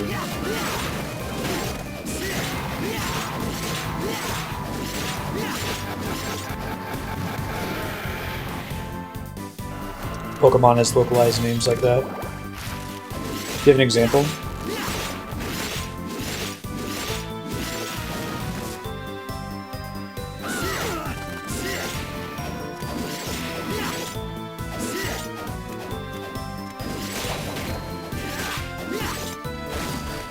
Yes, I did.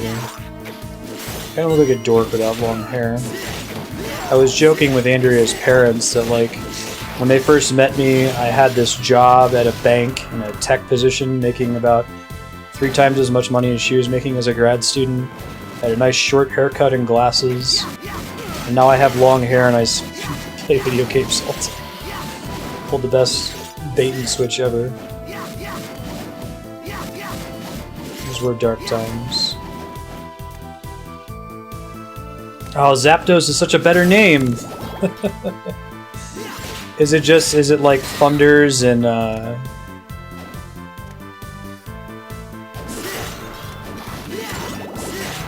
in English, but, you know, the Japanese pronunciation of English? To make it, automatically kind of, exotic because it's English words, or is it like the Japanese word for Thunders?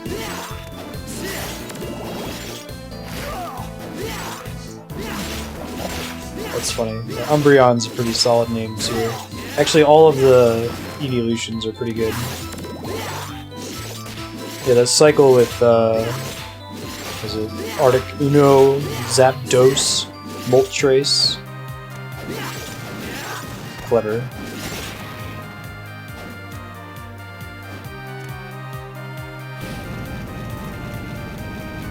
Fuck you, Gravestone. Just the Japanese words for Fire Lizard. Yeah, wow. That's interesting. I always thought the English version was trying really hard to put some puns in there, but... Yeah, because like Pikachu is just... Pika is like the onomatopoeia for electricity, right? And Chu just is like a mouse sound. That literally just means electric mouse.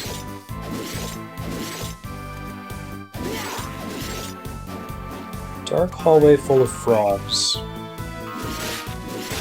Fire and freezer. Yeah. Way to go, English localizers.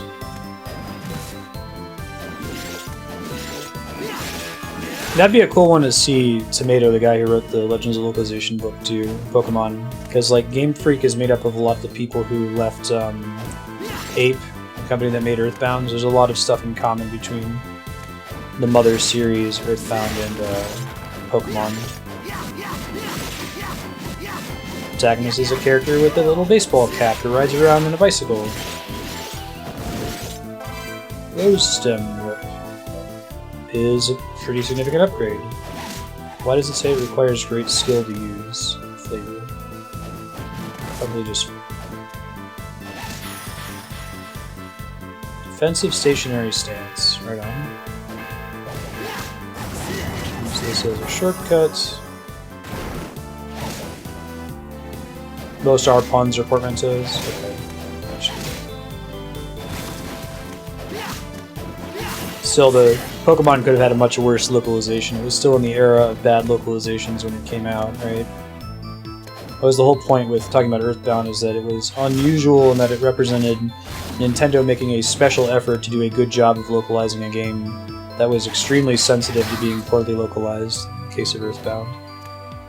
They spent a lot of money on it, more than was normal, and it's really paid off as a result.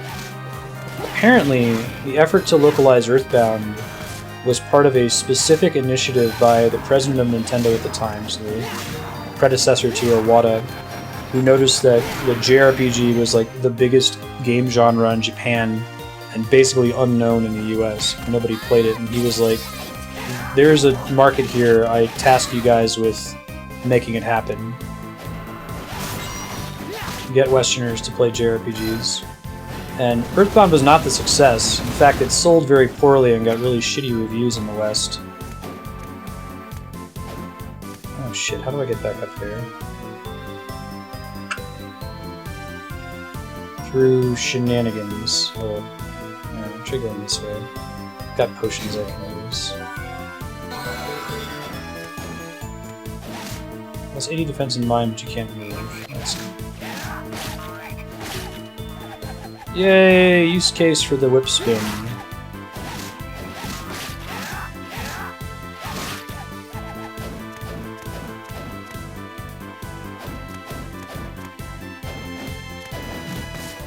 The game that brought the JRPG to the Western audience is probably Final Fantasy VII.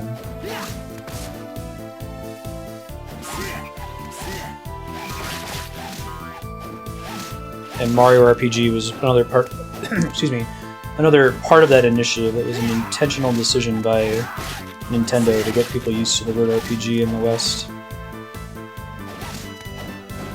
Super cool to think about how much a marketing campaign can have an impact on an entire subculture, right? Like how many people are comfortable playing Dungeons and Dragons because they're familiar with RPG mechanics because they played games inspired by, you know, D&D in the first place, like Final Fantasy and Mario RPG. And now, like, every video game has some sort of RPG genre mechanics, like experience points, thanks to Call of Duty 4. It all builds on itself. It's really neat to think about. There's a boss door, so hopefully this is a save room nearby. They're usually pretty good about giving us save rooms in the boss fights. Oh yeah, Final Fantasy Mystic Quest. That was the same thing, right? Mystic Quest was, I think it's called Final Fantasy USA in Japan. Like Mario 2 USA. Fisher Price Final Fantasy. Figured there was something down here. Rusty food tin. Are you brave enough to open it? What was in there?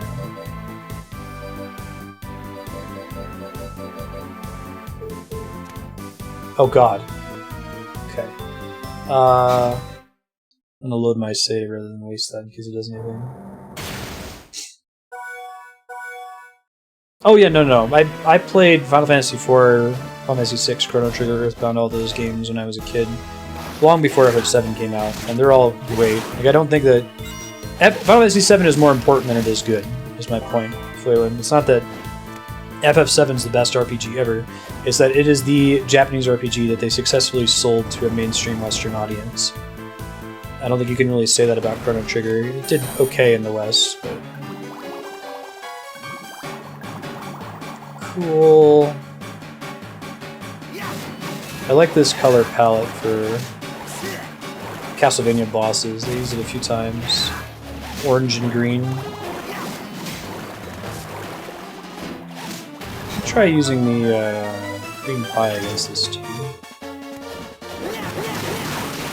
Not good. Not great. That's super funny. You spray the water back out. Something we don't want to be in the range of. I see. I wonder how you avoid that damage initially. I think there's a safe plot where I can not take damage. I guess I could use the Stonewall ability when he has that on. It's the only thing I can think to try. Alright.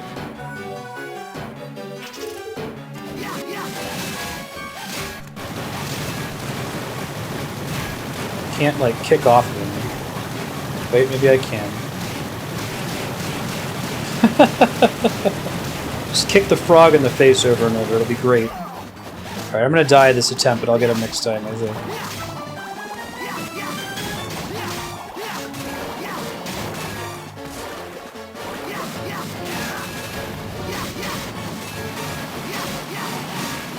I see.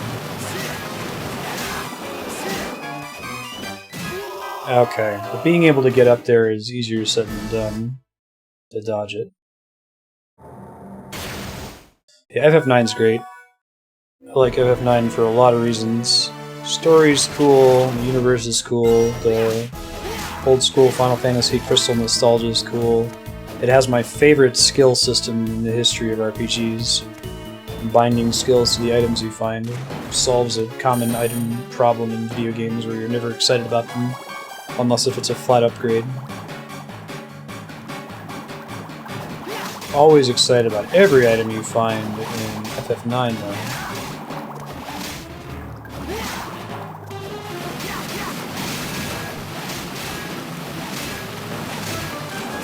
I can swim? How do I swim? Oh, can I just jump indefinitely? When I'm in water? Oh. Didn't realize. Forgot that that's a mechanic. Looking out.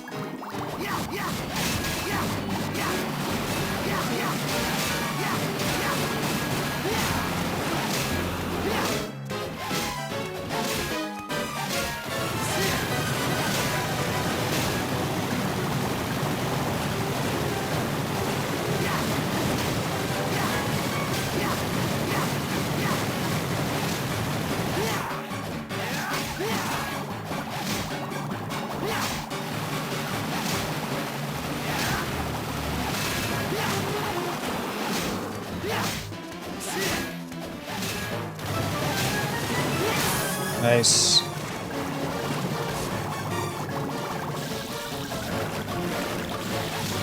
This is the part where you learn about that mechanic, I guess.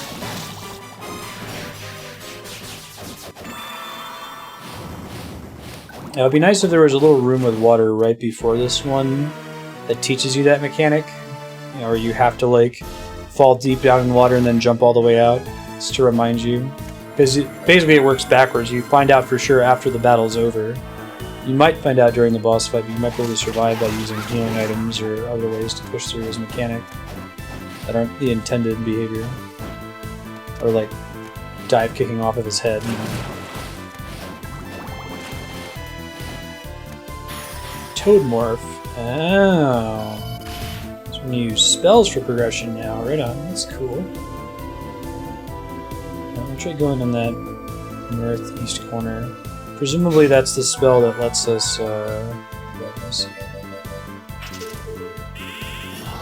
yeah, it's gonna let us go in those little...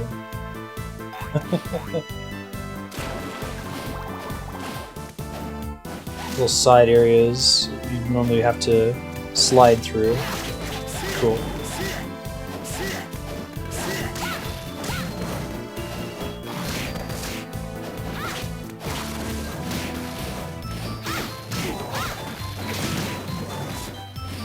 I don't really know how it works, but sometimes the dive kick attack doesn't let you avoid damage, like you kick them but you still take damage. Totally clear on why. Now, unfortunately, I haven't really had an opportunity to mark my map at all with places that were blocked because I needed the toad power. Let's see if I can figure out how to find those spots. I've beaten Dragon Quest VIII, I've started Dragon Quest VII, and I've started like Dragon Quest 1 through 3. Good series. Those will almost all be blind on stream though, except for 8. We started 7 for the 3DS as a launch event. It's currently on the voting spreadsheet. Aww. Chris is a cutie. The silver is better than the iron as far as it being a protected metal, as everyone knows.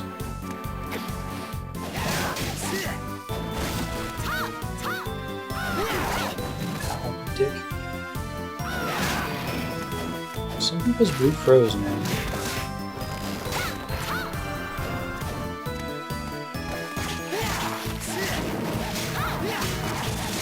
Okay. Only the very tip of your foot is meant to. Gotcha. Hey. If I make that poison sword now, they'll probably keep the whip. I'm guessing bosses can't be poisoned generally.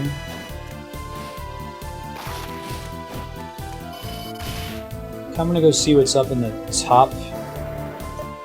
It's a really long walk though. We'll go take a look.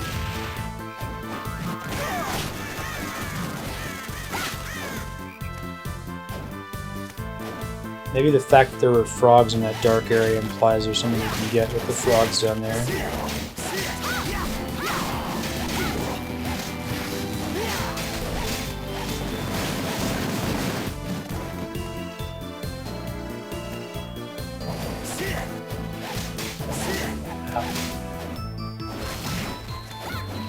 That was almost certainly talking about Xenoblade Chronicles propagating. Distinguish between interesting quests and pain-in-the-ass quests. The majority of Xenoblade quests are pain-in-the-ass variety.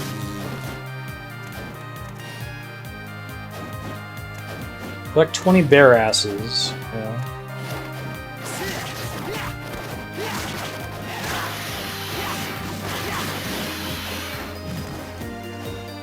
The gold standard for interesting side quests for me is like the side quests in Mass Effect 2. Say what you will about that game, but the side quests are really cool and they're all unique content. I think that Mass Effect 1 is a better game, but the side quests in 1 are a lot of, you know, go collect the schnoogity books.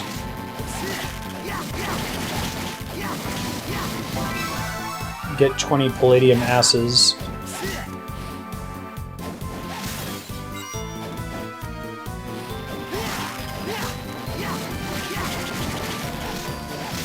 Okay, count's gonna be different this time, especially with her attacking. Tristan and this cool. Wow, why is it such a huge downgrade? Oh, it's too bad. I think it's even worse than the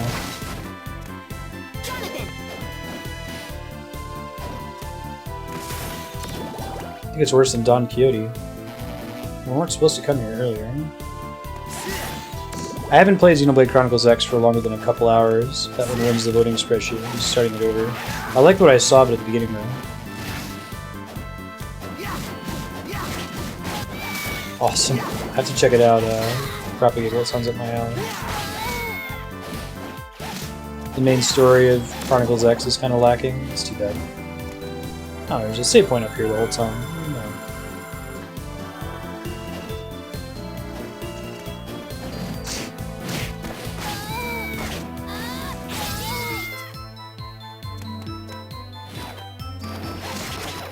I haven't tried out her heal spell yet. I don't need it right now, I'm just curious how much it heals for her. Some long cast time. Okay, so it basically converts MP into health. Small amount of health.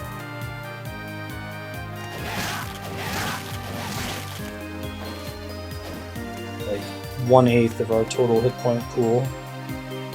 But if we're in big trouble and we don't have any consumable items, it's better than nothing, I feel like. I feel like this game would be really, I mean, it's already really cool, but it would be super awesome if it had Order of Ecclesia's approach to hearts versus MP. 1,000-year egg. Summon a frog used in battle. Here's the 1,000-year egg. A duck egg preserved in clay. Is that some kind of thing in Japan? The Tsuchinoko weird Japanese legend reference or something? Some kind of random to have a frog drop that. Oops, that's it.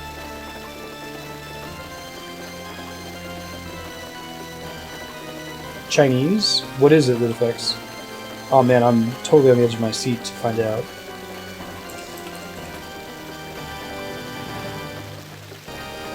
How much you charge it? How do you charge it? I didn't realize charging was a thing. How does that work? It's actually a food. Interesting. Acquired taste, gotcha. Ben. He's so sleepy. Marty's on the couch too, but he's on the opposite side.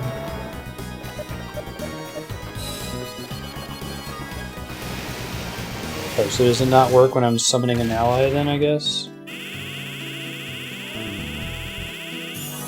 Because I held it that whole time and nothing happened.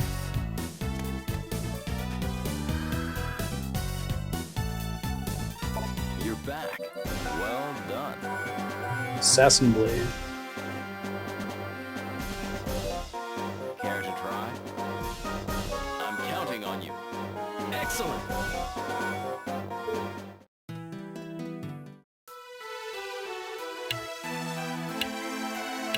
Yeah, go for it, but effects, thank you for asking. Charlotte! So you're saying I do this? Holding the button down.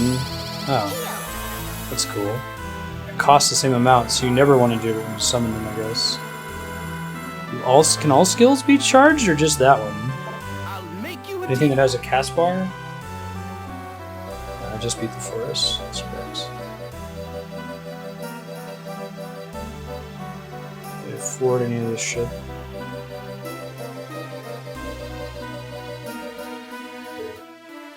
Thank you. That's much better than quarter of my health.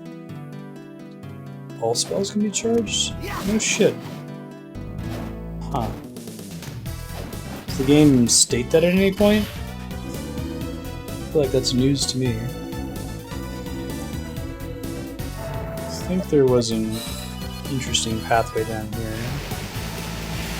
I could use the frog for to get some money. It might be southwest of here though. I'll play with you. No, it must be southwest. It's the long passageway that connected either side of it.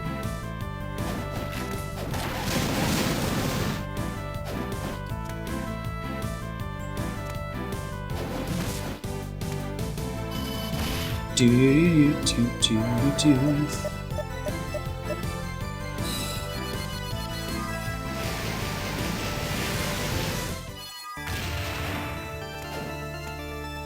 I was in the instruction manual. Okay. I feel like Order of Ecclesia is pretty good about telling you about all the game mechanics.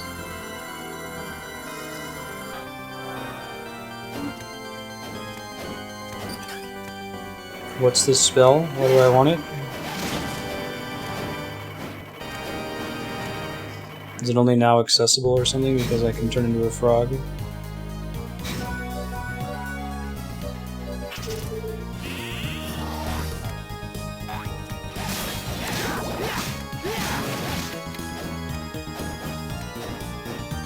Yeah, let's see. We got about another 35 minutes. Oh. That's actually kind of clever. Having the imp that grabs you and controls you in a room full of spikes.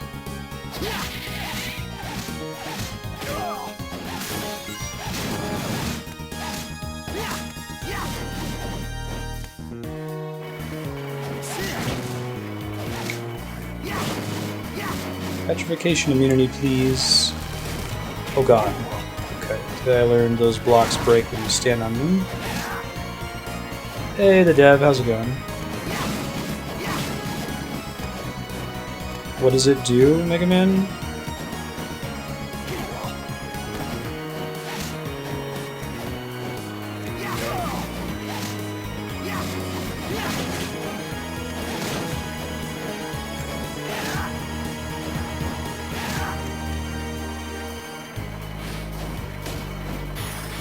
Thunderbolts.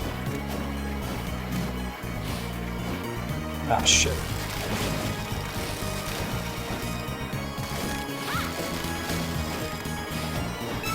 Nice. Good dream. Yeah, next time I get to a warp room, I'll go there.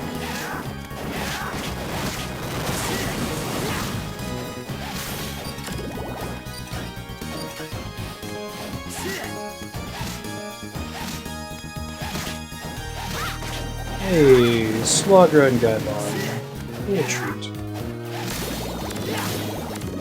Is it kind about giving you the bad ending like how Order of Ecclesia was? I actually really appreciate that in Order of Ecclesia.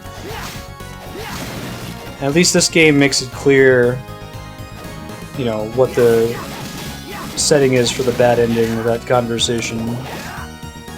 Because you still have to have played Metroidvania to anticipate it, but... Oh, I didn't realize Rose Stem Whip was a... You could get it early, basically. You got lucky as a drop, but it also was just sitting around. Maybe they're making sure that you get a decent supply of,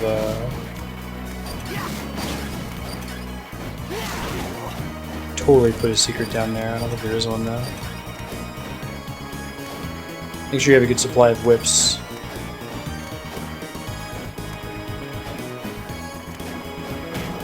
Oh no! That was really bad.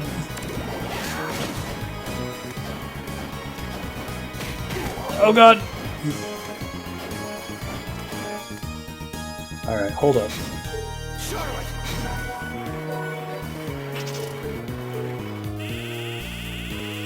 Don't you dare, you sons of bitches! I managed to hit me before I could get it off, unfortunately.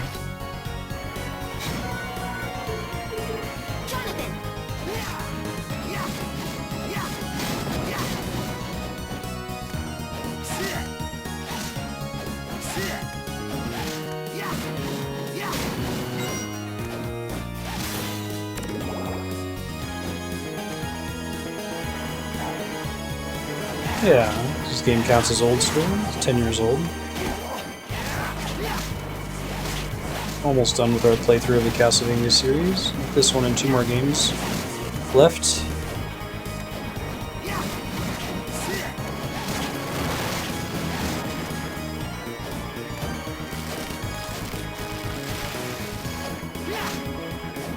Put something down here too, you know?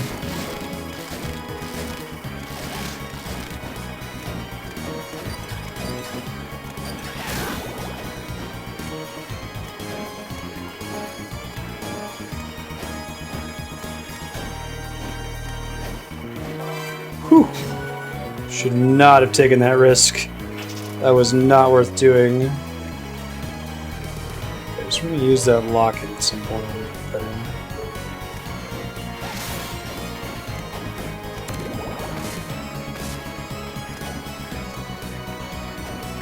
There's a thing to get to down here, potentially. Oh, thank God. Whew. Alright, we're going back to the desert, I guess. Let's go here first and save.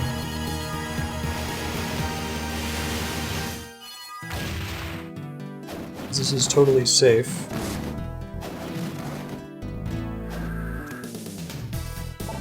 This one's actually for the original DS, but I am playing it on a 3DS. You can't pull up the home menu on the 3DS. How about that?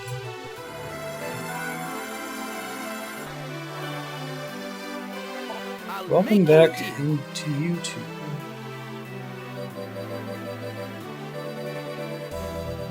Thank you. Now, there are no 3DS Castlevanias, because Konami had already died at that point. Rest in pepperonis. Pretty sure I saved, but I'm having save anxiety. Go hit it again just in case.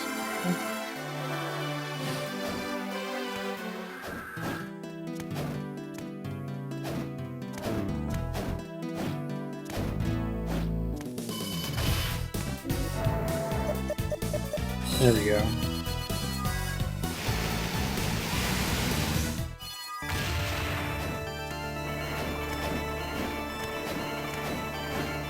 Nope.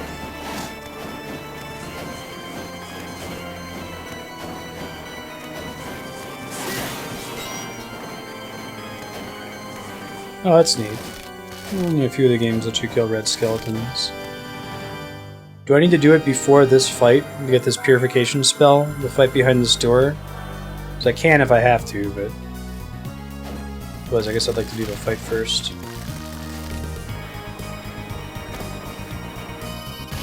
And get it over with.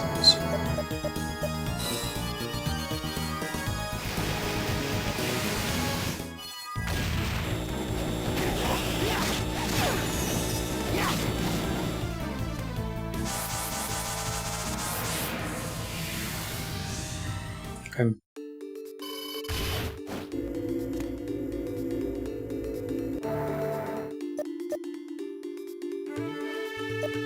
I'm actually not sure which warp it is because there's no doors that I would expect. There's missing parts in the map, but they're like in the top left corners. I think I just walked through. It was probably in the bottom right is the only one that makes sense. That's right.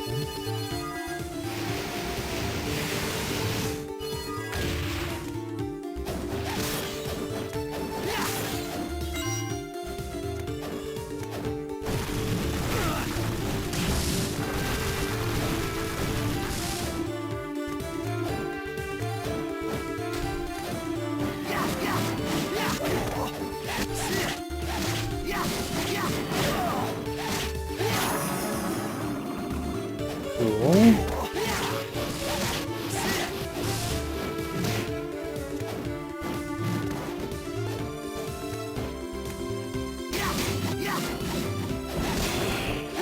Yeah, I would expect that there's a fight with death in that room, since it's the clock tower, and we still have to fight with Stella, the other one, later.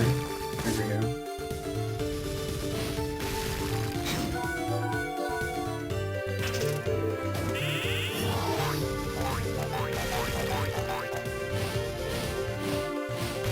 Yeah, I agree, favorite customer. Sanctuary. Cures status abnormalities for all within range. Wow. I don't know if I would have figured that out.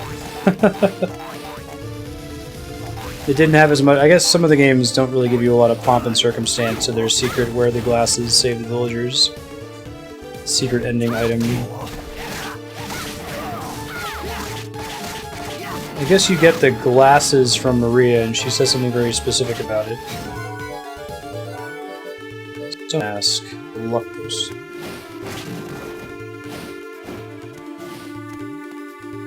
Cool.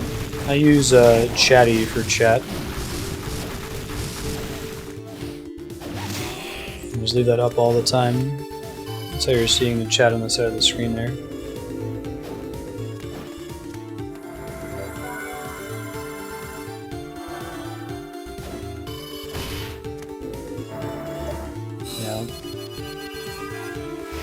enjoy to see some of that stuff.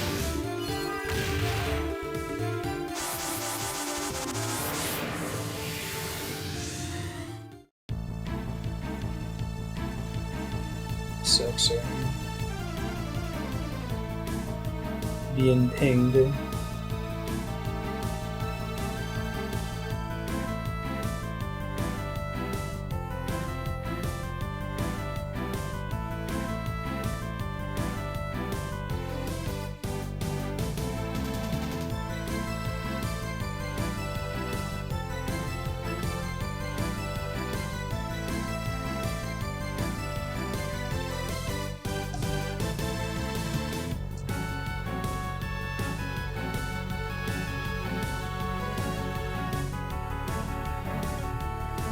We're back.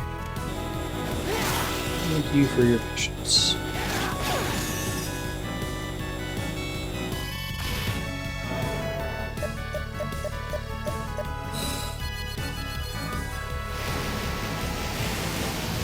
That makes sense.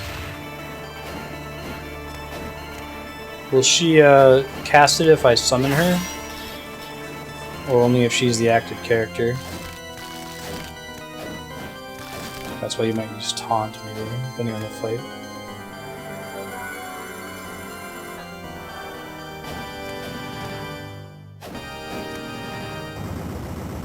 Sure. I forget the Dawn of Souls one. It's been too long since I played that game. We get basically everything except the ending of the alternate mode. Hey, it was death in the clock tower. What a shock. So don't leave this room. Go back and immediately save, or I could soft lock the game. How utterly absurd. Oh, jeez, the regular whip sucks against this guy. Maybe he's only weak against magic. Haven't had a boss like that in a minute. Well, that doesn't count as magic, apparently.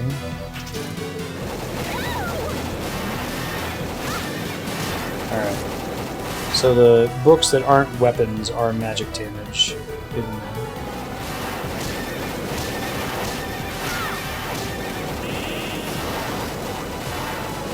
She got a little book on her back when she turned into a frog. That's pretty awesome. Let's try a couple of these here. Holy shit. That's pretty neat.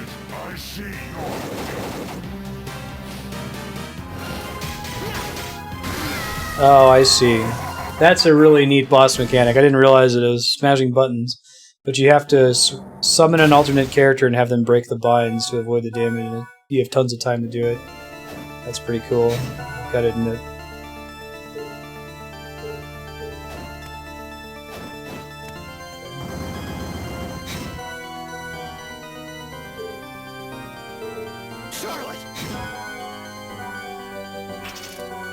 I guess that's the difference. Even though this is less damage, it's magic damage, which is the benefit. Try a Thunderbolt.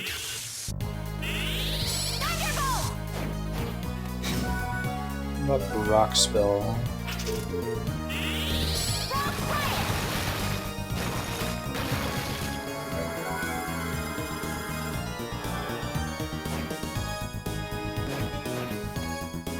Yeah. Castlevania has some amazing music.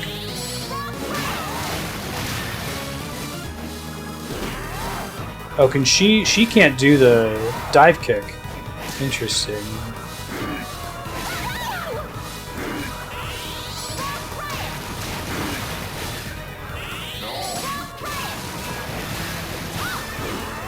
Ew. Oh, is he like weak against physical now? Yeah, that's clever.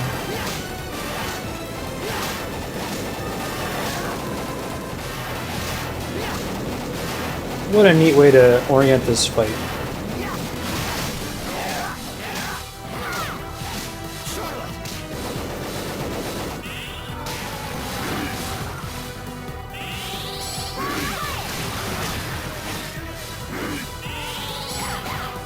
Shit.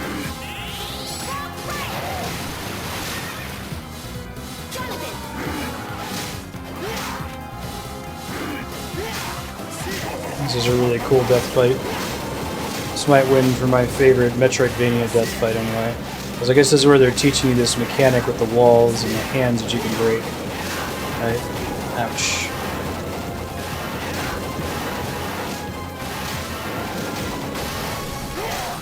Isn't totally necessary to win there. I'm gonna die again, I'm still practicing the fight. There it is. So this is the fight that can break the game, I think. If we're not smart about saving after we win. Okay, try that again.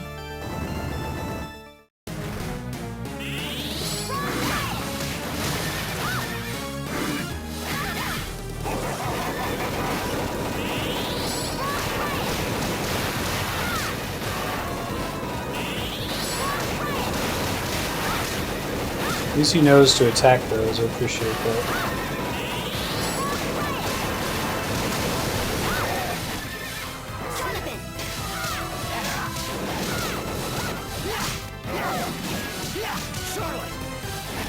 Uh-oh. Guess we wanted to double jump out of that this time. That's much better. We need him to not be out during that phase. He just dumps all of our MP. It's very bad.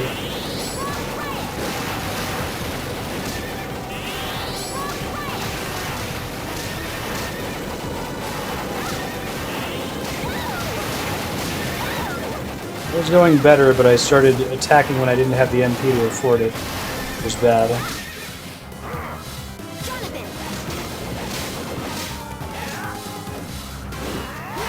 There we go. Not so great. Might use a high potion this way. See if he has more phases later on, you know?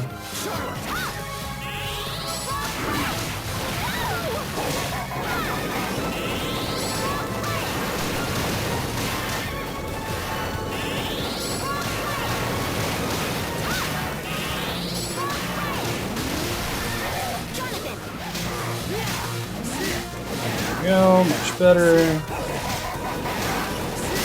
Nice. That was a really cool fight. Whip's power, I can still kick your ass. Just got a task performed. Now it looks like maybe.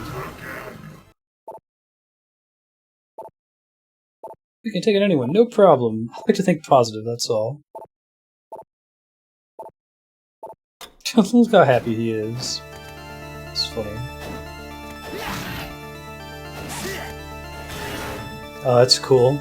It's like a super elevator. Boost intelligence temporarily. Well, that seems kind of shitty. How do the spell buffs work in this game? Like, I was kind of under the impression that they were only active... Let me see if I can use my words and explain my point here. I was under the impression that they were only active when you had that spell equipped. Can you equip the spell, cast it, and then switch to another spell and still get the benefit? Doesn't seem right.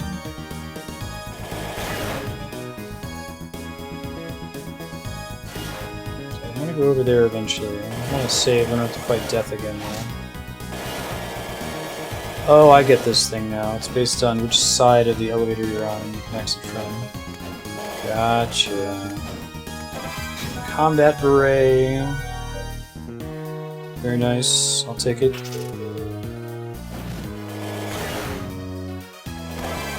Open veil.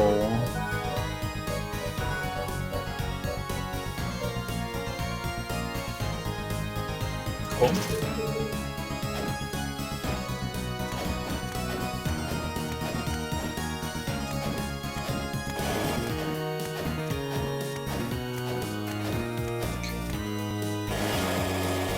Those are all the items that were out here.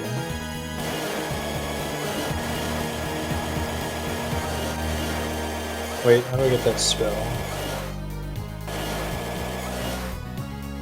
Oh, much more easily than I thought.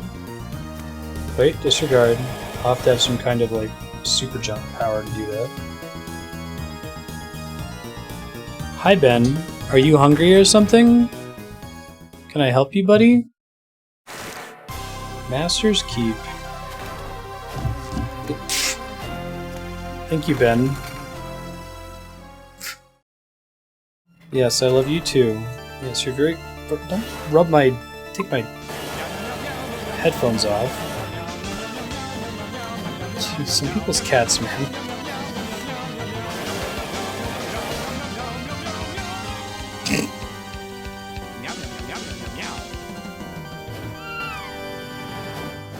I think I'm okay with that room now. Oh my god, Ben.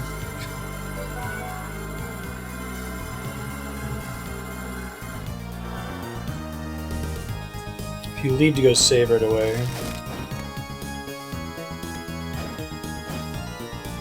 I think we're okay now. Yeah. Thank you for the heads up about that. It really sucked, but I probably would have gotten hosed by that. Knowing my habit for playing the game.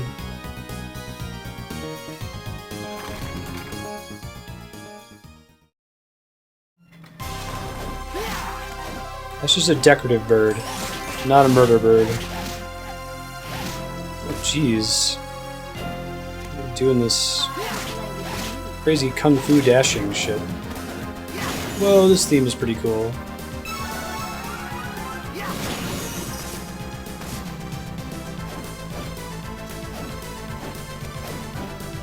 Yeah, I feel like that's the kind of bug that you can't catch every bug, and anyone who expects that developers can is kidding themselves, but go save the game. Like, go make sure that the doors that are supposed to unlock correctly. It's a pretty basic test case. Wow, those are pretty shitty volcano there. Not so great. Oh, I was hoping for a save point right by that warp. Maybe down here? Aha! Aha ha ha.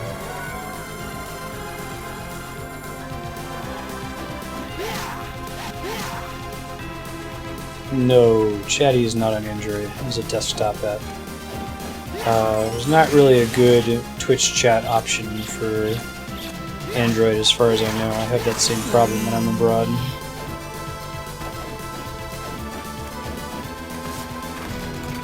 Does anyone watch Twitch on Android and use any external applications for it? Particularly like chat oriented? What's the one you're using, the dev? Third-party one you found? I'm gonna see if this goes to a different zone entirely. This door. I assumed it was just the lower part of the zone I was just in. So here I assumed correctly.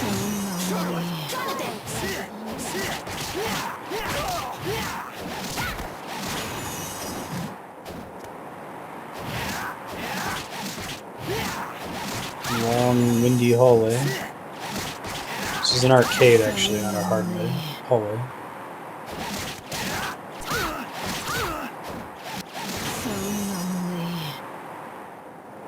Yes, so lonely. How does that work?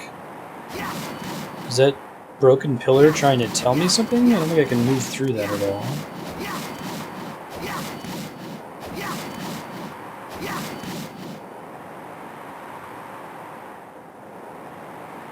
If I go straight right from where I am, I open a shortcut? Oh, thank you, Phelan. Sorry, I didn't see your first message there.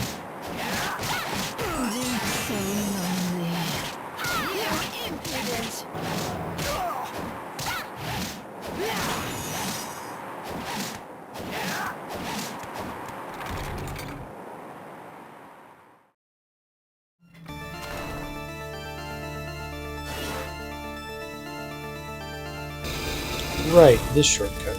All about that. Thank you. Hop down and save really quick.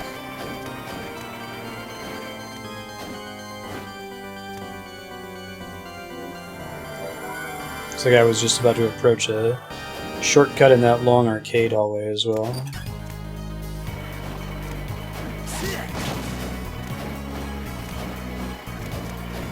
So we'll go do that really quick and see what's next after that.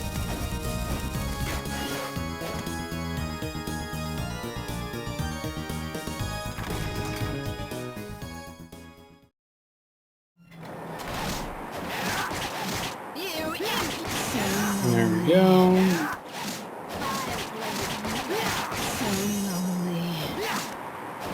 I'll let you know if I ever discover anything to dev.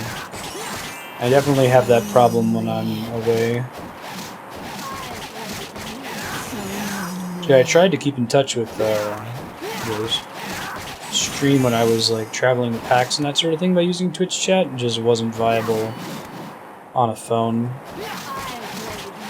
So I'm really grateful for Discord, which is extremely viable on a phone. Rahab's Frost? Is it a weapon? Icy Blade made for the Fang with the Water Dragon Rahab. That's cool.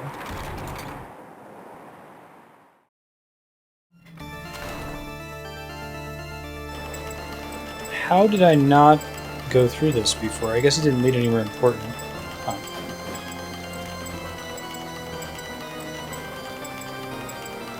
Yeah, I got about 10 more minutes left.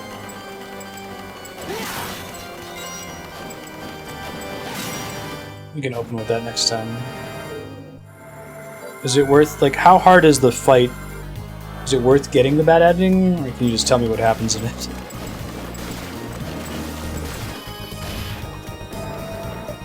Let's go back here and oops. I guess that room's been part of the Master's Keep the whole time, technically. I thought it was the Tower of Death. So.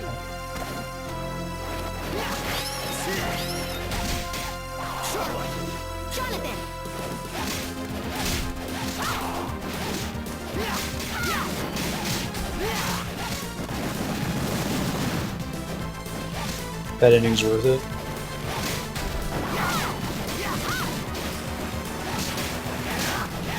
Yeah, because I think I'm going to end Dawn of Sorrow with that game's bad ending, or rather, not the real bad ending, but we'll get the good ending, and then we'll play through it again in the special character mode, and that's like a bad ending, but I like it a lot. It's a fitting end to the story.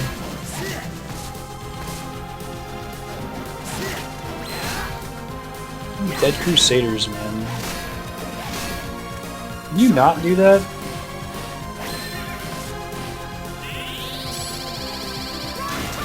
There we go. That's the dream. Okay, we'll do this. The fight's not terribly hard, and I might go for it.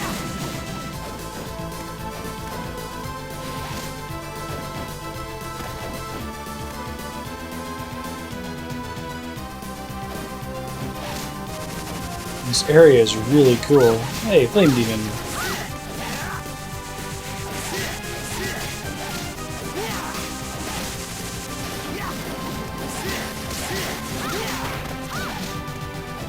Six SP.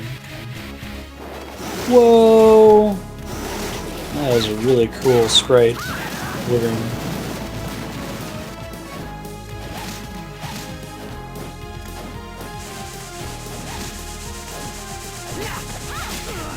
Ow.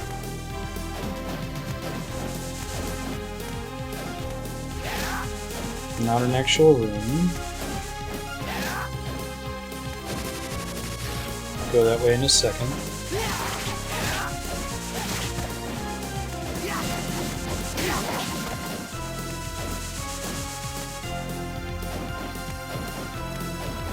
Oh, I see.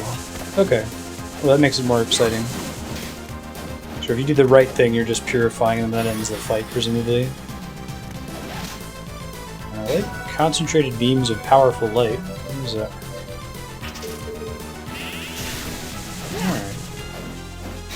I think I want to keep her with the rock slide ability. I really like that one. Rock Riot. I don't want to stress to get to it. I've got plans this evening, but we'll be able to do it next time. Cool.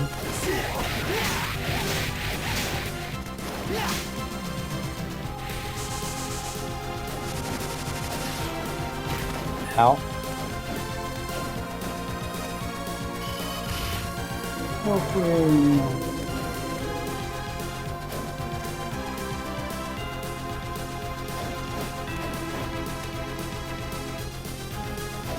Given any some thought to this, living as the title Breath of the Wild, I have not.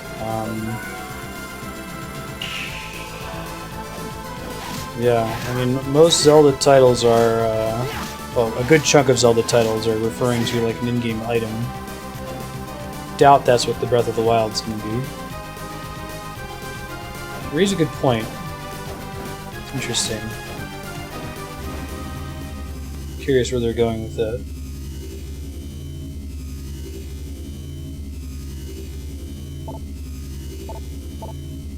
It's way to the throne, but it's spatially segregated. Invisible wall. It's extremely visible invisible wall.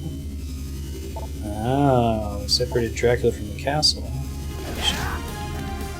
So we are going to get to fight Dracula. That's going to be the classic long hallway, carpeted staircase to the boss fight, right? Hopefully.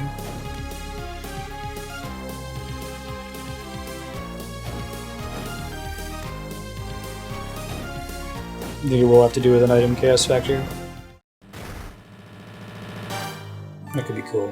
So let's see if we can do the bad ending here. We've got about 5 minutes here.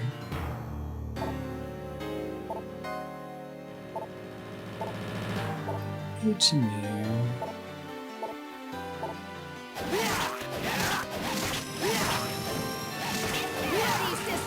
Oh, that's cool. It helps her cast sword abilities. It's really neat. Do they share a hit point total, or do they have separate hit point totals?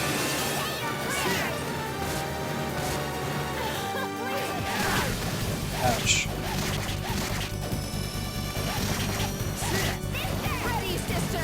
Ooh! Okay. Don't jump into the giant ice sword as she's crafting it. You're gonna have a bad time. Yeah, I think this boss will probably require a little bit too much practice for me to beat it tonight, or see the bad ending tonight.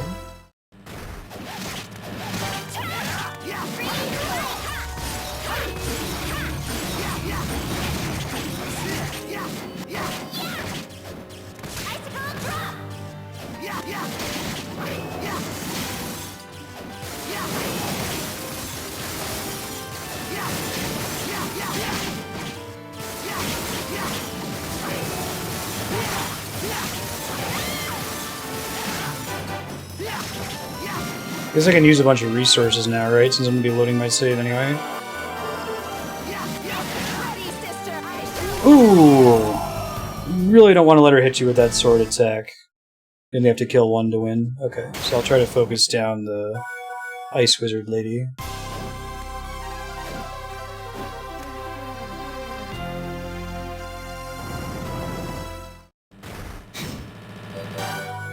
Try using her strength boost here.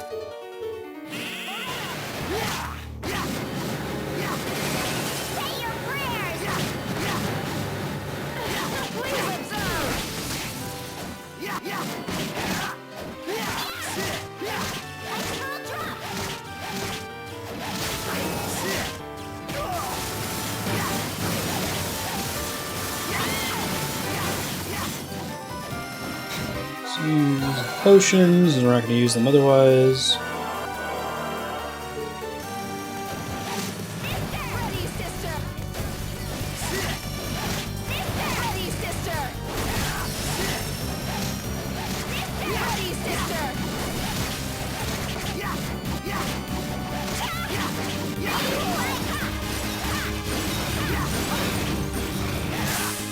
There we go.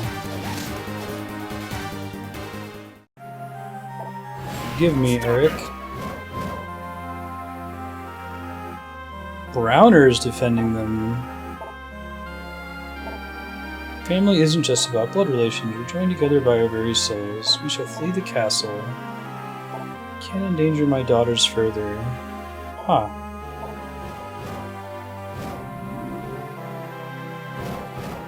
That's pretty cool.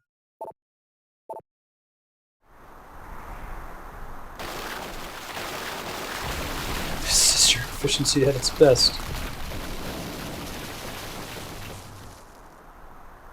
Yeah, Subo, the Resurrection Rebirth stuff makes me really hopeful that the game ends with a time loop, that it sets up the beginning of Skyward Sword. I think that would be cool if Zelda does that eventually. It doesn't have to be in Breath of the Wild, but...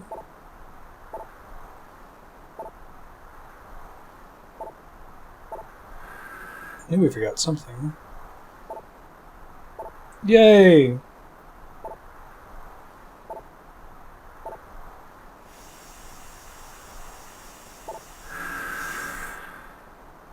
Please go back and try again and rescue them this time instead of fucking up.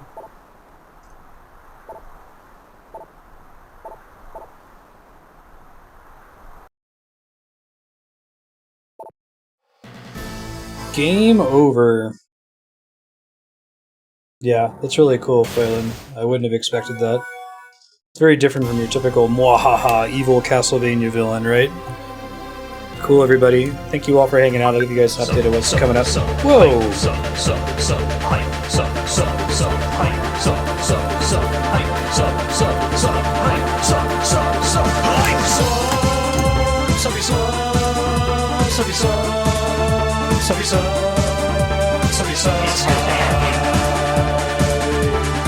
You're super awesome. Thanks. Appreciate that. Welcome, Blake.